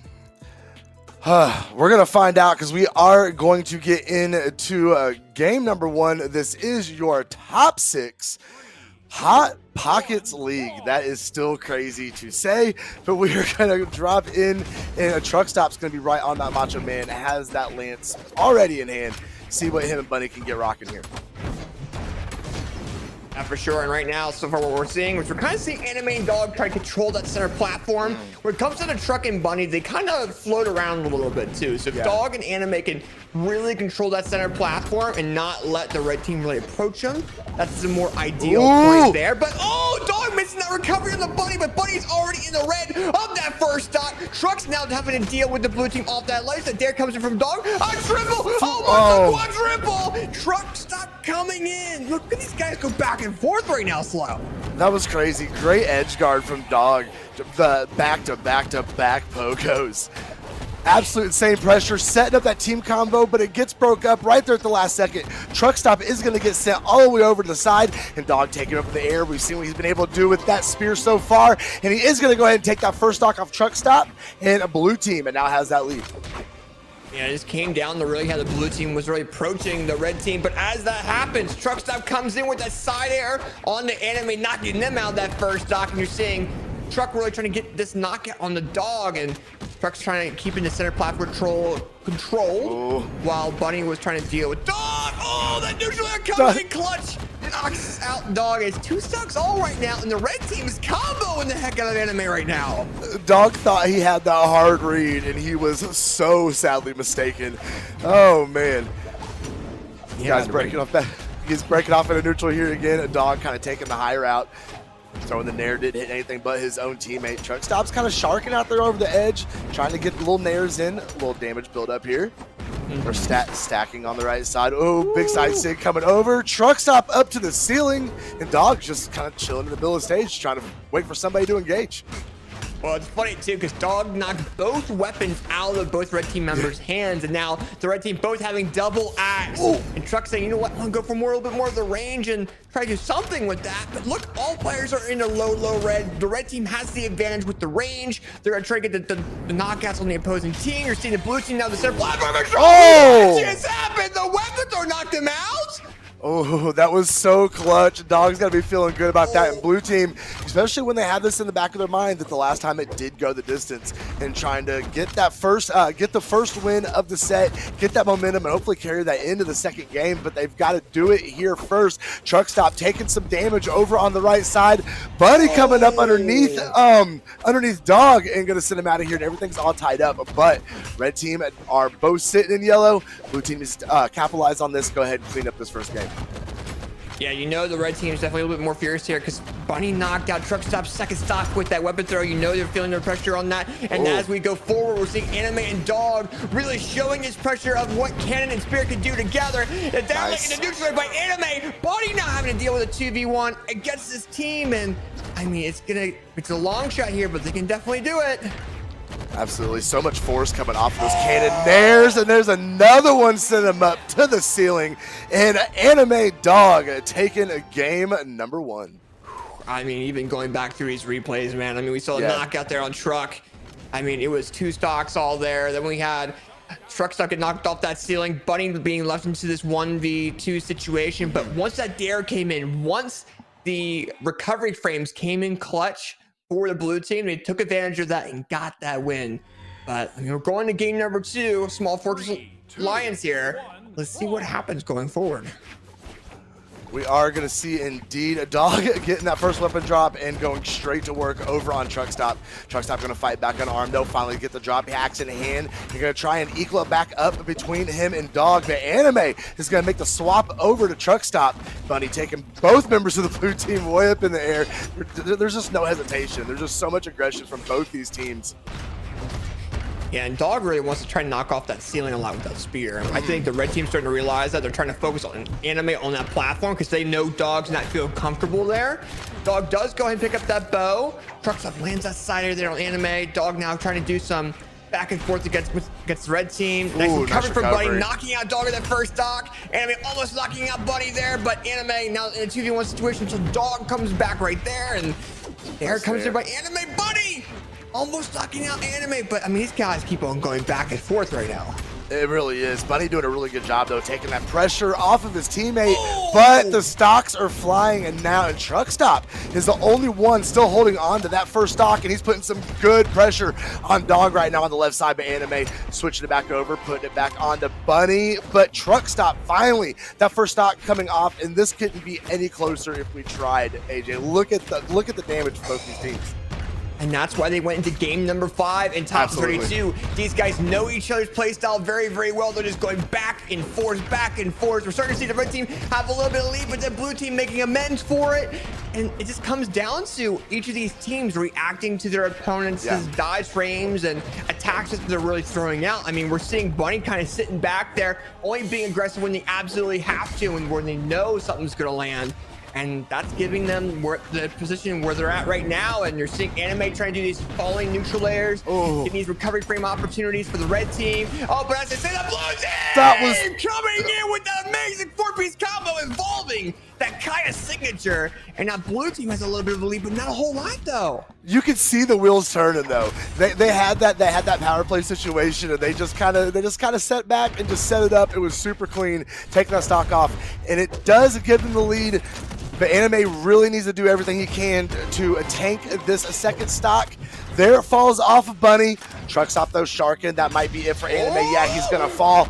Dog doing a really good job, having the awareness, not wasting his options to go down there and save his teammates. That could have been catastrophic. Well, even Bunny just went ahead and just knocked Truck Stop out of that knockout opportunity against one of the blue team members off that ledge. That would have been huge for the red team. And now Bunny has to deal with this 2v1 situation that realistically Bunny doesn't want to face. And I mean, this is the second time we've been seeing it from Bunny as well. I mean, Truck keeps on getting knocked out early, and that's what the blue team's really focusing on, is on Truck Stop. But right now, Dog just destroying Bunny with the spear, these neutral lights, these down like side airs. Dare comes in clutch as well. Anime coming with the follow-up once Bunny hits Dog. And look at the follow-up options, knowing the recovery frames that Bunny has once they throw an attack, and just gets that three-piece combo involving the recovery from Dog. You saw Anime over there saying, you know what, why did you toss him over to me? Hold on, I want to see the replay of Truck Stop's final stock, because he literally just S-slided straight into the down sig. Like, Yeah, he did. Kaya down sig, and then Truck Stop's like, let me just right into it. That's fine. And that was his last stock. That's awfully rough, but that does put Dog and Anime up at 2-0. That's just crazy. That really, it was hard not to laugh out loud when it happened, because he really did just sidelight right into it. I think he thought he had like a little bit more time where he actually hit the blue team there compared to the other way, but I mean, he had it right on clutch there. But as we're getting into it, Bunny's already in the orange within 10 seconds. Yeah, that did not take long at all. We're seeing Truck Stop's taking quite a bit of damage too, but so is Dog. Anime doing really good, kind of sharking around, has not got caught up in any of those shenanigans yet. That was almost to the pixel, staying out of that gravity cancel down sig coming from Truck Stop. Yeah, Truck's landing a lot of his attacks. Oh, as I say that, he misses like 2, but he's been doing pretty well with landing his lance attacks and not hitting his teammate. Nice neutral layer into neutral signature. Misses that down signature though. Oh, Dog with a spear there, knocking out Bunny in that first stock. Now Truck Stop having to deal with the double power of the blue team there. Trying to figure out a way to go ahead and make sure they can really approach. Bunny comes back, but isn't really doing a whole lot for Truck to really approach. And the blue team is throwing these combos out. Their gears are turning. They're ready to go. Anime comes in, throws Truck on the other side. Bunny and knocks out Dog, and now Truck Stop is also out as well. What's going on? The Anime though, being the health. I was gonna say he was doing a really good job, kind of threading those nairs in there, but taking a big down sig off the side of the stage. Red team doing everything they can not to fall out of this tournament, trying to make their way into top 4. Ooh.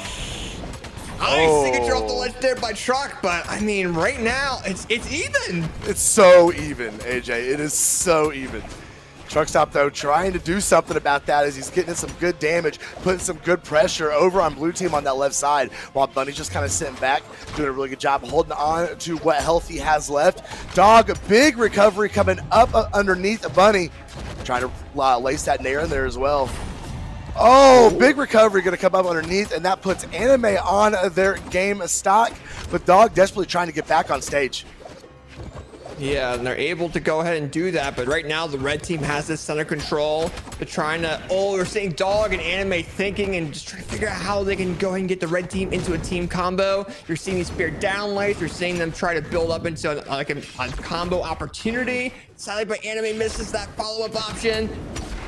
Down lane side air. Anime misses that grab pound. Truck misses that grab pound as well. And they're just going back and forth there. It's a down signature there by Truck. Down lane in neutral. Anime. That grab pound misses Anime with a punish, but Truck's able to come back. Truck stop, looking for a good place to get your side sig's gonna get him sared in the back of his head. Dog immediately switching over to the right side of the map. Bunny burning his dodge and getting down sig by his own teammate, but saving him there as it comes back. Two big stairs from Bunny, followed up with the side sig. Truck stop and Bunny put themselves on the board. We're going into game number 4. Yeah, you know Bunny was not very happy with the last 2 rounds that they had against Anime and Dog in those 2v1 situations and said, you know what? That's not going to be a situation in this game. That's a double knockout. And now we're going to game number 4. And, you know, red teams feel a lot more comfortable. They got that win there, but they had to win 2 more to go further in the bracket. That's rough.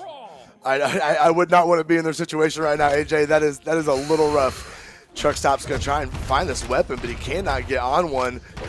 Dog already puts pressure. There we go. He's got that spear in hand. See what he can do with it. Chase the Dog up with a nair. Swap him over to Anime. Anime, nice dare to get back up on stage. Dog going right over to relieve that pressure. They're playing really well in the opening seconds of this game. Oh, Dog! Wait! No! No! Buddy? Oh, the Sair saves it! Truck saved him! Oh, but Anime with the punish! What is going oh, on? wait. Anime Wait. with the double Hold knockout! on. He saves their teammate! Are you f***ing kidding me right now? I'm done, dude. That was so clutch, Anime. That may have just won the set for him right there, AJ. That was so clutch. Getting that double knockout and now leaving Bunny and Truck Stop trying to figure out what the hell just happened and try and save the set. Dude, and that's huge, but now you're seeing Truck Stop going knocking out Dog, trying to get a pre-read there on Anime. Bunny's just trying to find a different way to approach, because, I mean, Bunny has to be careful with his gauntlets. I mean, it only grabs one person at a time. If there's like a team combo coming in, they got to be very, very careful. Highlighting the dare from Anime, tries to get a punish Truck. Oh, getting actually saved by Anime. Oh, Bunny's weapon throw comes in clutch. And right now, I mean, you're seeing Dog coming with the recovery, knocks out Truck Stop of that second stock. Bunny with a double hit there onto both blue team members. Bunny has had some huge Sairs off of that axe this set, man. Oh, but Anime gonna get the recovery underneath them. Oh no, Truck Stop, is that it? Oh, Bunny with the save. Oh! Oh! Truck Stop. Pound comes in clutch. There we go. Misses the down signature again. Why are they going to keep on going for it? Because it keeps on landing. And now Bunny tries to do a side air knockout on the Dog. Brings him off ledge. Misses the grab pound. Truck knocks out Anime. By the way, that was Anime's very, very first stock. Yeah. Blue team has got themselves in a wonderful situation right now. Although Truck Stop trying to take him up to the ceiling, Anime gonna go ahead and slither his way out of there. Come back on stage, gauntlets in hand. It's just gonna go ahead. No, it's fine. Get your teammate too. It's all good. We got 3 stocks to play with. It's fine. Yeah, blue team's a lot more comfortable here. You're gonna see them really stick it on that platform, not really go for anything too crazy. Because I mean, if they go for anything crazy, it makes it even. All right, there we go. Oh. Blue team knocking out Bunny of that final stock. Now Truck Stop is the person that has to 2v1 the blue team. A Sire hits both players. Blue team not really used to that weapon actually hitting both players compared to facing Bunny's gauntlets as well. Neutral comes in from Truck. Look at them, they're just holding this control. They're like, okay, if they hit Anime a certain way, Dog's gonna follow up a different way. That's it. Oh! I gotta watch that on replay, bro. And there you have it. Anime and Dog win over Truck Stop, Burrito, and Bunny to advance further into the bracket, beating their bracket demons to go forward. And that's a good way of doing it, man. Beating your bracket demon to get into 4th place so far. And they're not even done yet.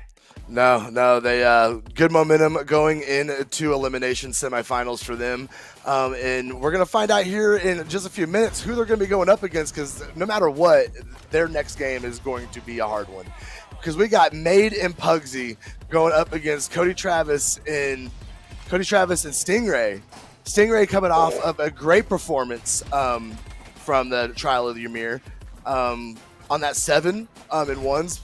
Played great all weekend long. Made, happy to see him up this high in a bracket. This should be a really good match. This should be really good.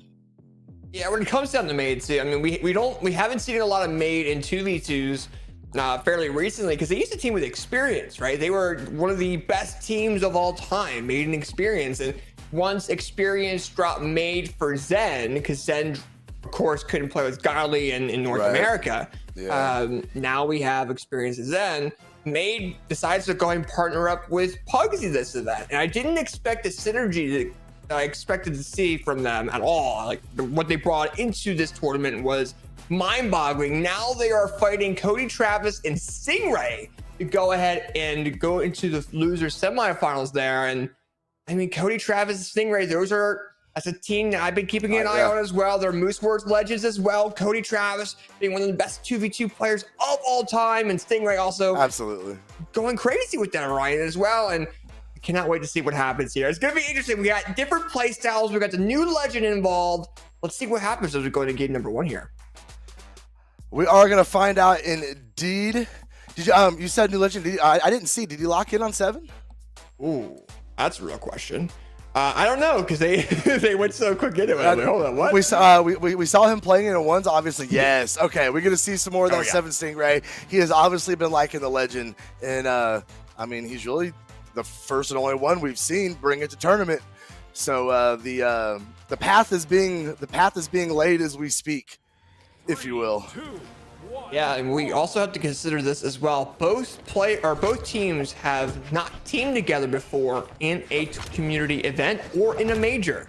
So this is their very first event, trying things out, seeing how it goes, and so far so good. I mean, but now we're seeing Stingray's spear coming a little bit in clutch here, and Cody's axe follow-ups landing quite well so far. There. So clutch from Stingray.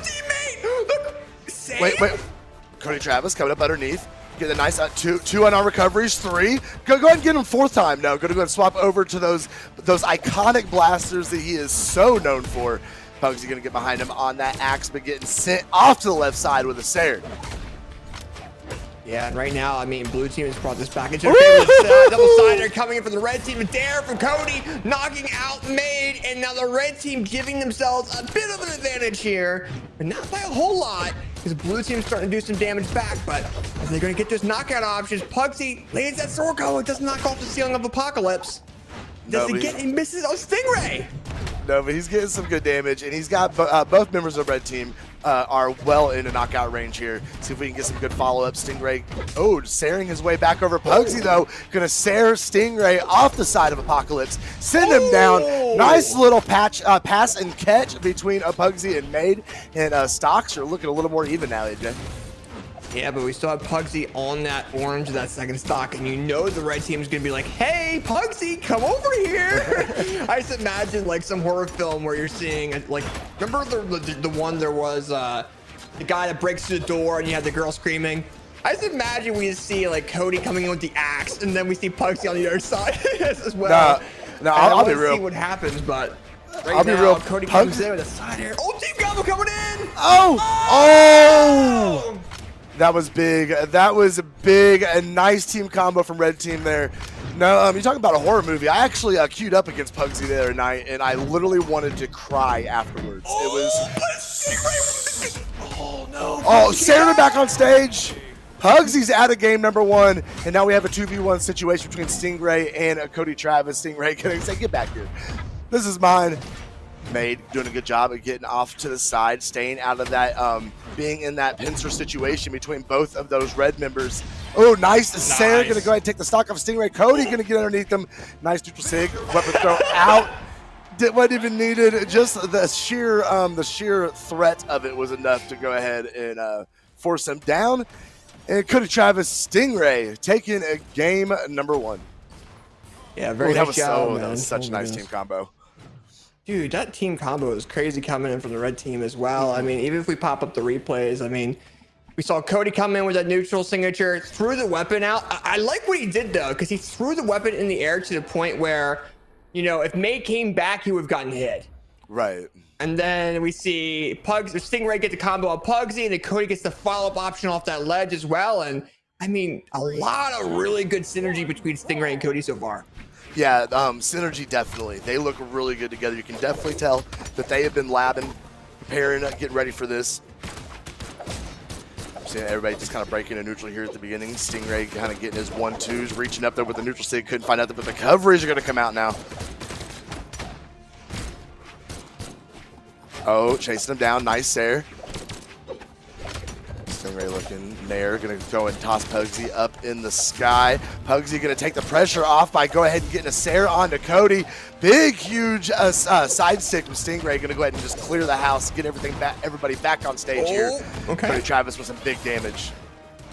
Yeah, you're seeing May trying to come in with these signatures with the Wushang as well, just trying to get these knockout options on the red team, but Stingray lands the same signature of both blue team members and knocks out Pugsy. And Stingray is like, okay, they don't know the signature set as well as some other characters. Let me see what I could do with it a little bit. Right. Oh, the side stick was coming out from Stingray, but it got shut down by Pugsy real quick. That Sair, a lot of force off of it, made chase him down, made Stingray change his trajectory, and he ended up going down and losing the stock. We're all tied up when it comes to the numbers, but Stingray pretty healthy on that second stock still in comparison to Pugsy, who is continuing to rack up some damage on it.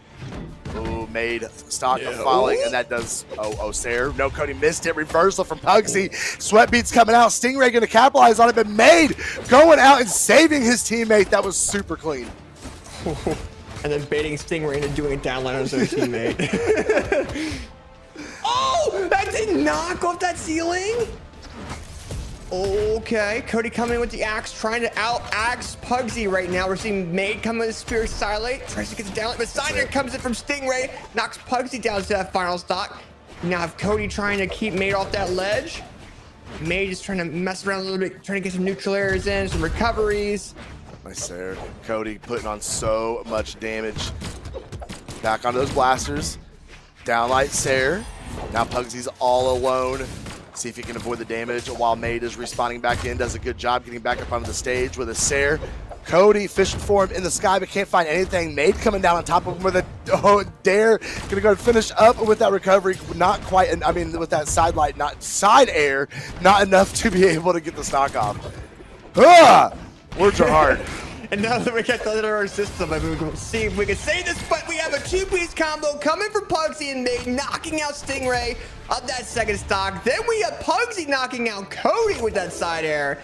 And now we see Stingray having to deal with this 2v1 a little bit, moves around just enough to a point where Cody can come in and kind of help him out a little bit. You do see Stingray picking up that spear, gets a signature onto Pugsy. A lot of back and forth, but you're seeing Stingray use a lot of those signatures against the blue team, and it's working very, very well. Yeah, absolutely. They need to focus on Pugsy, though, and go ahead and get him out of here. Force that 2v1 situation. Stingray opting to go ahead and put another neutral light onto Made. Pugsy going deep with the ground pound. Stingray getting all the way around it, though. Now we're seeing 2v1 on Cody. Big recovery. Gonna go ahead and put Made out the game. Pugsy's going flying. Now we see this edge guard come out from this red team. Oh, that's gonna get it done. Just a neutral light is all that's needed. Man, that Barraza skin is so clean.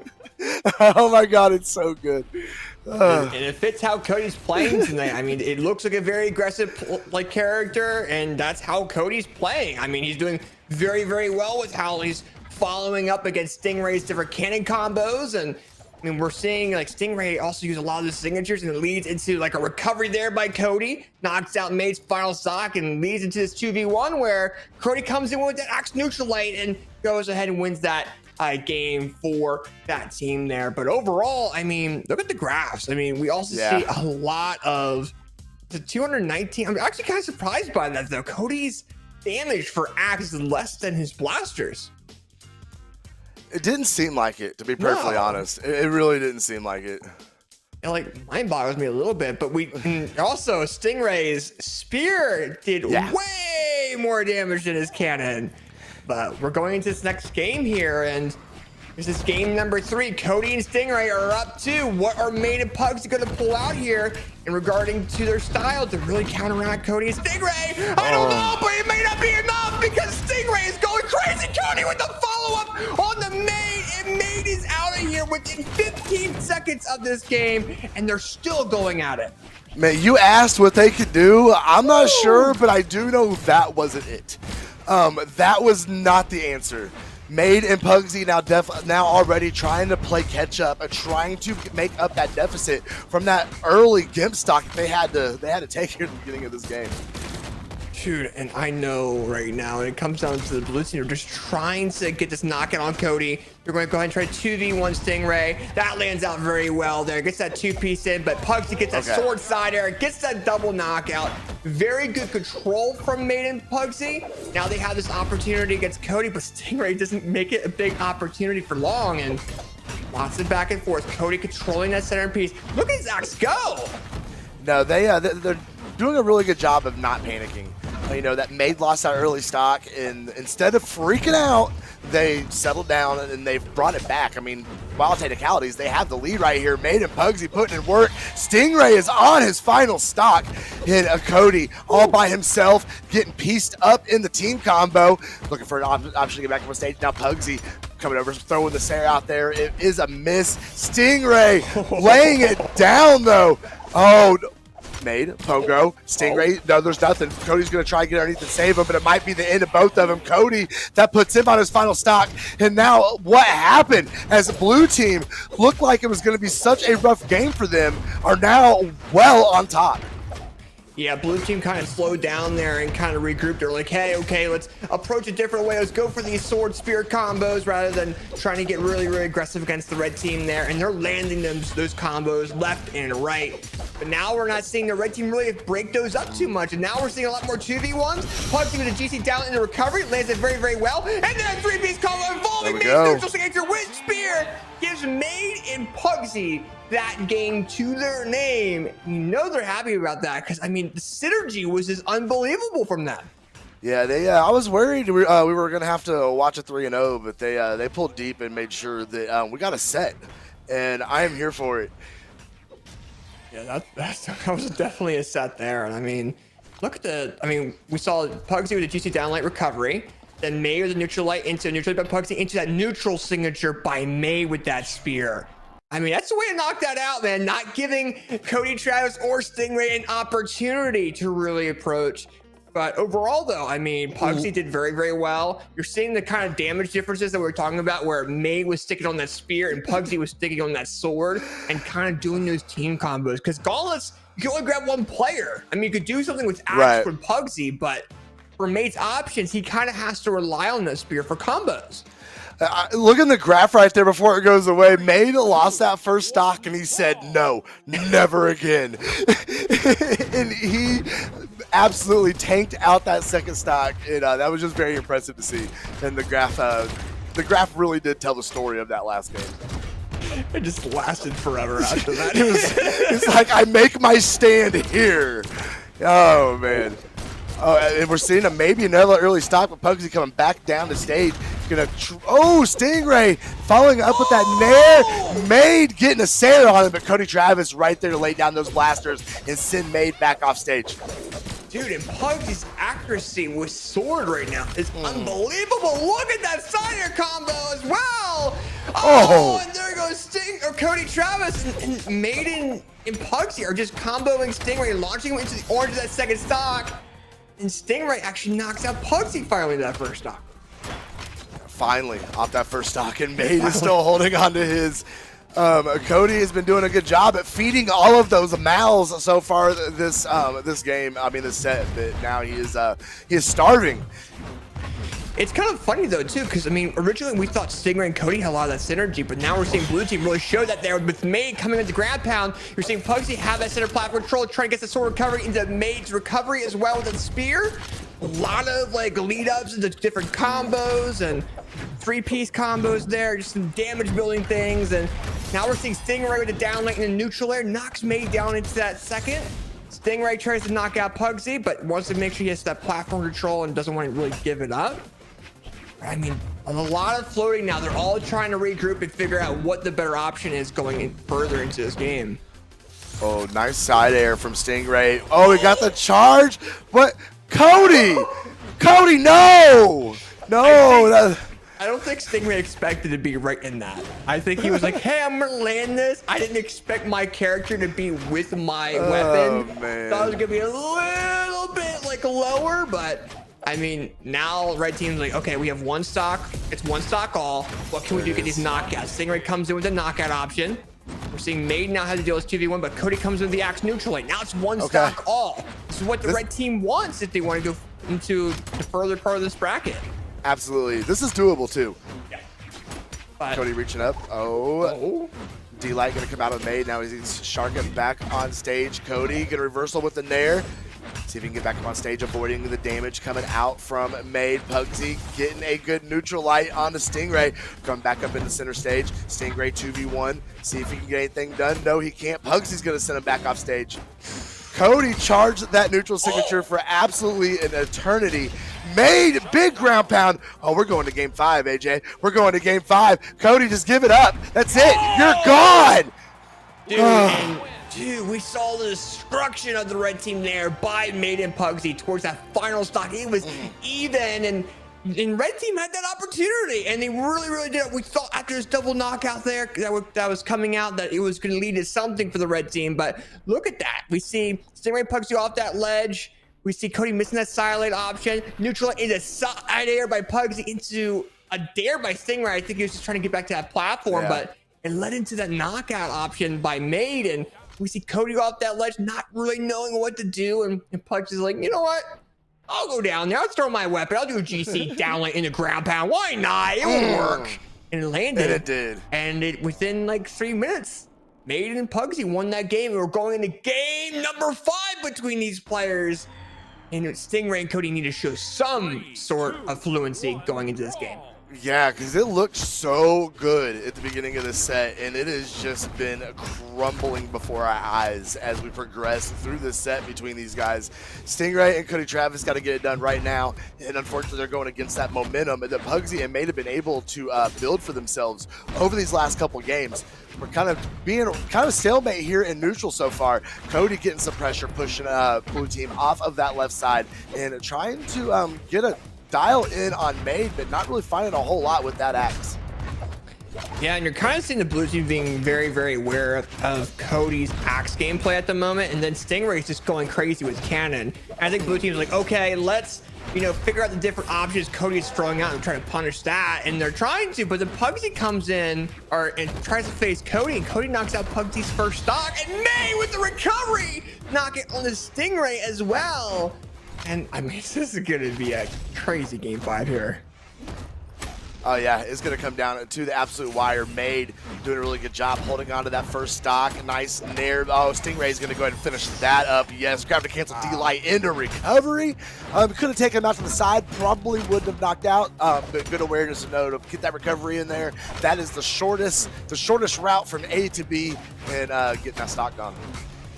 Yeah, now you're seeing Made and Pugsy really sitting together a lot more, not giving enough hitbox range for the red team to really approach. They're kind of sitting there. They're not really hitting each other. They have their movement very down to the wire. And you're seeing Made and Pugsy really trying to focus on Stingray's aggressiveness and punishing it. You're seeing Made with that side air with the gauntlet. And you're seeing like Pugsy just trying to get these follow-up options. And Cody it reminds me of like experience in Made a little bit too, with how aggressive Stingray is, and Cody's kind of being that backup. But as I say that, we see Pugsy knocking out Stingray and then getting a knockout on Cody as well. Finally, Cody held on to that first stock forever, but it was the absolute opposite with his teammate, as we see Stingray now in yellow on his final stock. This is not what they need right now at all. Being up 2 games in this set and on the cusp of being swept right now.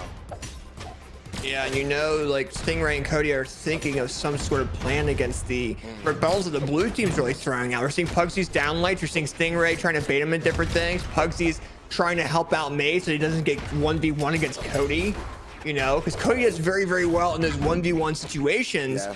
And now we're seeing, Pugsy doing a very nice follow-up there on the Cody, but now we have Cody on axe.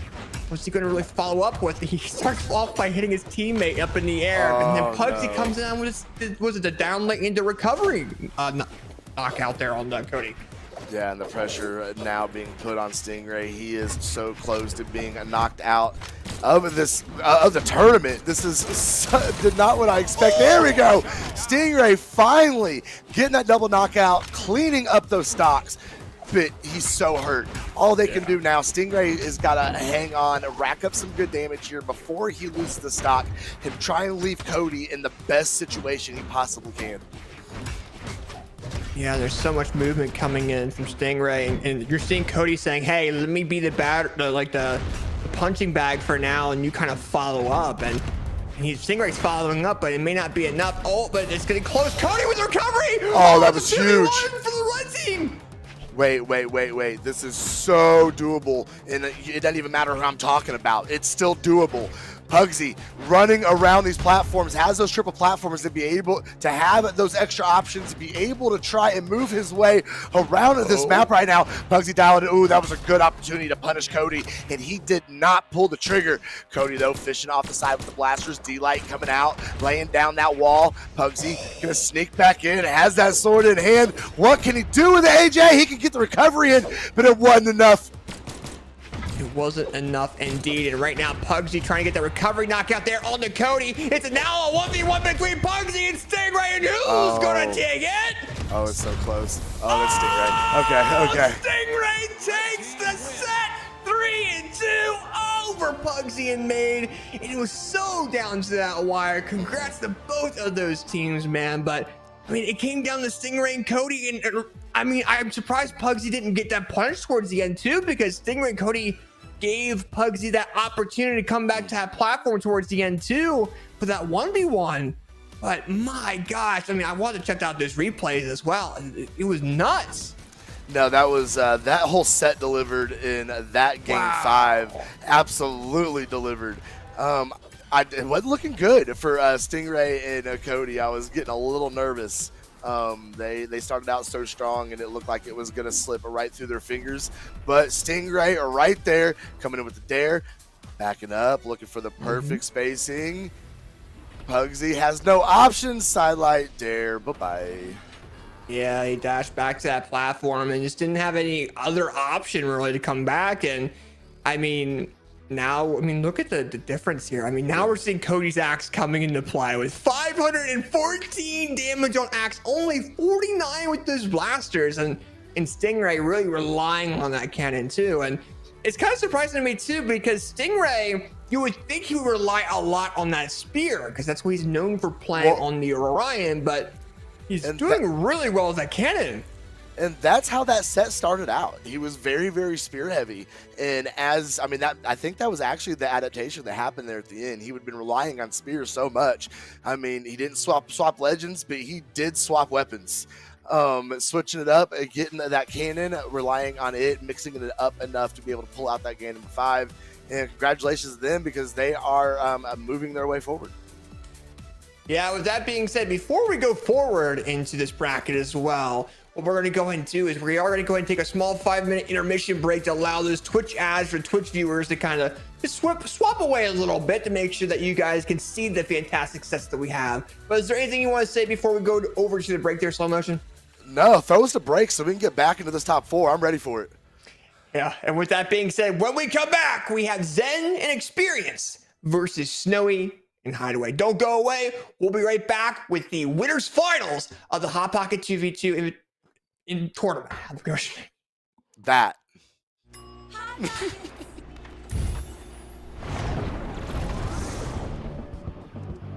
Dude, it's your turn.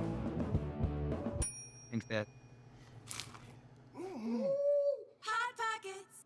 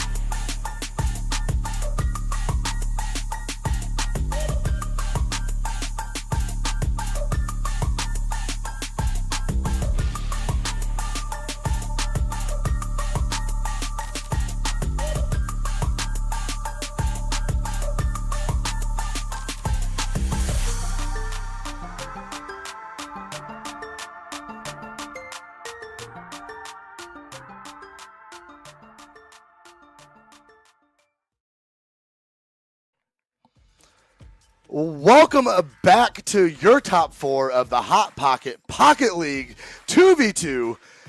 I still can't believe the timeline we're in. I mean, the sets are amazing. We got Hot Pockets all over my screen. I think I have some in the fridge, the freezer downstairs. I might have to have a Hot Pocket after this event. It's sounding more and more yummy the further we go into this. Speaking of going further into this, it is time for our winners of finals. And who do we have, AJ? Well, who do we have in the winners finals is going to be Zen and Experience versus Snowy and Hideaway. Once we kind of had that little break there to go and eat some Hot Pockets here and there, you know, Zen and Experience and Snowy and Hideaway have been really thinking of how they're going to be really approaching each other going into game number 1. And when it comes down to Zen and Experience, I mean, they are a fairly new team since BCX. I mean, we've talked a lot about them so far tonight between us and then other casters on the broadcast. I mean, they are going in towards that grand final slot. But who do they have to go through? It's got to be that Snowy and Hideaway team there, right? So absolutely. It's going to be interesting. I mean, Snowy and Hideaway have been doing very good. And I mean, they beat Bunny and Chuck, but this is kind of that determination as well. Because I had Zen come up to me in DMs like, hey, why was my seed not seed 1? And then I'm like, okay, BCX was a thing. You know, yeah, but this BCX is going to be the real happen. determining factor of if he's going to be getting seed 1 in the future as well. And if Snowy and Hideaway kind of win that set, it would be interesting to see what happens. Well, I'm actually interested. I don't mean to pick on Snowy, but Okay. I'm going to pick on my buddy Snowy here for a second because I had him in my top 3 predictions for a trial of Ymir, and then he didn't check in. And it made me really sad. So I'm looking forward to seeing if he can get himself a spot in this 2v2 event because he oh goodness. I mean I love the kid, but he didn't check in, but he's here today, and we're gonna see what him and Hideaway can get done here on Apocalypse. Yeah, so we go and start game number 1 against these fantastic players here as well, and you're seeing Hideaway kind of being on the Aang, but we also have Zen on that Aang as well. So when you're having these players kind of go back and forth against the same characters, you're going to see some Ditto matches back and forth. It's actually a Ditto team as I'm seeing it. We're having an Aang and the Onyx versus the Aang and the Onyx. It's not like it's a different skin for the Wuchar. It's literally just the same skins, literally, for the most part, outside of the Onyxes. Yeah, it really is. It's kind of messing with my brain a little bit, but I'm getting through it. Zen getting sent way up to the ceiling, coming back, gonna drop in on those gauntlets. Snowy there to knock him off stage. And the first stock is going to fall up off of experience. Oh, okay, there we go. All right, Zen does go ahead and lose that first stock as well due to the blue team. Blue team kind of sticking together a little bit more and going with the double gauntlet mentality a little bit.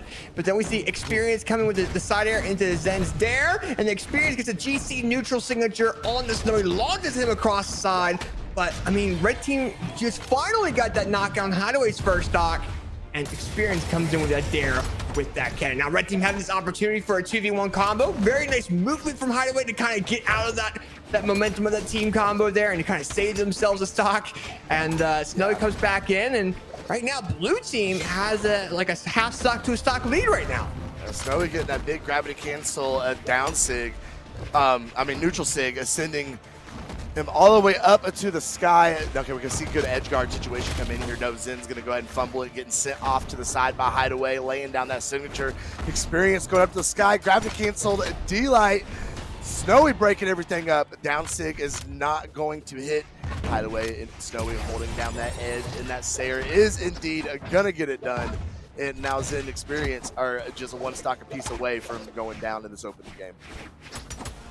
Yeah, this is a big deal for the red team. They did not want to give this up if they can avoid it there. But, I mean, we're seeing Snowy and Hideaway kind of sticking a little bit together. I mean, they don't really want to separate too much. They want to be able to follow up after each other there. And we're seeing Snowy coming with that cannon grandpa weapon throw. Oh, but then Snowy has to save them to make sure that they stay alive on that stock. And it's going to be interesting here to see what Hideaway does, because the signature Snowy the neutral air as well. Oh, but Hideaway hits Snowy and prevents from Zen from getting into combo, but Zen just recovered Experience as well. What? Hideaway and Zen are out. They're stuck. Where did Experience go? What? Oh, that was nasty. That was a very, very dominating opening game of the set from a Snowy and a Hideaway. They are not playing around, AJ. Dude, it was so quick towards the end of that too. Yeah. I mean, we saw a sider from Hideaway knocking out Zen, and then it led into like the knockout from Snowy on the Experience. But once we got into this final stocks of the red team, we have Zen with the sidelight, gets the recovery, knocks out Hideaway, but Snowy's recovery knocks out Zen, and the GC signature from Snowy knocks out Experience. It actually Experience didn't want to come back. He's want to go straight into game number 2. And game number 2, we are dropping in. Snowy needs to get this weapon. Neither him or Hideaway have one. Okay, there we go. Snowy's going to go ahead and put the gauntlets on.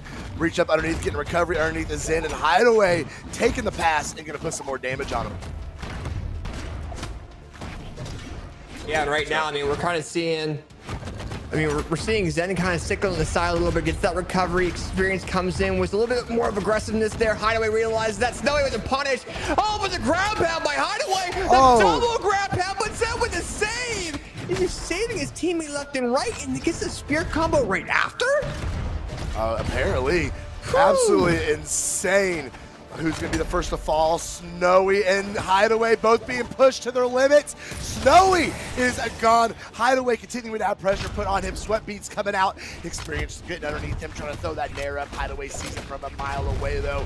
And now, there we go. Hideaway getting sent out, and a red team has got themselves a little bit of a lead here if they can get some bonus damage on and try and extend it. Yeah, right now we're seeing actually Zen losing that first stock there over to Hideaway, and now Experience gets neutralized by Hideaway as well, but does not knock out blue team. So getting a combo on the Zen, then knocking out Experience in the process of knocking Zen into the yellow. And I mean, look, signature comes out from Hideaway, it lands. A lot of rebuttals there from the red team. They're kind of not letting the blue team really sit and be able to think of a team combo. Neutral air into recovery into side air by the blue team. Very nice jump. And then a dare into dare from the red team. We had a diagonal dare into a straight down dare from the red team as well. I mean, they're just going back and forth with combos between each of the teams right now. It's either blue team doing a combo or the red team doing a combo. Oh, look that at that. Was what? That okay? No, we're just no. Production will have the replay. We're gonna look at that one in a second because my brain did not keep up. That was weird. The red team basically said, "Hey, no," and we're gonna do a double knockout on both blue team members. And now we have, the red team having a little bit of a lead, but oh, the dare from Hideaway. Oh, Oh, not doing enough though. Experience still alive, but Snowy saying, you know what? I don't worry about Experience. I worry about Zen. And Zen's down to that final stock. And Hideaway comes in, says, you know what? Experience. See ya. finishing up with that Sair and gonna tie those stocks up. Snowy, ground pound's coming out. He went deep for it, and it paid off. Zen is out of here. He The is, experience but gets the reversal. Double ground pound on Okay. the blue team, but Hideaway, you're gone, Oh. bro. You are so knocked out. Oh, Experience! What? Look at this replay, man. I What cannot replay? believe Which this. one, AJ? Which one would you like me to look at? Because I need to watch. I need to Let's watch look the at whole game all again. of them. Look at this. Okay, so there we go. So he knocks out Hideaway, then gets the dare on the Snowy. And then the double ground pound comes, and the weapon throw hits Hideaway. The ground pound hits my Snowy, God. even though Hideaway Spear Recovery launched Snowy into the air, gets the dare option, then gets to jump into another dare option. And that led to this next game here. What? Exactly what? That was crazy. That is people talk about the skill level in Brawlhalla, and there you just really saw it play out in spades. That was absolutely insane. Snowy staying up in that air, trying to play the anti-air and pull somebody down with an air, but opted to go back over the side. Experience getting underneath them, getting a three-piece. It looked like he did get that last one in. Ooh, the neutral sig coming out. Snowy staying out of the way of the weapon throw. Zen, D-Light, Sair, Experience gonna get the little tap on him on his way out just to make sure he goes. Zen's gonna eat a weapon throw in the face, but Experience coming down to bring him back up, and Zen's gone anyway. That's very unfortunate.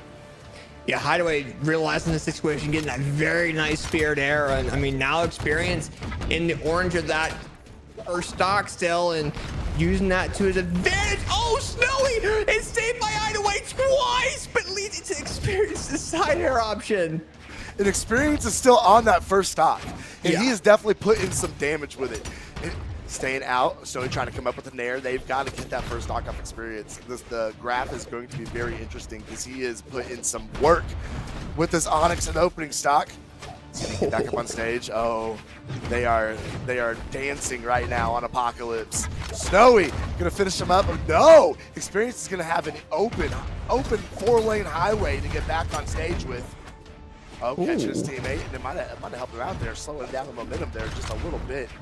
He changed Snowy's direction a little bit because Did. Snowy was going to follow up off of that too. So very nice job by the red team. But we do see a knockout from Snowy, knocking Experience out of that first stock finally as we get almost to the minute 50 mark. And now we're seeing Snowy coming with that cannon. We're seeing Hideaway trying to pick up some sort of weapon, but Experience is really going to go ahead and punish that. And Hideaway goes down to that final stock. He needs to keep that. Do not want to give this red team any sort of room. Snow, oh, the weapon throw from his own teammate. Zen coming up for it. Hideaway. Oh, no. Okay. Oh no, and Snowy went to go in for a bait. Silent recovery knocks out Experience as well. It is currently in the favor of the blue team. It did not look like that was going to be that based on the beginning of this game, and now we're seeing red team trying to get these team combos there on the Hideaway. That's the smartest option with him being on his final stock. We lead it into a 2v1, and Hideaway knows that too. Trying to space him out, but not without the red team saying, you know what, see ya! Knocks out Hideaway, and also Experience knocking out Snowy of that second stock there as well. And down light side air into dare, and a GC neutral to dare, and a down light into neutral air into dare. We see a silent light, but a dare comes in from Zen, a neutral air into a neutral light, and the series misses though. That was it, too. They missed it again. Snowy's trying to fight back here. Yeah, but they literally got his entire stock in that team combo. There was no escaping and nothing he could do. They absolutely deleted that last stock off of Snowy and put them up 2-1 going into game number 4. Wow. And I like how red team was like, you know what? We're gonna sit back here for a minute and we're just going, silent recovery, boom. There we go, and got that that game in their favor, man. I mean, that was such an aggressive set between these guys here. And let's look at the grab for Snowy. Look, I mean, he had that for stock for a very, very long time. You would think experience in stock was crazy. Look at Snowy's second stock. Yeah, definitely putting in the work. And Snowy, I mean, that second stock of his, if maybe Hideaway could have got a little bit more out of his final and first stock. They pretty much kind of deleted those. Yeah, that could have been could have gone a little differently. But we are going to have to go into gate number 4 with a Zen experience having that advantage. Here we go. Yeah, for sure. We're going to this game number 4 here, and they're just going crazy right off the bat. We have experience in Zen, getting the weapons first right off the bat, but then we're seeing Snowy's unarmedness come out of nowhere and really gain the blue team that control going into this game so far. Snowy's just comfortable with whatever. It doesn't have to be a weapon, you know, it could be unarmed, and he's just popping off right now. Look at him go. He's letting all of he's pretty much landing all of his hits right now. I mean, Snowy's just one of those players, though. I mean, he knows that he's been here time and time again. He knows there's a job that needs to be done, and it needs to be done right now. So he's definitely locking in. Hideaway cleaning that up, taking that pressure off of Snowy, and getting that double knockout, finishing up with recovery. And man, I look at this blue team. They said, nah, fam, we go into game 5. No. Not going to take it away from us that easily.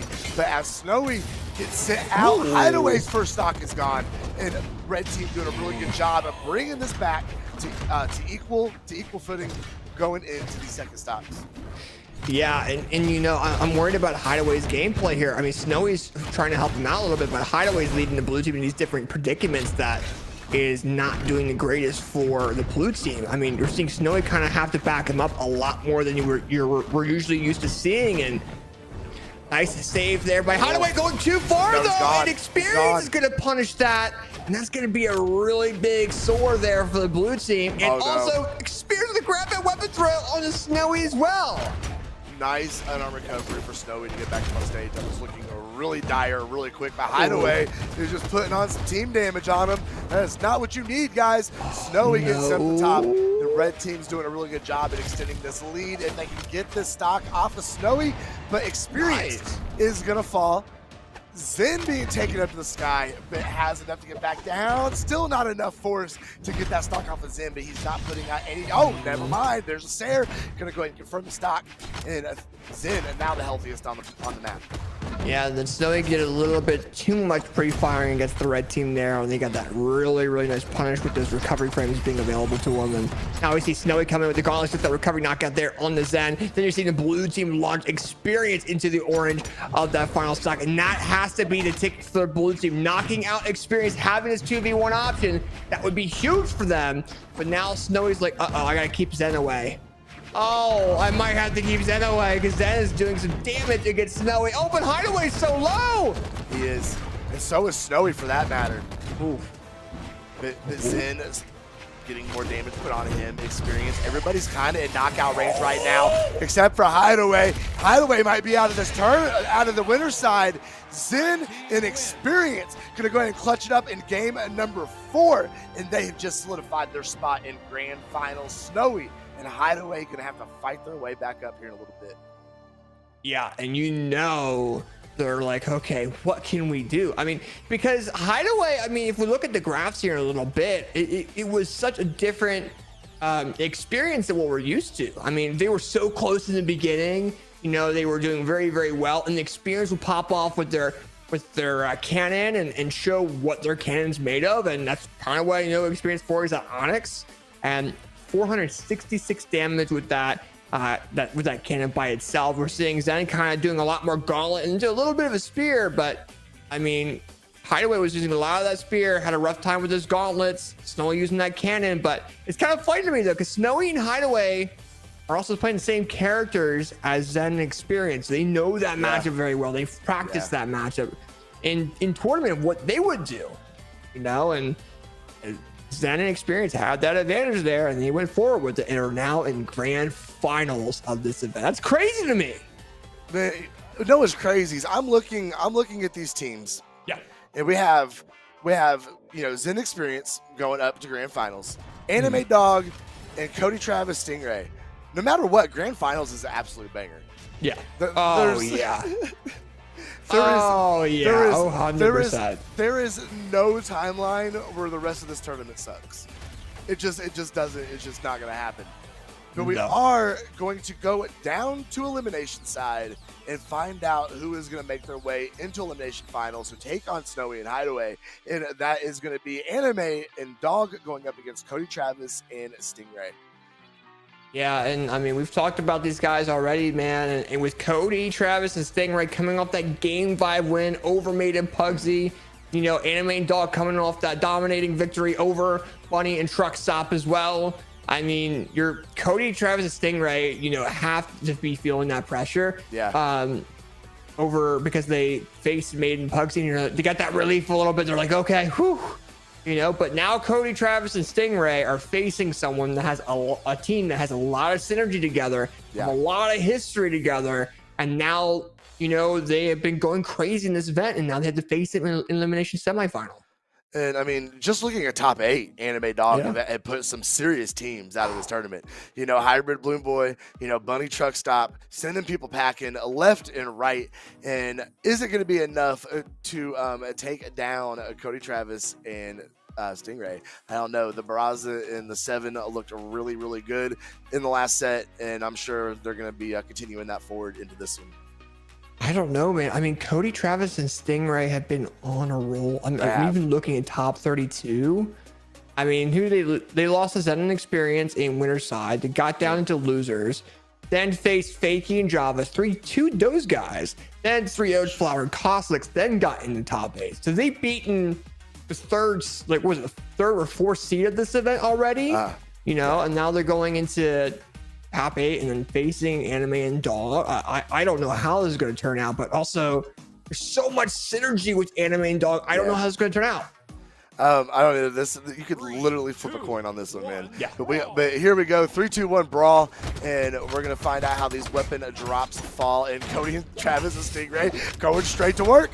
They said, okay, we're gonna have the opportunity, setting up that team combo at the very, very beginning of the game. See how that carries through.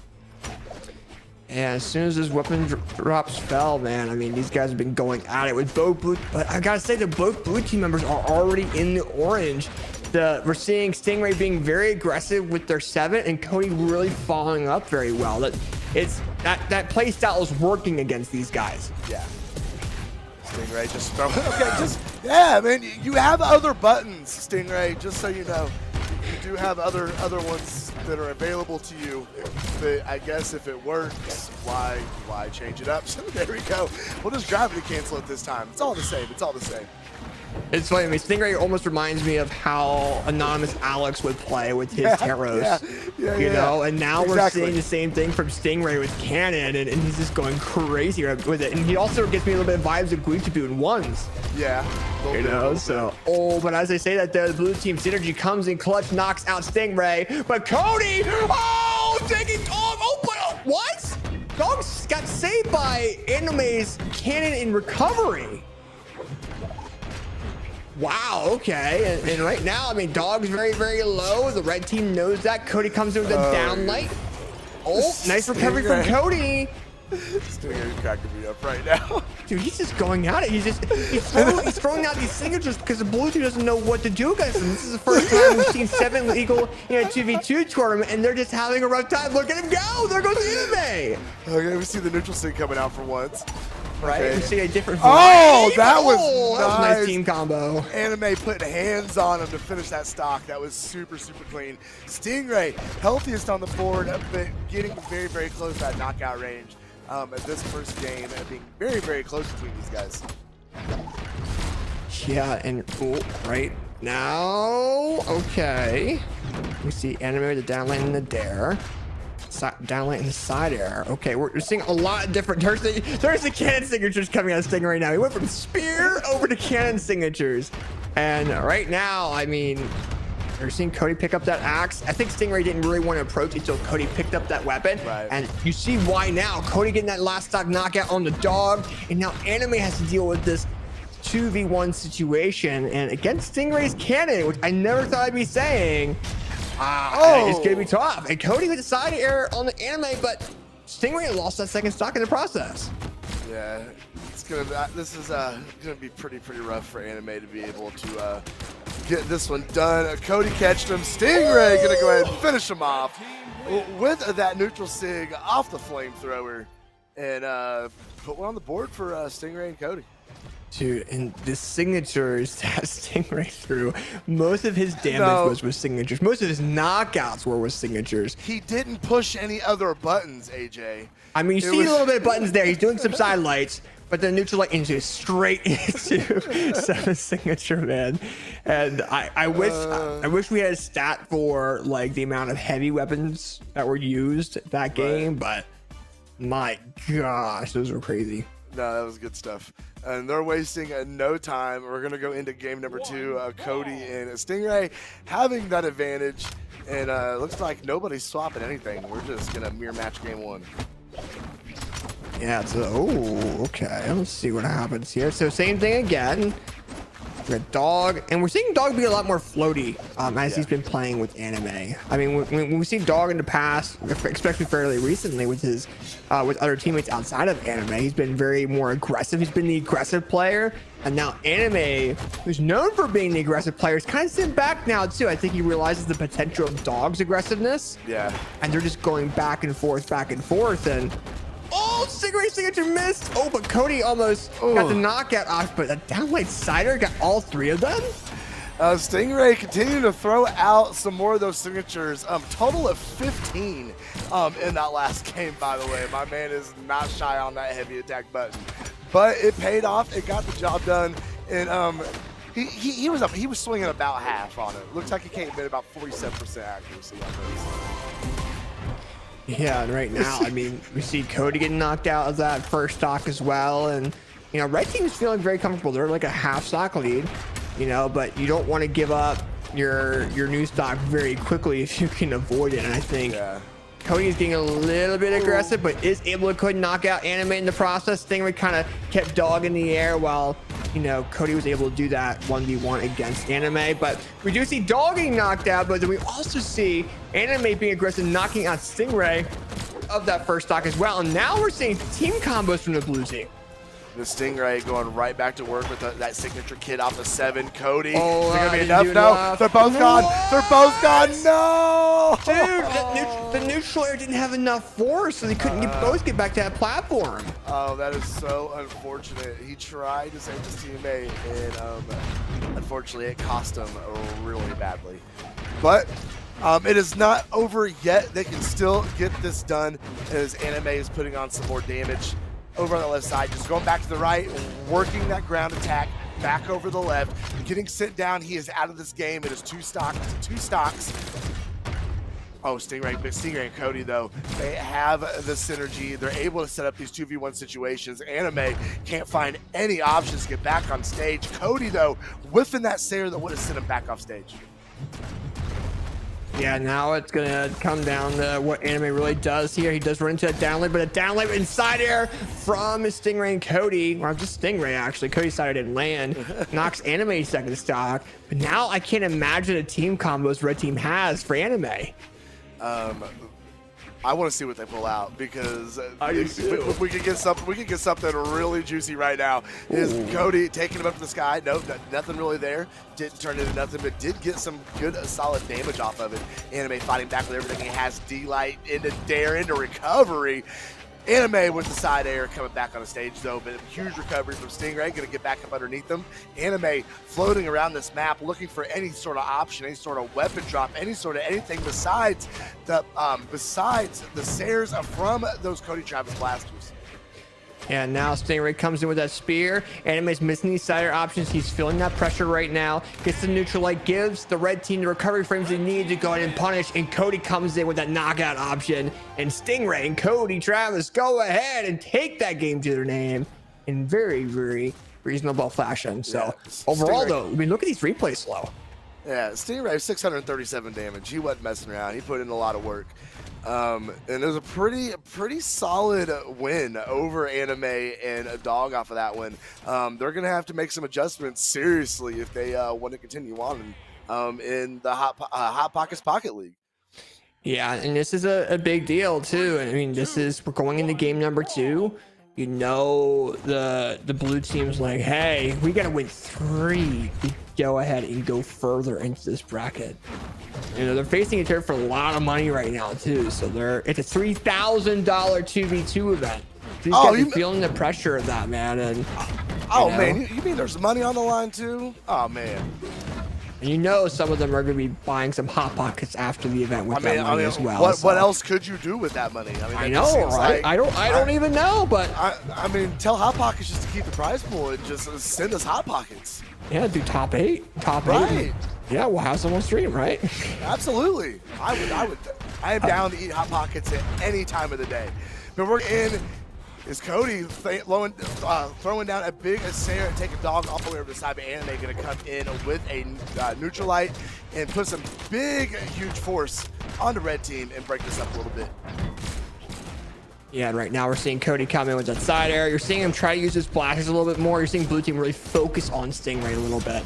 But Stingray comes in, gets a knockout on dog. Cody's saving Stingray with that option there. Into a side air by Cody, into recovery by Stingray. Does not knock out Anime, but the signature will do that more than likely here. Lead into an option.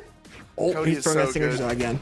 The way he was able just to know to float backwards, get out of the way of that Sayer, be like, I got one of my own, and get be able to put that damage on, be able to get a path back to stage.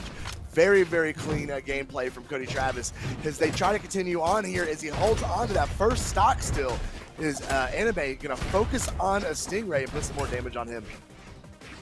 Yeah, you're kind of seeing blue team trying to figure out a way to really purge Stingray or trying to really defend against him, because a lot of the spear has different attacks based off of how long you hold it for, right? It's got different signature options, etc. So you know these guys are not used to that because we're only the newer characters as of right now, and we're seeing Cody going ahead and get knocked out by Anime. You know, blue team's starting to approach things a lot more differently, and it's even right now because blue team's kind of sitting on that platform. But if Stingray can kind of break that team synergy apart and then have Cody Travis follow up, that would be the ideal situation for him. Stingray just needs a weapon. Oh, nice neutral stick from Cody. Not enough force on Anime to be able to pick up that Sayer that he was trying to set up there. Stingray gonna have to dig deep to get back up on stage, but the dare off a bow is gonna send him down. And as he comes back in on his final stock, everything pretty much tied up, but red team having just a slight advantage.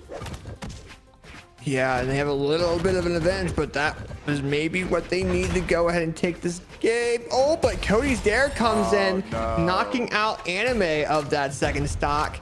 And I mean, Anime and Dog are feeling it. This is their possible last stocks of the tournament. Absolutely, they need to dig deep and try and get it done here. Anime is off to a really good start here, though. Not taking any damage. Got about 5-6 really good hits in as Cody's getting sent all the way over to the left side of the Miami Dome. Saring his way back on. A great dodge, but Anime going to come underneath him. As soon as he saw that dodge come out, he's like, thank you, that's mine. Narrowing him up to the top and getting him out of here. Yeah, you know blue team's like, okay, let's do a little bit more damage to Cody while Dog comes in and tries to knock out Stingray off the side, tries to catch him off guard. But Cody catches Dog off guard, gets the ground pound there. Dog still able to come back after that, though. And Dog with a downlight in the recovery, all because Anime focused on Cody and allowed them to have that 2v1. He touched. I don't know how he touched. I don't know how. I don't know either, but I don't think blue team expected that. The weapon through the side air came and collected this. Oh! Neutral layer to side air. Oh, Dog didn't do anything. He just wanted to take it safe. If Cody could get the axe on Dog. Oh. There it is. There it is. Okay. Now this is winnable for Cody. No. Oh, no. Oh, that's unfortunate. Cody trying to find his way in here, looking for a recovery, something to get him some spacing. Oh no, yeah. he's gonna catch a cannonball to the face. That was rough. But Anime Dog digging deep like they needed to, getting one on the scoreboard. We're going into game number 4. But Cody and Stingray do still have that advantage. But man, great job from blue team to be able to bring that back, bring that set back like that. Yeah, it just came down to how they're really approaching the red team. Red team was kind of having this giant wall of blue come towards their way, and blue team just kind of let us into that 1v1, and that cannon, I mean, that can read on Cody. I mean, Cody had sweat beads. That was the perfect opportunity for Anime, and I mean, if he didn't punish it, Cody would probably have came in and done what he needed to do. Oh, here we go. Game number 4. You'll love to see it. Drop it in here. See on those weapon drops, Stingray getting straight on at that spear, throwing out the neutral sig, and getting punished pretty hard for it, actually.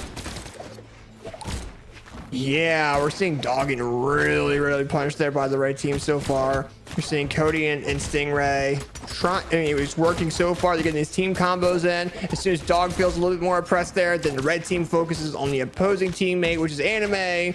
You know, and now we see Dog in the orangey red. The red team has a strategy, and we're just seeing Stingray breakdancing there with the signatures on the platform. Again, there we go. No, wait. That was the problem last game, AJ. Yeah. He wasn't spamming signatures. That was I mean, literally. you kind of led him to literally, knock out his first stock, though, this game. I don't know. I think blue team's starting to adapt. No, but that's the difference. That's why they didn't 3-0 the set. He needs to hit the heavy attack button more. He needs to hold it more, too, I feel like, right? He's like, oh, let me try to catch you with a new signature version. Woo! But right now, oh, Cody's saving the blue team from that team combo. I'm sorry, that Stingray signature there. Cody coming over the down lane with Axe. I mean, let's be real, that signature has a lot of damage, as if it was a team combo. Right. And Anime comes in, gets the neutral on Cody. Blue team focusing on Stingray a little bit. Cody trying to change the process of what's going on. Stingray gets the knockout there onto Anime, and then we see Dog get the knockout on Cody. Stingray doing a good job at staying out of harm's way while Cody respawns back in. And going straight to work with that Dare, but Anime getting underneath him, catching him with the recovery. Dare, Nair. What else has he got? Anime back it up, gonna hit him with the side air. Then Cody has a Sarah of his own into Dare. And his Dog's just kind of chilling down here, bottom of the stage. Catching a pogo and gonna stack on top of Anime. Nice signature off the Dog. Cody cleaning it up with a Sarah though. Yeah, and Cody's just holding himself really well in this 2v1 so far. And as I say that, those Stingray comes back, gets that cannon. There's a little bit of damage to the Anime, but now we're seeing the blue team kind of not go away from separating themselves and kind of keeping together. But I mean, as I said, like, Cody comes in knocking out Dog at that second stock, and now Anime's just popping off that cannon. He is trying to find a way back up on stage though. Cody hitting him with a huge recovery off that Axe. Looking for another one, not being too aggressive, but going to catch some damage either way. Stingray going to follow up, but he is going to catch his teammate in that combo. As Cody reached up with the recovery, nothing to be found. Anime grounded and Nair going to bring Cody back down to the stage. The Stingray is going to follow up and taking Anime out of here. The red team holding on to this lead. Yeah, with that being said, Cody going down into that final stock there. It is very close between these players. You know, blue team's feeling that pressure. They're going to want to go ahead and find the options against Cody and Stingray. But Dog is just approaching unarmed. He doesn't have a weapon. He just now picked up Spear. Now a little bit confused, allowing for the red team to get this 2v1 opportunity against Anime. But they're not having a good time with that, are they? No, not at all. This is really close coming down to the final couple interactions of this game. And Dog gonna be the first to fall in that last stock, and Anime's got to fight back. He does have a little more health to work with. If he can get a good 1-2 combo like that, there we go. They're gonna finish it up, and now it's down to Stingray and Anime. Anime fighting to stay in this tournament. It is all up to him. Stingray putting the hands on him though. Reach up with the D-Light, whiffs. Come back on stage, Anime catching him with that Nair, but nothing else. Okay, we're playing footsies now, but there we go. That signature coming in again. Stingray gonna go ahead and clutch it up for him and Cody Travis, and they are gonna be moving forward to fight Snowy and Hideaway. Yeah, and you know Cody Travis and Stingray are ready for it.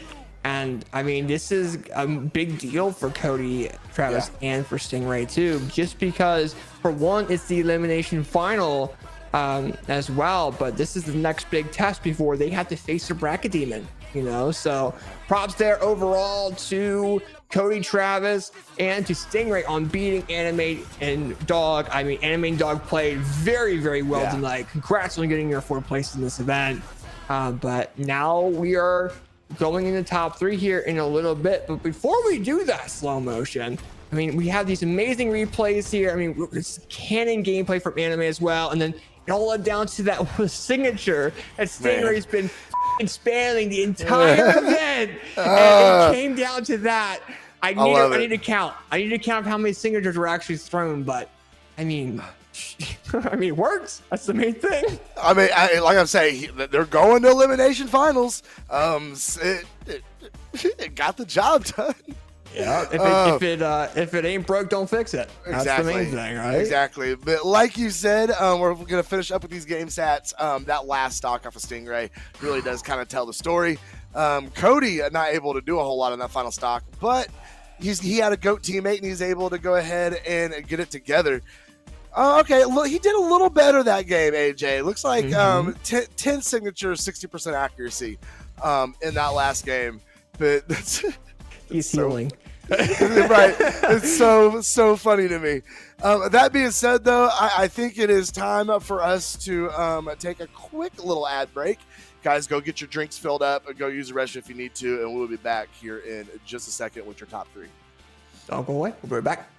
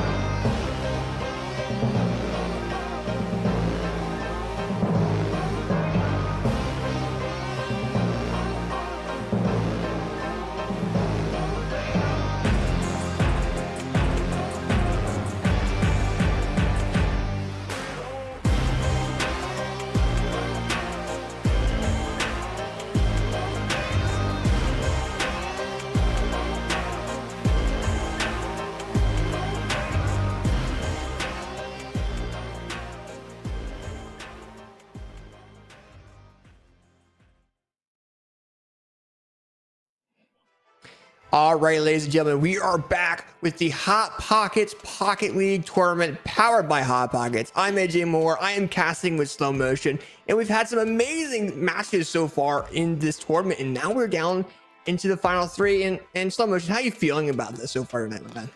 Oh, this has been a hype block, hype top 8, hype tournament. Been a very pleased, and I really don't know who's gonna win this. I mean, we got Zen and Experience sitting up in grand finals, waiting to find out who is gonna win between Snowy and Hideaway, Cody Travis and Stingray. And man, the elimination finals is gonna be a banger too. Wait a second. Okay, no, this is no. We just gotta get into this. Hold on, we just gotta get into it. We do, but before we get straight into it, though, we are going to go ahead and talk about some of the Brawlhalla events coming up for you guys as well. A lot of these players are joining the Hot Pockets event, not just because it's Hot Pockets, but to get practice for the Brawlhalla Major coming up here in March. So we got March 8th to the 10th. We have NA, South American, and SCA facing each other off in winter doubles. I believe NA is on the 10th, if I recall, for all you NA lads that are playing in this event. And then we also have Moose Wars running one of the majors as well. Trial of Frig presented by Moose Wars for North America. We got Brawl League running EU, and we have SSL running South America. That is a $5,000 prize pool. So you see a lot of these players going into it. And with that being said, they just went straight into game number 1. Absolutely. We got banger tournaments coming up. Make sure you guys get signed up for your corresponding region. And we are going to get into this top 3 situation. Like we said, we got Snowy and Hideaway going up against Cody Travis and Stingray. Stingray, I mean, really the 7 is just still surprising me. I mean, we kind of poked fun at him a little bit, last game, talking about all the signatures he was throwing out. But he is doing a really good job on this new legend and just kind of showing the beginnings of what could be possible with it. Yeah, absolutely. And with how you can really use the signatures to your advantage, because I mean there's different modes of it too, and I think a lot of these players are not really used to that new game mechanic, and Stingray is willing to use that. And as we say that, though, we have Snowy and Hideaway using the Onyx and the Aang, and trying to go about different things against Cody and Stingray. They have that little bit of a lead, but they don't want to really go ahead and get knocked out too early. And then we see Snowy knocking out Stingray, and then we see Hideaway knocking out Cody. Yeah, absolutely. Getting rid of those stocks super early. And Hideaway not showing any signs of slowing down here. They put some more damage on Stingray. They've already got him into orange. This is going real south, real fast for Red Team here. Yeah, for sure. And right now, Hideaway's already out of that first stock there, and Snowy trying to keep that first stock as long as they possibly can, because I mean Stingray's on their second low stock already, and this is a very big deal for the blue team. They can knock out Stingray. I mean, that's a huge lead that they have. Oh yeah, absolutely. Look at that. Wait, I mean, they're getting Cody down to the depths of the red of his stock as well. This is looking pretty dire for Red Team here. They need to try and pull something out of their bag of tricks, but they're just getting sent out off stage. Having to try and get back on, and Cody looking for a weapon drop, can't get his hands on it. Stingray trying to clear him some space, and Cody finally getting those blasters back in his hand. Yeah, and right now, whoa! Snowy coming in with a double knockout of both Red Team members. We do see Hideaway lose that second stock, but that was definitely a good advantage for Snowy to go ahead and really do, especially with Hideaway getting knocked out where he was. And now, I mean, it's still that little advantage the blue team had is slowly diminishing. They're going to have to do something if they want to go ahead and win this game and do a little bit more here. And it comes down to this platform control, and they're doing that very well so far. Yeah, it looks like Snowy just kind of slowed down a little bit. I mean, there was so much aggression at the beginning of this game, and here towards the end, unfortunately, it wasn't enough to get that knockout on Cody, but man, did that rattle him a little bit. Yeah, I think a lot of the times with the blue team, once they slow down, they're a lot more accurate with what they throw out. And I think a lot of times Cody and Stingray are just trying to be a lot more aggressive, but Stingray loses that final stock, and Snowy knocks out Cody. Blue team taking game number 1 against Cody, Travis, and Stingray. Oh, come on, Cody knocked himself out. Let's be real. Yeah, I guess you can say that. Yeah. We're gonna hopefully they're gonna be able to make some adjustments. Going back in here to game number 2. I'm sure we're going to be sticking to that barrage, to that 7. I don't see a world where we switch that up this late into the bracket, but it just was not enough to get it done. And the tail was really Hideaway's gauntlets and Snowy's cannon putting in so much work. Yeah, and I also got to bring up Wait, what? Stingray's cannon is what he's known for. I mean, he did a mixture of the two. We saw that last game that they actually played. He played all that cannon. That's what he was known for. So, no, Stingray turning me into a liar here. I said there isn't a world where we'll see a legend swap this late, and he's just like, nope, Vector. So we'll see what how this Lance is going to mix things up. Obviously, you know, him usually being on that Orion, Lance is definitely one of the weapons that is in his pocket, and see if it's enough to mix things up here. Yeah, I think he saw the IGN Fest graphic of the teaser for Brawlhalla reveal, and it's like, oh, they put Vector. Let me play Vector this weekend, see how it would go, just to mess around with people. And it looks like it's doing a lot of damage so far. He does lose that lance, though, and now has to rely on that bow. But his bow ain't too bad either at the moment. Look at that. No, it's not, but the stock is going to fall. Cody being sent up to the stratosphere, be able to come back down, find some feet to land on an Apocalypse, and work his way off stage here. Stingray coming back up Nair into recovery, looking for another one, but Hideaway there with the Nair of his own to pull Stingray back down to ground, and Stingray charging up that recovery, and Snowy finally coming back up behind him to punish it, and getting a good recovery there at the end as well. Yeah, Stingray is holding the neutral air a little bit too much, and Blue team has a lot of experience against that, especially with how many other Lance players there are, especially ones too, right? So they're trying to space that out very well. They're doing very well against that, and Stingray is trying to be a lot more aggressive where those attacks will land. Yeah. But that neutral lane comes in, gets a down lane into backward side lane, but misses that, and you're seeing Hideaway, you're seeing Snowy really moving around very well against how Stingray's playing, and gets that recovery knockout in the process. And look at Hideaway Snowy with a fantastic combo with Spear and Gauntlets. They're down like in the recovery. Oh my gosh! And then Stingray comes back with the knockout on Hideaway. They are so good at capitalizing those opportunities when they're there. They're like, okay, we have 2 seconds of a 2v1. Let's go ahead and set it up, and it's just like second nature for them. It just happens, and we're seeing them kind of run away with this one a little bit as they're putting on some more damage on the red team. Cody catches some friendly fires and comes back up, and Sayers and Stingray on his way back up. The blue team kind of breaking off to the right side stage here. Snowy not going to follow up with anything. There we go. Nice dare. Turns around, hits Cody with a dare. And he's just kind of sharking from above, just trying to get those little 1-2s in. Yeah, and right now we're seeing Snowy trying to be a lot more aggressive, trying to play the mindset of experience from the winner's side, and now has both red team members in the low red, trying to get these knockout options. Cody trying to save themselves here on that final stock. Then we see a weapon throw from Snowy. We see a Hideaway and a Snowy with Gauntlet, and leads into a weapon throw, silent recovery from Hideaway. And Snowy sent one of those red team members into that combo, and blue team takes that point to their name. And what a way to do it. They are absolutely marching their way through elimination finals right now. Full steam ahead. That was an absolutely brutal win from a Snowy and Hideaway, and they're going to be looking to wrap this up in quick fashion if they keep playing the way they are. Yeah, and right now, I mean, they're figuring out what map they're going to go to. I don't know what they're going to choose. Oh, it looks like they already chose. Just trying to figure out if it's going to load or not. We're going to Apocalypse. Apocalypse? Yeah, that makes sense. It's always Apocalypse. But it's still, though, I mean, we still see Stingray on the Vector. He feels pretty confident on it. That makes one of us. Yeah. That was left a lot to be desired in that last game, and maybe he felt something that he is going to try to exploit. Oh my in this God! game. But, you got to get a weapon in your hand first, and you got to quit getting slapped around like that. There we go. Stingray finally has that rocket lance in hand. Snowy coming down with a huge ground pound, and he catches Cody, and that stock is gone.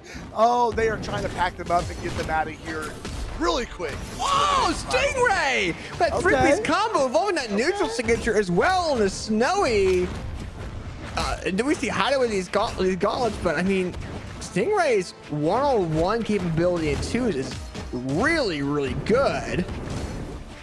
The problem is, I think it's coming down to those 2v1 situations he has a rough time with it because he has so many recovery frames with Vector. Oh, Snowy comes in with a recovery and a double recovery there to go and finish that off. And I mean, I really, really think the recovery frames with Vector are what's holding him back a little bit. He's just has to get into these 1v1 situations rather than 2v1s. Yeah, it's definitely not working out for him the way he's looking for it to. But Hideaway getting a good signature off that right side, staying out of the way of the down sig off the Vector. Ooh, caught him with it. Are you kidding me? I mean, Cody's still got the knockout there on the Hideaway. The problem is now Cody's got to knock out Snowy, and Snowy's got Cannon, who's a lot more aggressive. That side air from Cody actually countered that pretty well. That's a good side air from Snowy to come back on stage. Going to finish up with that nair. Hideaway going to finish up with a recovery. And a Stingray and Cody. What happened? They're on the tournament stocks, AJ. What happened? It's coming down to the wire. I mean, when it comes to the blue team, they're really approaching Stingray a completely different way than what they were in game number 2 when Stingray first chose that character. And now you're seeing Stingray a lot on that bow, and it's just not working out for him. No, not at all. Stingray, though, I mean, if he's going to do anything, it's going to be on that lance, but I think it just might be a little too late. Snowy just now being taken down on his final stock. Hideaway holding on and still holding on if he can find a way to get back on stage. There we go. Stingray ignoring him, trying to put some little extra pressure on Snowy. Hideaway has those gauntlets back on, but he immediately gets tossed out to the left side of the stage, and that's going to put him on his final stock. Stingray in a knockout range right now. If they can just get a decent little combo on him. Nice tear from Hideaway. Yeah, now we're kind of seeing Stingray trying to be a lot more aggressive with that lance. He realizes kind of Cody's having a rough time really being that aggressive part, and I think Cody's just trying to really back him up wherever he can while Stingray's popping off, and you're seeing Cody move around completely different. The double, almost led to a two-piece, but now Snowy the downlet in the neutral air, knocking out Stingray, and then Cody's off that ledge. Snowy comes with a weapon throw, lands that signature, does not knock out, but will this one? The recovery does not knock him out again. They still need to be careful because this is doable for Cody. Okay, to say if he could have got a Sayer coming back up on stage and stay out of the way of that Sayer from the spear, but it was not enough. But you know what, AJ, third place is not bad, my friend.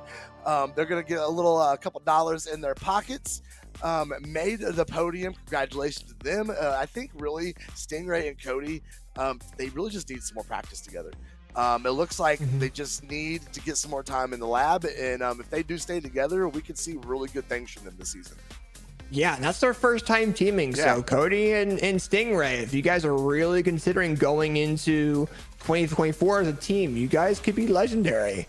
Yeah, absolutely. With that being said, though, it's grand finals time, AJ. Let's go. it is grand finals time. We are now in the grand finals of this Hot Pocket event, powered by Hot Pocket, of course. We appreciate you guys for sticking around, and we've seen so much good gameplay tonight. And looking even down to these final replays, Cider comes in clutch.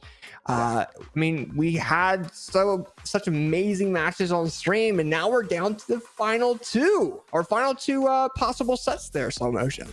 Yeah, and I'm looking at how we got to where we are. And Snowy and Hideaway, they went all day undefeated. They were not playing around until they came up against Zen and Experience in that winners finals that we saw just a little bit ago. And Zen and Experience put it on them. 3-1, sending them packing down to the elimination bracket. So, I mean, we see that differential in the opening game. Is Snowy and Hideaway, they got something figured out? Are they going to come in with a game plan? Because not only do they have to do it once, but they got to get 2 best of 5s to be able to take that big grand prize Hot Pocket. You know what I mean? They got to take 2 sets, and it's going to be a rough mountain to climb. Yeah, but what I will say though, I mean, it's going to be a very, very interesting matchup as well. And I can't wait to see how these players really put forth what they're doing. And I think the main thing that Snowy and Hideaway have to really look for is experience and how he plays and how he really approaches it. Because he was the main guy, you know, for his teams. And was that kind of secondary, was able to follow up. He was doing his own stuff, but either way, we're going into game number 1. These guys are ready to go. Without a doubt. And I mean, they just went straight into it. They did not care one bit. Yeah, no, not at all. I'm going straight into Apocalypse yet again. Just a really good map, that platform. Just enough to, you know, give you, if you like platforms just a little bit, like this is just the right amount. A great map. Zen, a big ground pound. Okay, into Pogo. Okay. Looking for another one. Hit him again. Snowy's in big trouble. Sweatbeat's coming out, but he's able to get a dodge. Oh, wait, no, he's gone. Never mind. I take it all back. What? Yes. Yeah. What just happened? There we go. Hideaway trying to do a combo with Snowy, but they're just having a rough time right now. I ain't gonna lie to you. They really are. They really are. Red team's doing a good job packing on some really good extra credit right now. Snowy finally getting in some good pressure there, but Zen coming in to break it up. Experience is not gonna find a way back up, and Zen falls as well. We are all tied up, but Hideaway is orange and Snowy is well on his way. Yeah, Snowy with the mind gimp on the red team. The red team were kind of just trying to get the knockout on Snowy, but a little bit too much to the point where they lose those stocks. And now we're seeing, as they come back on their second stocks, them doing a lot more damage against the blue team. And I think blue team, never mind, I'm not going to say that just yet, because look at these guys go. Is Hideaway getting knocked out there, and Experience following up with this fantastic Onyx signature on the Snowy. I mean, they have a 2-stock lead right now. Yeah, Zen and Experience playing so well together and playing with confidence as they should be. Playing pretty aggressively, and they're staying on the upper hand doing so. Hideaway finally getting a dare off the side of stage. Experience looking for a way back up. Weapon throw is going to get him the room he needs, and he comes back in to get some more damage. Let's go. He knocked himself out. He knocked him and his teammate out again. The only knockouts we've seen tonight is the red team knocking themselves out immensely. That's been it. But they're winning. How? They're in the lead, and that I think actually makes a pretty strong statement. The fact that they are winning, and the only way they've been knocked out is by knocking themselves out. That's crazy to think about too, with the fact that we have Hideaway on his final stock, Experience with a nuke slate with gauntlets, and they're just trying to figure out team combo. 2-piece Lance doesn't knock out Hideaway. Okay. Experience with there. Yeah, he's gonna go off ledge, and then Sen just says, you know what? I'm not gonna give you that opportunity. Cider comes in, red team taking that point to their name, and I mean, Experience and Hazen are powerhouses for a reason. No knockouts coming out of blue team. 2 accidents apiece for each member of red team. I'm trying to think back in the years I've been doing this. I don't think I've ever seen a game go quite like that before. That's an interesting result. Not a whole lot of damage coming out on that last stock from Experience. We see Hideaway did a really good job on his final stock, putting in some good damage, and unfortunately it wasn't enough to be able to take that dub. And we're going to go into game number 2, and Snowy and Hideaway are going to have to do something, fam. Yeah, for sure. But I don't know, man. I mean, we'll definitely have to kind of see what happens going forward here. What we are going to go ahead and do, though, give us 1 second here. We're getting into game number 2. We are going to provide a new room code because I think the room is glitched out for Snowy. I think he left and tried to join back in. He glitched out. Let me make a new room for them real quick here. Okay. I will just I'll switch over whenever you post it in chat. What's going on, guys? This has been an amazing event so far today.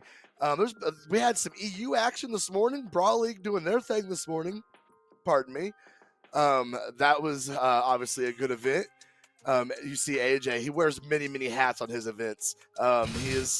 He gets it done. He gets it done. See him feverishly working behind and on the scenes to bring you the highest quality Brawlhalla esport entertainment that, I mean, Twitch can provide. This is... Yeah, I appreciate that. I'm trying to get the room code figured out too. And for those that don't know how we get stats on the stream, it's based off a system that is based off the rooms. So we have to change our entire system to the new room as well. So we're just providing that to the guys and getting that all going here. But I mean, overall though, I mean, we saw game number 1 between these guys. They did very well. I mean, yeah, I think Experience and Zen, I mean, are showing their true colors, and Experience is showing how aggressive he can be as a player. And I know right now we're just waiting for this new system to kick in, but I don't know. I mean, it was funny because I didn't understand the I didn't understand the reason why Experience, no, don't start yet.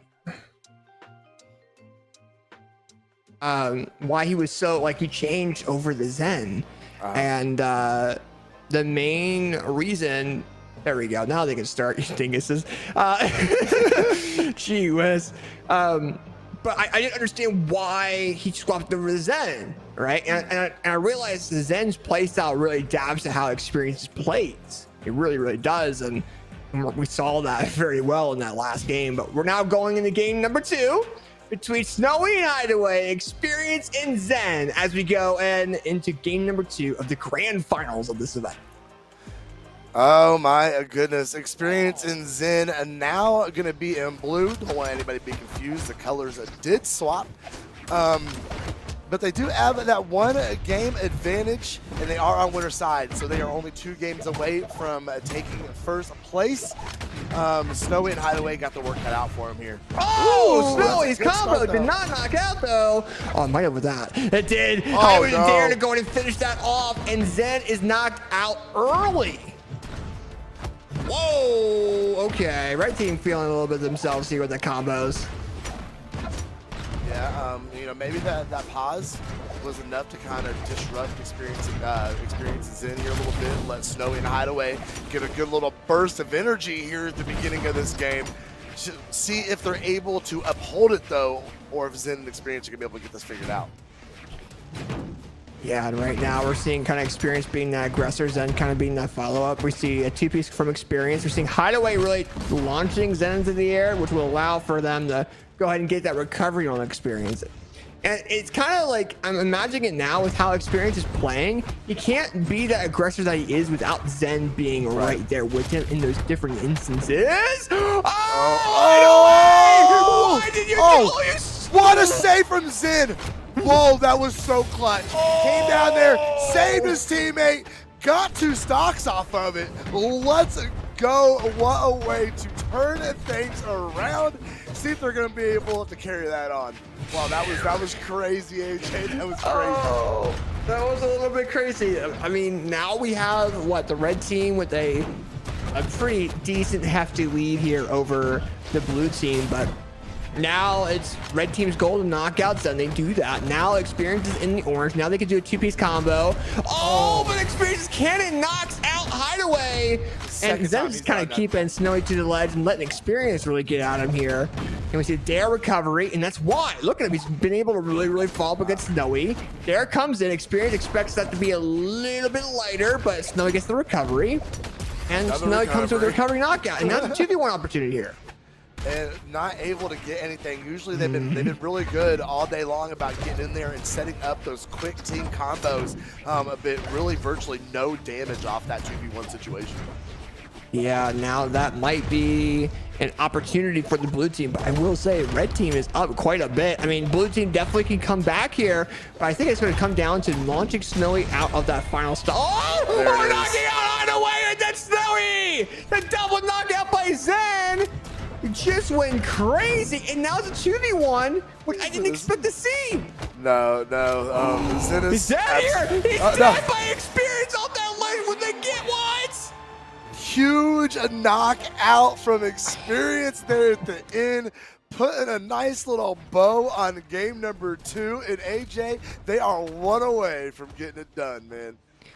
Yeah, they're a 1 game away from winning this fantastic 2v2 event powered by Hot Pockets. And I don't know. I mean, this is a big deal. I mean, keep in mind, these guys are playing for a lot, and I mean, a lot of money. They're both guaranteed 600 together, of course. But they're basically, this is like a $600 best of 5, if you're thinking about it. You know, maybe it's a little bit in the advantage of the blue team a little bit. But it is what it is. And I think now we'll have to see what these players really do to kind of adapt to what they're doing. Yeah, they're going to have to change something. I wonder if, I mean, do we see a legend swap? I mean, it comes down to this.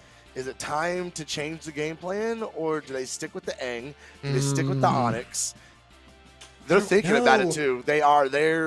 We see, I mean, we're kind of taking a look. We have the lobby up. We can see the blue team is already locked in. Zen, Experienced, Onyx, Aang, let's get it done.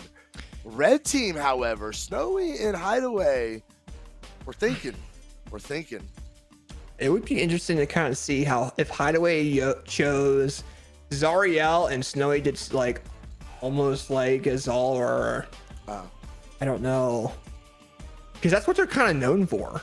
I don't know if they go into like a 1v1 layout, or no. Does Snowy pull out the Rayman?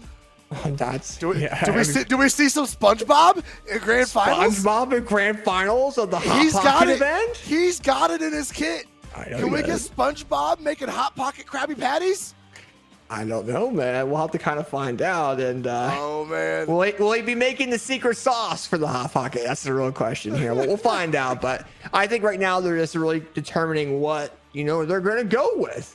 And I think I gave them their pick, Snowy. That's the Bob will set you free. There's no other option right now. Imagine. Bro. Dude, imagine we had SpongeBob and Patrick win into that and just be on the main graphic. It'd be hilarious to see. But I don't know, though. They're going to have to pull something out. I don't know what they can really do. I'm going to read chat here real fast. Let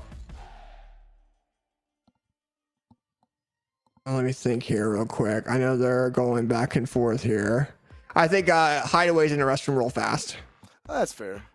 So they're just getting that all sorted, and of course we have experience in chat, big experience.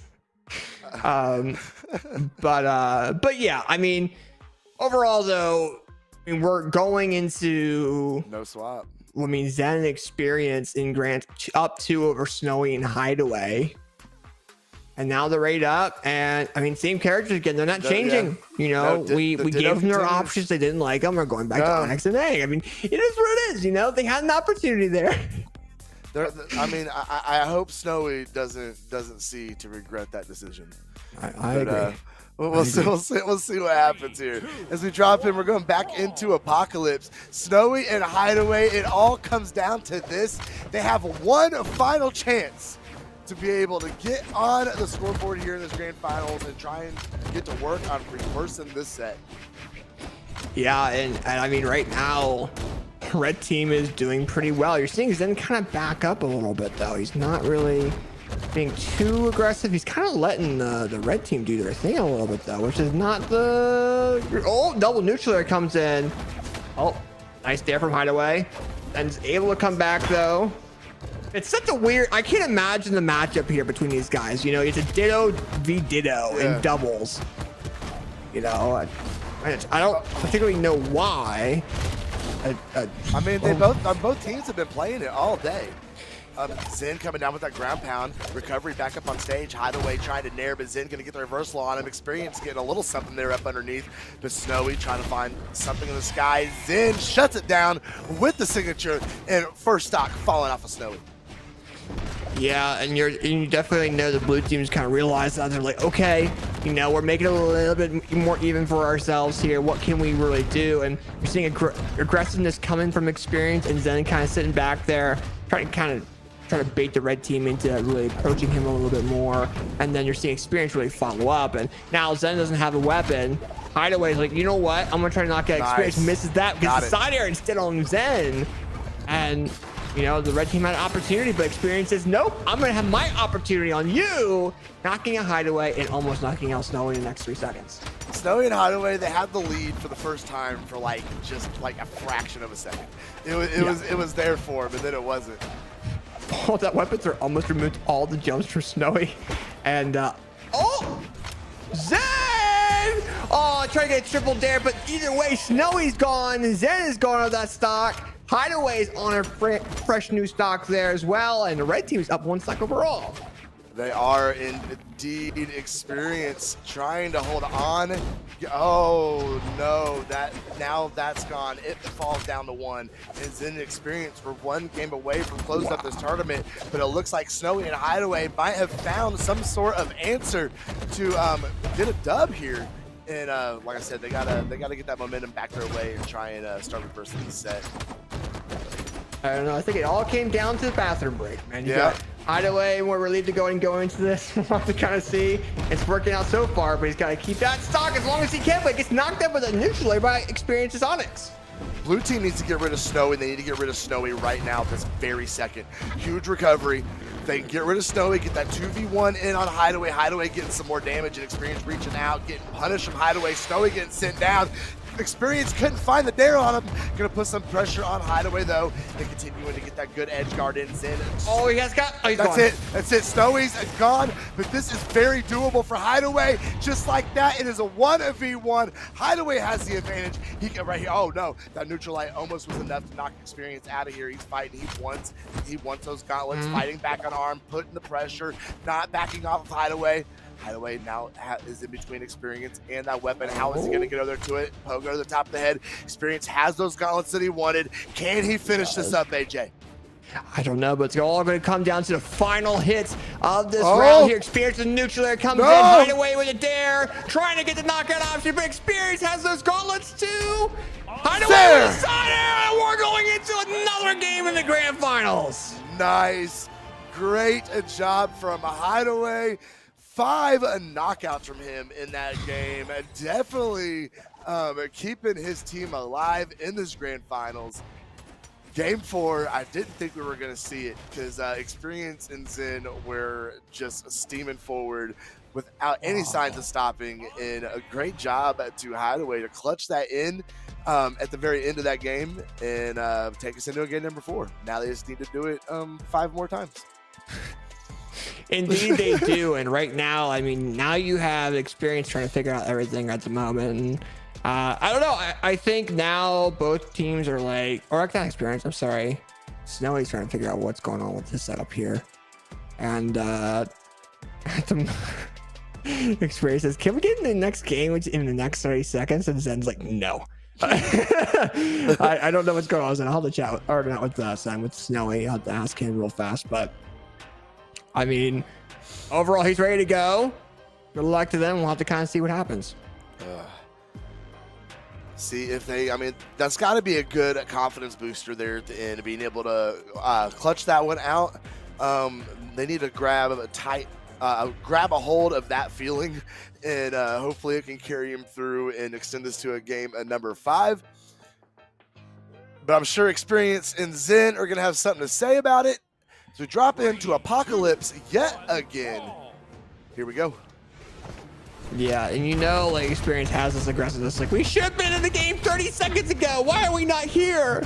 You know, so he's going to be a lot more aggressive at the beginning. Down like the dare. Why'd you make him sound like that, AJ? Punish there, too. Ooh. Let him go, man. Look at all those dares come out. Those are signatures. There we go. Dare. Oh, there's a team combo from the blue team, though.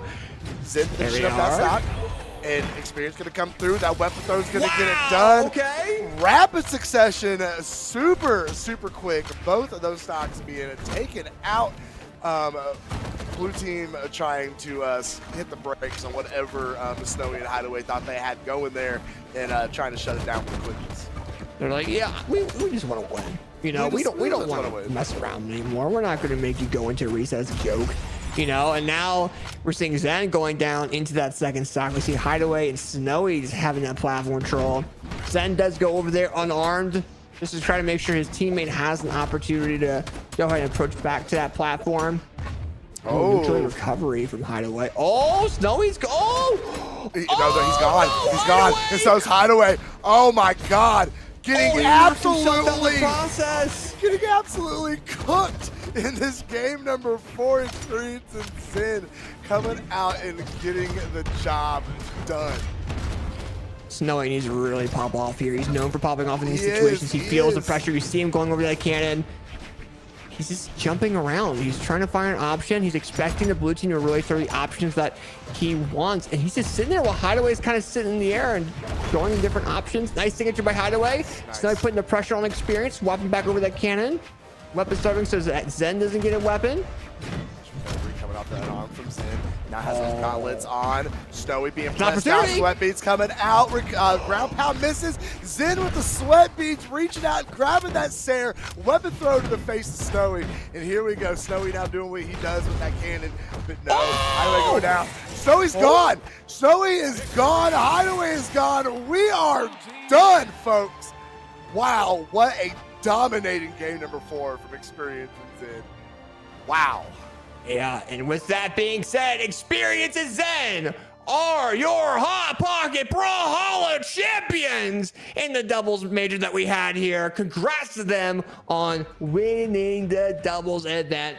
No matter how much space was in between those sets, the momentum kept going forward, and they showed the true power of Onyx and Aang together in doubles, especially on this patch here. And even the new character was doing pretty well, but they showed how Gauntlets, Cannon were doing very well, and and Experience really showed his gameplay here. I mean, even going back through these replays, I mean, we saw the dominance Experience. We see Zen following up. Zen had his moments there too, doing very, very well, but that last game was, there we go. It was realistically Experience being that aggressive player and Zen following off that ledge. And no matter what, Experience got that ground pound, threw a recovery on Hideaway. Hideaway didn't know what to do and just fell down.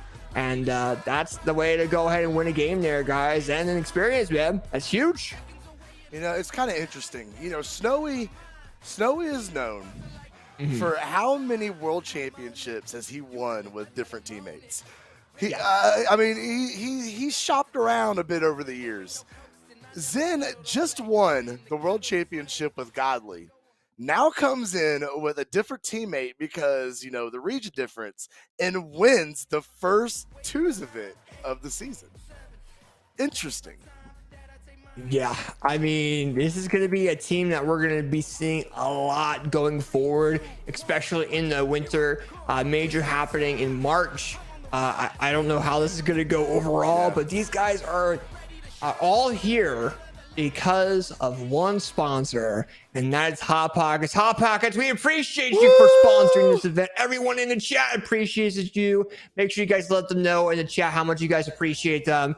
I know all of the staff from Moose Wars appreciate you guys on investing in Brawlhalla and showing what it's worth to the world. And with that being said, though, is there anything else, Slow Motion, you want to say before we head off for the night? Yeah, absolutely. As you said, big shout out to Hot Pockets. It's pretty cool. It's always cool seeing new companies come in and show some love to Brawlhalla. Everybody else, beardedbrawls.com, 3v3 crew battle next weekend. Get over there, beardedbrawls.com, NA crew battle. I got you guys next weekend. That being said, though, AJ, it's always a pleasure. We've been doing this a long time, brother, and it's always good to get on the mic with you. That was a lot of fun, and that's going to do it for me. Heck yeah, dude. With that being said, we appreciate every single one of you guys in the Twitch chat. We also want to show some appreciation for all the staff that were involved with this event. There were over 20 plus people involved in the background. So with that being said, let's go and check out some of the credits and some of the amazing people behind Moose Wars. Let's go and check it out. Good night, guys.